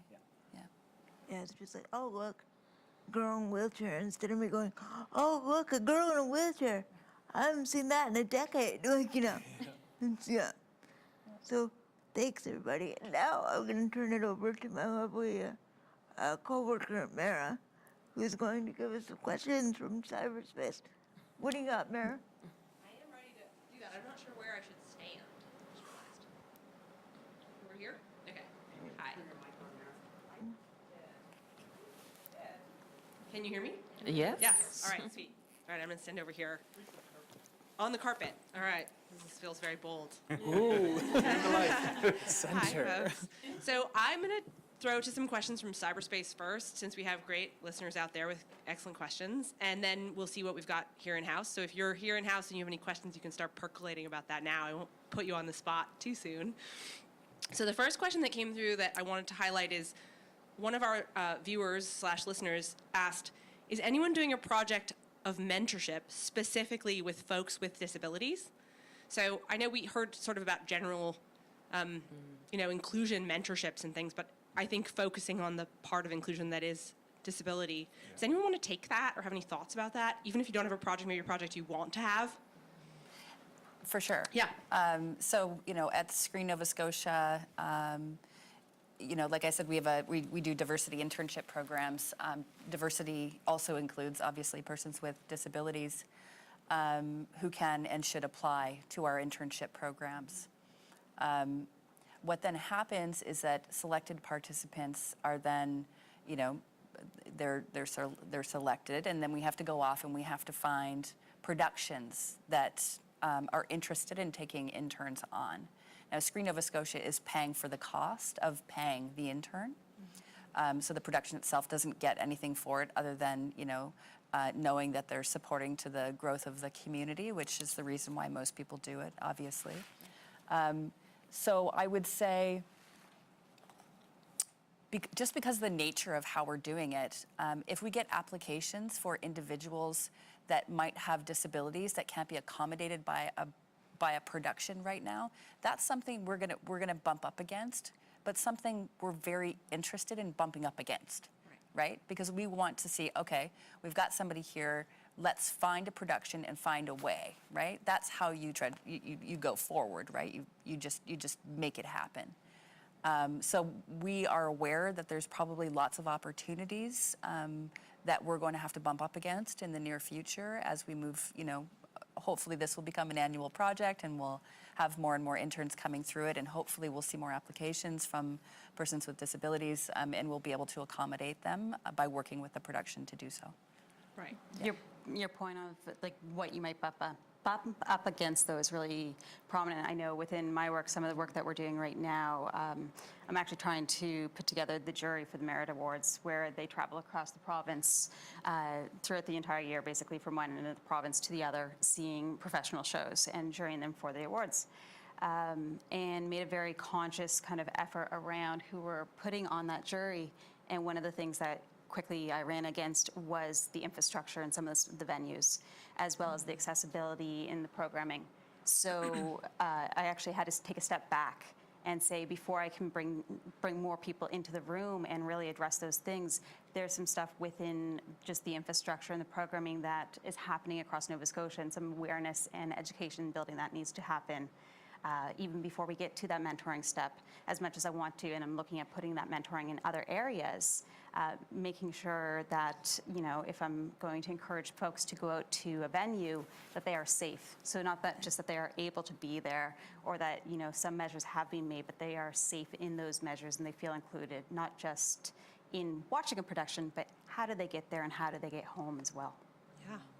I love that point in both of your cases. I think that sort of point of sometimes we don't know what the problem is until people put themselves out there in terms of the accessibility. Like if a person comes forward to you and says, I want to do this program, then you discover what the barrier is that you wouldn't have known necessarily, because we've had so little inclusion in a lot of these spaces that we don't know the ways in which they are really barriered. Yeah, I guess, just to add to that point, because I am trying to really encourage the audience here and the listeners to apply to this program, because there's many, many projects that happen in Nova Scotia. It's not just the big ones that you see flashing across the news. There's a number of, unscripted documentary style projects that are happening. I think there was 61 projects that were approved through the incentive program this year. 61 projects is a lot, and within that, we will find a way to accommodate in some way. For some context too, I think out of those 61, we probably had 5 Right. that were like large scale union productions. So like the small stuff that's happening is crazy. And I mean, from our perspective too, we represent 18 different departments that do wildly different things, from hair and makeup to gripping, like lugging sandbags and stands. Like it's so difficult. And then when you compare that to the wide range of disabilities that there are, I think we would be open, like Laura said, to placing people. It's just finding the shoe that fits, right? Sweet. Yeah. Yeah. I think it's a little bit different maybe, but we have a number of long-standing programs that have been in the community. We're partnership programs. So one of those is Autism Arts. So we work with Autism Nova Scotia and community. And there's another program called Artful Afternoon, where we work with the Alzheimer's Society and care partners. And I think that way of working, which some of these programs have been, worked with Phoenix too for over 20 years, 17 years, 18 years, and we've been growing right from the beginning together, growing the programming and understanding some of the challenges. And in terms of even mentorships, some of the people that have been involved, they're very multi-layered, these programs. So some of them have gone on to become involved in the actual programs. And in most cases, they might be a volunteer, maybe they've gone to school, they're on the spectrum. But we're, again, working towards having more paid internships, more paid and I call them co-mentorships, because really we're learning from one another, right? It's not, the learning isn't going one way. But I think that gives kind of a richness, knowing that these kinds of programs working with partners, there's so many multi-layers to them, and it's really important that we think about, especially some of these that are working with youth, where they're transitioning into their early adult years and they're trying to figure out what they want to do. I'd like to see, that support for someone who's been in our autism program for, let's say, all through their childhood up to their early 20s. Hey, they have a lot of knowledge. They have lived experience, plus they have content experience. So really trying to encourage that. But I think that partnership really adds that richness, because we don't have the knowledge at the gallery necessarily about autism or all the different things in their lives, nor have the same community. There's so many people that are involved with Autism Nova Scotia. So it's really worked well. But again, a lot of work to be done in terms of getting paid, and people maybe even on staff that are involved. We have done that through afternoon artful, they all start with A. Artful Afternoon Shift, which is the program with young people with that are having challenges with mental health. The artists are all in their sort of 20s, 30, and some of them have, and as many people do, challenges in that way, and there's been a lot of training. I know Wonderneath has done an excellent job with a lot of training of the artists, and they're paid positions, and they're getting trauma care, like training and those kinds of things, and they're being well paid, and so that's really exciting. I think it's really important in terms of moving forward. I think this is really rich, building who we work with, and communities can then see, and people coming to attend these programs see themselves there. They say, oh, there's someone on the spectrum and they're working and they're getting paid and they're doing a great job, and I don't even, so. Yeah.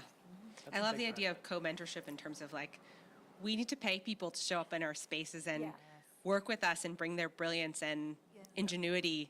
And then we figure out what our blind spots are, and our organizations get better, and the work gets better and more interesting. And we're not asking for another person to sort of volunteer to train us, as we've been highlighting has been a big problem.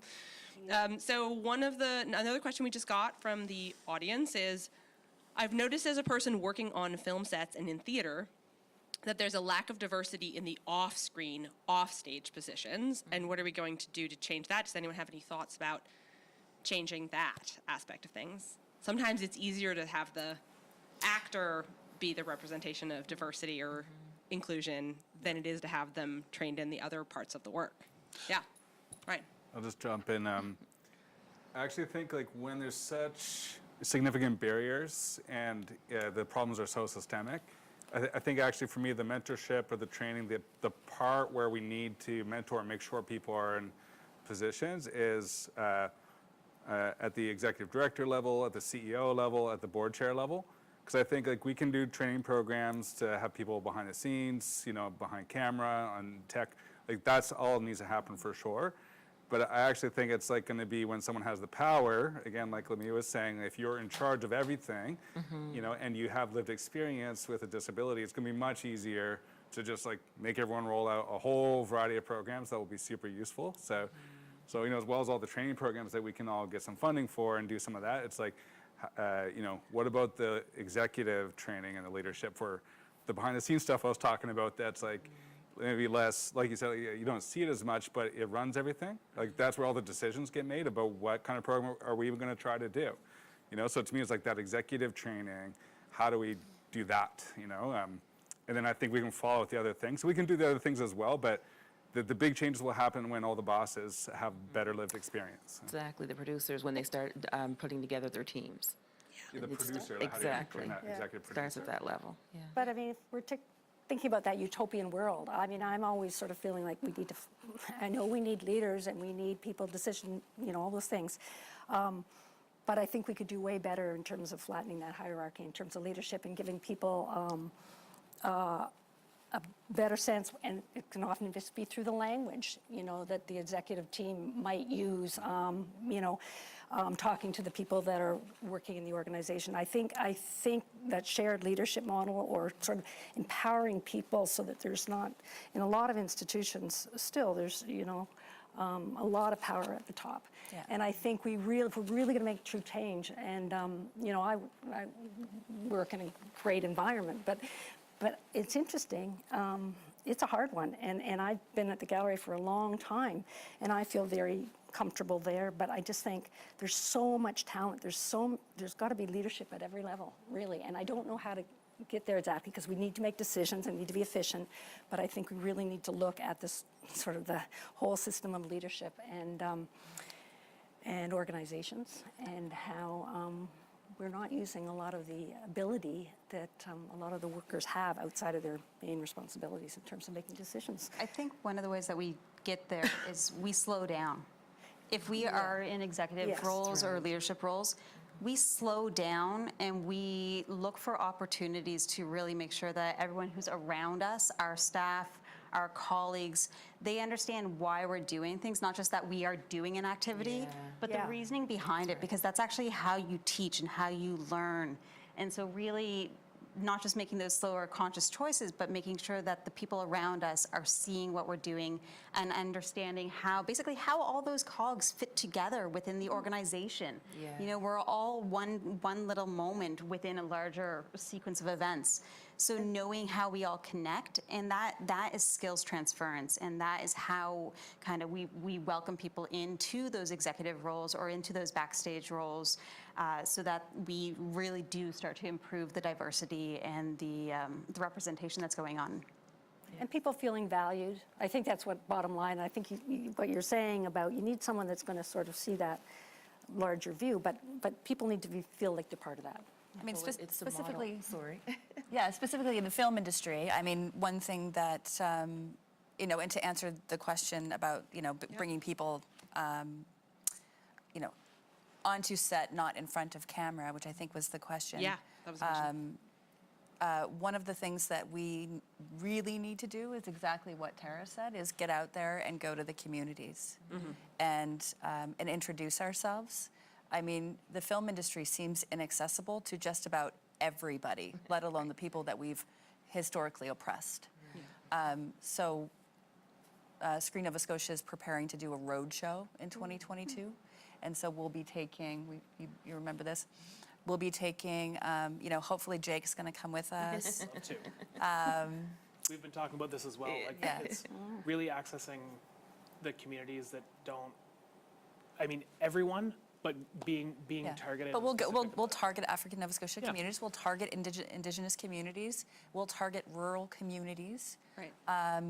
Well, you know, and this is specifically the point, right? And taking with us the leaders in the institutions to go in and shake hands and say, hey, please do come, you know, here's what we have to offer, here's how we'd like to help you, here's how we can support you, specifically you know, not just, and not the Screen Nova Scotia or not the screen industry that, you know, typically has been incredibly inaccessible. Here's the new film industry and here's how you can access it.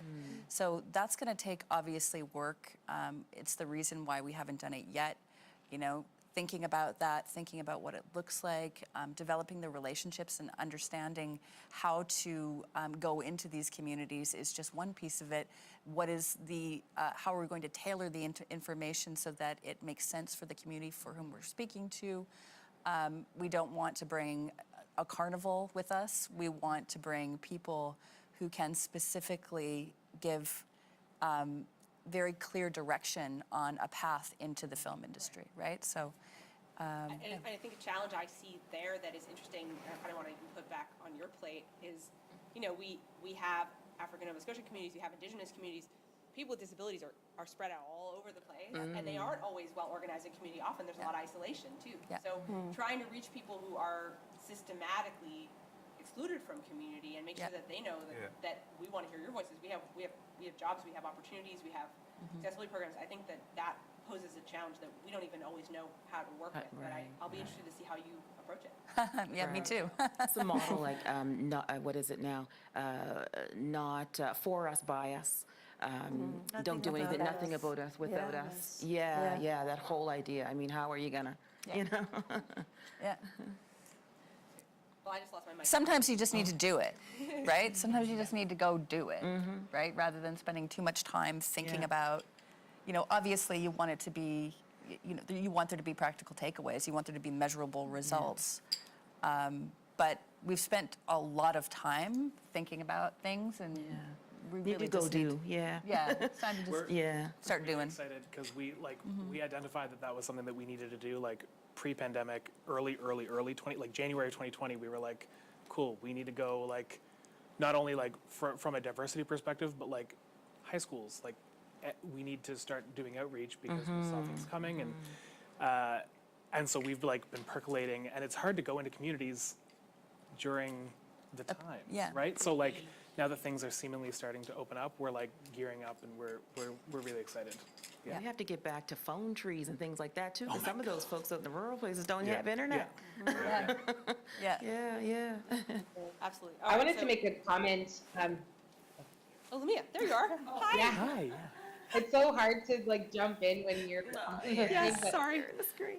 No, Go it's ahead. okay. Like I just wanted, just on these points, like representation is so important, and so for the folks that we know who do kind of advocate and are so if you're looking at this, keep looking at folks that are from the communities and have the lived experience, like have they made things, and can they be the ones to go and tell the stories like tours for them? Because, for example, even like I've made this documentary Freedom Swell, and that was an incredible experience. And so I think it's been really cool to be able to now know that I completed a project like that, and then also to be able to speak to other youth and people about what that process is like, because it's nothing like hearing it from someone who looks like you or who has a similar experience, and even if it's not necessarily like always the right fit, but just seeing someone who is from that community or has that lived experience is so important. And I think sometimes we don't give enough opportunities to people who actually have that lived experience. And so even just like a challenge would be the budgets or the monies that we have to do outreach, like what if it was programmed with an organization that's already kind of doing something like with that population, and giving them opportunity to create something.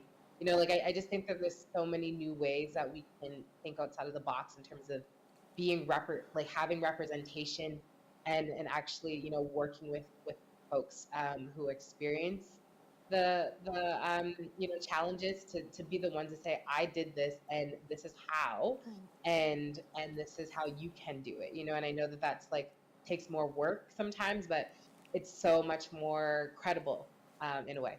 Yeah, it's more credible, and it's way more inspiring. Yeah. And not just inspiring in sort of the like classic like disability inspiration story way, but more like practical, like this is real. We're not just saying we welcome you. People have made films. Here's someone who made a film. This is how they did it. I think that's the way we're going to reach people. Yeah. Yeah. Okay, I am going to take an audience question now. I don't know the logistics of that, so I'm going to walk towards the audience and figure out what happens. Do we have anyone out here who wants to ask a question? All right, we got one over here. I'm going to make my way over and put my mask back on.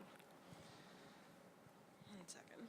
Very fiddly world that we live in. Okay, here. Hi. Hello. Do you want to introduce yourself? Yeah, my name's Alana. I was the girl who walked in front and made a whole scene, so sorry about that.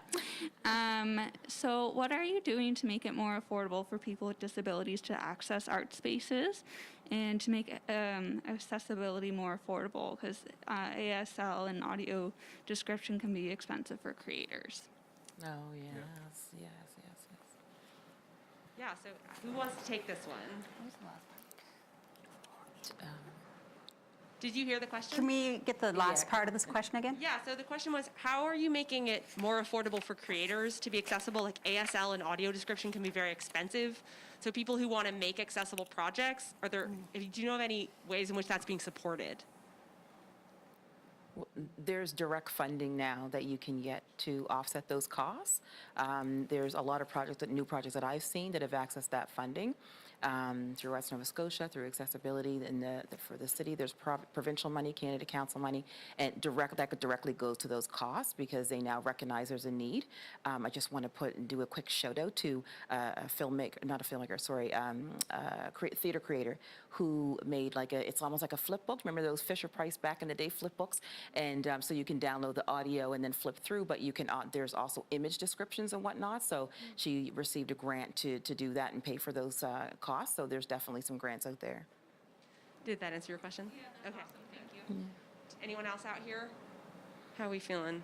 Oh, I got one over here maybe? Question? Did you have a question? Oh, all right. I've got one here. Yep. Hi, thank you. I don't think the microphone's working. Is the microphone not working?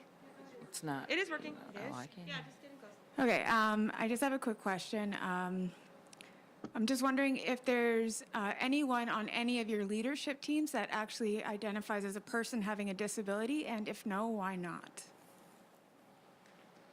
Ooh, I like that one. Good job, person. So, anyone want to speak to that question? How's that going? How's that make everyone feel? The question was, is there anyone on your leadership team that identifies as having a disability? And if not, then what are you doing about it? I'll speak to that. So I was, one of my staff members came in the other day and we were talking about programming. And we were talking about self-identification within our programming, within our membership, within our staffing structures and our leadership structures. And the fact that within TNS, Theatre Nova Scotia, we have not previously asked for that. So I can't answer that question because I don't have any data on that. But that was something that we actually recognized that we have not been tracking. And that is our bad. We should be giving people opportunities to be self-identifying so that we can then, put in designated program if we want to, but also to make sure that we are actually doing what we're striving to do, which is to bring people into the room, to be representative, to be inclusive. And if we're not tracking that data, then we can't say that we're doing that. Yeah. Right. I'd like to echo your statement, Kat. Yeah, that's same. We, mid-2020, we really realized that we haven't been tracking anything. Like, I know because of my relationships with certain members that we do have members with disabilities, both physical and not. We do have people of color, very few, and that, but it's not identified anywhere. It's just like hey, I know you, like, cool. To my knowledge, we don't have anybody on our executive that have self-identified as having a disability, but yeah, so that's one thing that we're actually in 2022, we're planning on doing an overhaul of how we track that information. Because we get shows like Digstown, like other shows that are coming in that are prioritizing diversity in many ways, and we can't give them a list of our members that are people of color, that are disabled, that are, even women. Like, we don't have that data, right? So out of our 400 members and 500 plus other folk, we just don't have that data. So Screen Nova Scotia launched a production guide, a database of individuals that are working in the film industry last year. And I mentioned earlier, but this is a place where anybody who identifies as having a disability can do so. And, the point of having self-identifiers is, numerous, but, one obviously is in just increasing discoverability of, people that do self-identify as being diverse. And of course, that's for the reason so that, in the film industry right now, there are benchmarks in networks and financing that say you have to have a number of diverse individuals on your set. So of course we want to help that happening, but it's also so that local creators can help. They can find partners with that first voice to help tell their story, and help to bring that community together to do that. So. We launched it, I think, late last year. It'd be a year now, I think, since we launched it. Still working on populating it. I think there's still a little bit of a hesitancy in Nova Scotia to want to self-identify in that way. People are still going to be... Absolutely. Yeah. There's still a hesitancy, and that's obviously understandable. I think we've got a long ways to go, in terms of making it people feel safe to do that. Film sets are not necessarily the safest place to be. They're quite toxic, actually. There's a lot of work that needs to be done to change, to create a culture shift in the film industry. And I can only speak to the film industry, but I have to assume, most industry. I think theater people are more woke, but I don't know. But yeah, I think it's a really interesting tool to have to kind of measure who wants to identify, and because it tells us a little bit about the narrative of what's going on out there, right? Well, it's so interesting too that like prior to us making this discovery, and I think there was a very definite shift in more than just the arts, but like that self-identification aspect of things. Like prior to like 2020, we have a diversity statement that clearly states that nobody shall, I think it's our diversity statement. Nobody shall be discriminated against on any means, period, point blank. So by us not collecting that information, we thought we were doing a service. Like we were doing our members and people who work in the industry a favor by not. It's not something that we collect, therefore it can't be a factor for you being hired on a show, right? But things change. Yeah. I'd like to piggyback on that because if someone's in the room that can like help me unpack this a little bit. So before then, also I think it was illegal. Like you actually couldn't ask those questions because you couldn't be discriminated against to be hired as an employee. I'm an undiagnosed mad artist. I felt it out my whole life, but I've just never been diagnosed. But everything that I hear, I know it's me. So I'm quite happy with that fact and quite proud to actually own that. But yeah, I believe that it was illegal to even have those things, and I believe that there's new with government change that now we're trying to pull out those indicators. But I think it was illegal. So I think that's a really interesting thing to talk about, right? Like the fact that it used to be illegal because there was fear of discrimination, and now we're trying to move to the opposite end of the spectrum, which is, give me visibility so that I can, actually make it. Well, yeah, and honor that and use it, right? Like there's no need, don't hide. Yeah. But it's interesting that that's the culture shift that we're seeing. That's very clear, right? And I think that is moving in the right direction, right? Like now it's not pick me because everything about me is anonymous. Pick me because of these things, right? Right. Lamia wants to. Oh yeah, Lamia. I was just gonna grab you, Lamia. I promise. Hi. Well, I think that the shift that is happening, I think is in some ways still not the right one if we don't have representation at the levels. And so, I think for me, what I'm seeing in, the industries is that, no, we don't have enough folks on our board who are representative of those communities and of the communities that we want to serve, or representative of the public. And so for me, as someone who's new to the theater industry, it's been very, I would say that I've learned a lot. I've actually seen a whole lot more ASL in theater than I have anywhere else. And so, there's parts of my excitement that I see now that there is such an opportunity, and how beautiful is it, when theater productions include ASL. And I've been able to kind of see that it be possible and it become a priority. And so I guess from my role as an executive director and also as a chairperson, it's like now I'm on to thinking about how to do that development wise, in terms of even having young people consider that as a career, because I think there's lots of people who are young people who know that it's so important now.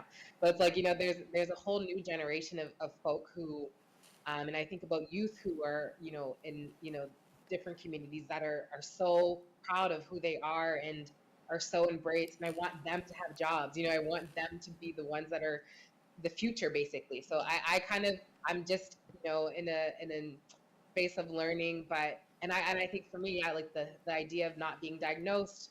All of those things are really, real right now, but I would have to answer the question, no, we do not have enough representation, and that and our teams and folks are really paying attention to how to bring more folks into our our network, to be able to hear how we can serve better and how we can make it safe, because it's not so much about getting folks there, it's about actually keeping having the shared language, doing the development. So I would say that I'm right in the beginning stages of it, and I'm really looking forward to all of the ways that that it's going to open up, that we're going to teach each other and learn. Thank you, Lamia. I love that sense of both. It's not just about bringing people in, it's also about making spaces safe and ready as well, so that we aren't setting people up to just kind of breeze through and not feel like it went well, which definitely happens. And I also, this message where I'm hearing from everybody is like, we haven't been collecting this. We also don't know who in our organizations has disabilities, and there's been really good reason for people to not want to share that. And we have to be ready. We can't just be telling people, oh yeah, we want you to disclose, this is going to be good for you, if we aren't ready for it to actually be good for people when they disclose, right? Exactly. For sure. So we're almost at time, but I have one last question I wanted to see if a few people wanted to touch on quickly. Just like maybe I'll just take two people who want to answer this one, which is someone from the internet asked, how do I access your organization? Are your businesses accessible? Does anyone, I know some of you don't work exactly in a business in that sense. You work in a more diffuse space. But does anyone want to speak to whether you feel like where you're operating is accessible at this point? Do you mean the physical location or the marketing kind of material? I think the physical location. Yeah. Yeah. I'm very happy to say that our office is accessible.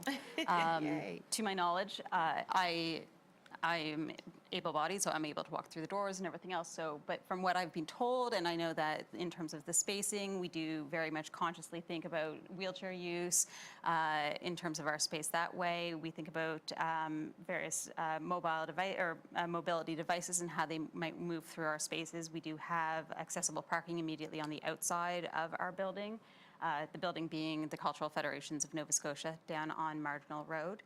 Accessible washrooms within the space. We do have 2 levels. Our upstairs level, our boardroom, unfortunately, is not accessible, but we have a secondary meeting space on the main floor as well. So to my knowledge, from my own experience, yes, ours is. But while our office spaces, I know many of the theaters across Nova Scotia are not, and especially when you start looking at the backstage of theaters across Nova Scotia. Absolutely. Yeah, that thing of you can come be in the audience, but you can't get in the dressing room, you can't get on and off the stage. We're still facing a lot of that, right? We have a lot of performers, a lot of very, very talented performers and technicians as well who can't get into the venues because of that reason. Thanks. Ryan, I'm going to take you last. What do you got to say? Yeah, this building that we're in, we're fortunate that the infrastructure we're building this Lighthouse Arts Center in is accessible at the broadest level, right? Elevators and ramps and everything like that. So it's really exciting that we'll be able to say yes to that question at a basic level. However, I'm sure we need to do some digging in as we start to, we're almost going to be buying furniture and getting into all that soon. So what does an accessible desk look like in the co-working space, right? So we haven't had those conversations yet. So to me, that's our next kind of challenge is great, we have elevators, but all the next steps of making sure, once you're inside, cool, what's the experience like inside to be able to work there? So, for me, wayfinding signs, all that kind of stuff. Yeah. I'm really glad to have these questions, honestly, because Tara, we can put our heads together later and be like, all right, cool, what did we learn today? And what do we need to make sure we do before April 1st when we open up? That this could be a fantastic place to work for a whole variety of people. Yeah, exactly. Yeah, and coming from that person's question, I think one part of it that I'm just going to leave with everyone, I think, is part of the question was, how do I know if your business is accessible? And I think that's a lot of us are walking around going, this space is fine. Well, yeah, but does someone have to be a sleuth to figure it out? So how are we going to communicate better right up front on our websites and in our invites to events and all? I think we're all getting better at it, but there's still a long way to go in terms of communicating accessibility so people know whether something's for them or not. Yeah. I think the big thing is you don't know what you don't know. Yeah. And we all have those massive gaps, and so we really have to, take the time and listen to people and say, okay, what am I missing? What did I not see, or what did I not do, or what did I do that I could do better next time? Yeah. Thank you, Kat. I love that. Let's end on that. We don't know what we don't know. So that's our time. I want to thank all our panelists. I want to thank Vicki very much, Vicki Levac, for being our host. Thank you. Thank you for having me. I want more of these, please. Yes, let's keep doing it. Yeah, absolutely. I didn't suck at it, so please let me do it again. Yay! Vicki, you did amazing. Thank you. We're so excited to have you here and all of our wonderful panelists, and we'll keep asking these questions, and hopefully we'll keep having better answers every year. Yeah. Let's do that. Okay. So thank you to everyone who tuned in, and that's it for our mini BAF for this year, and we'll be back in the spring, yeah? Yeah, bye. Woohoo! everybody. Let's do this. Bye, everybody. Cool. Mini bath. Let's keep talking.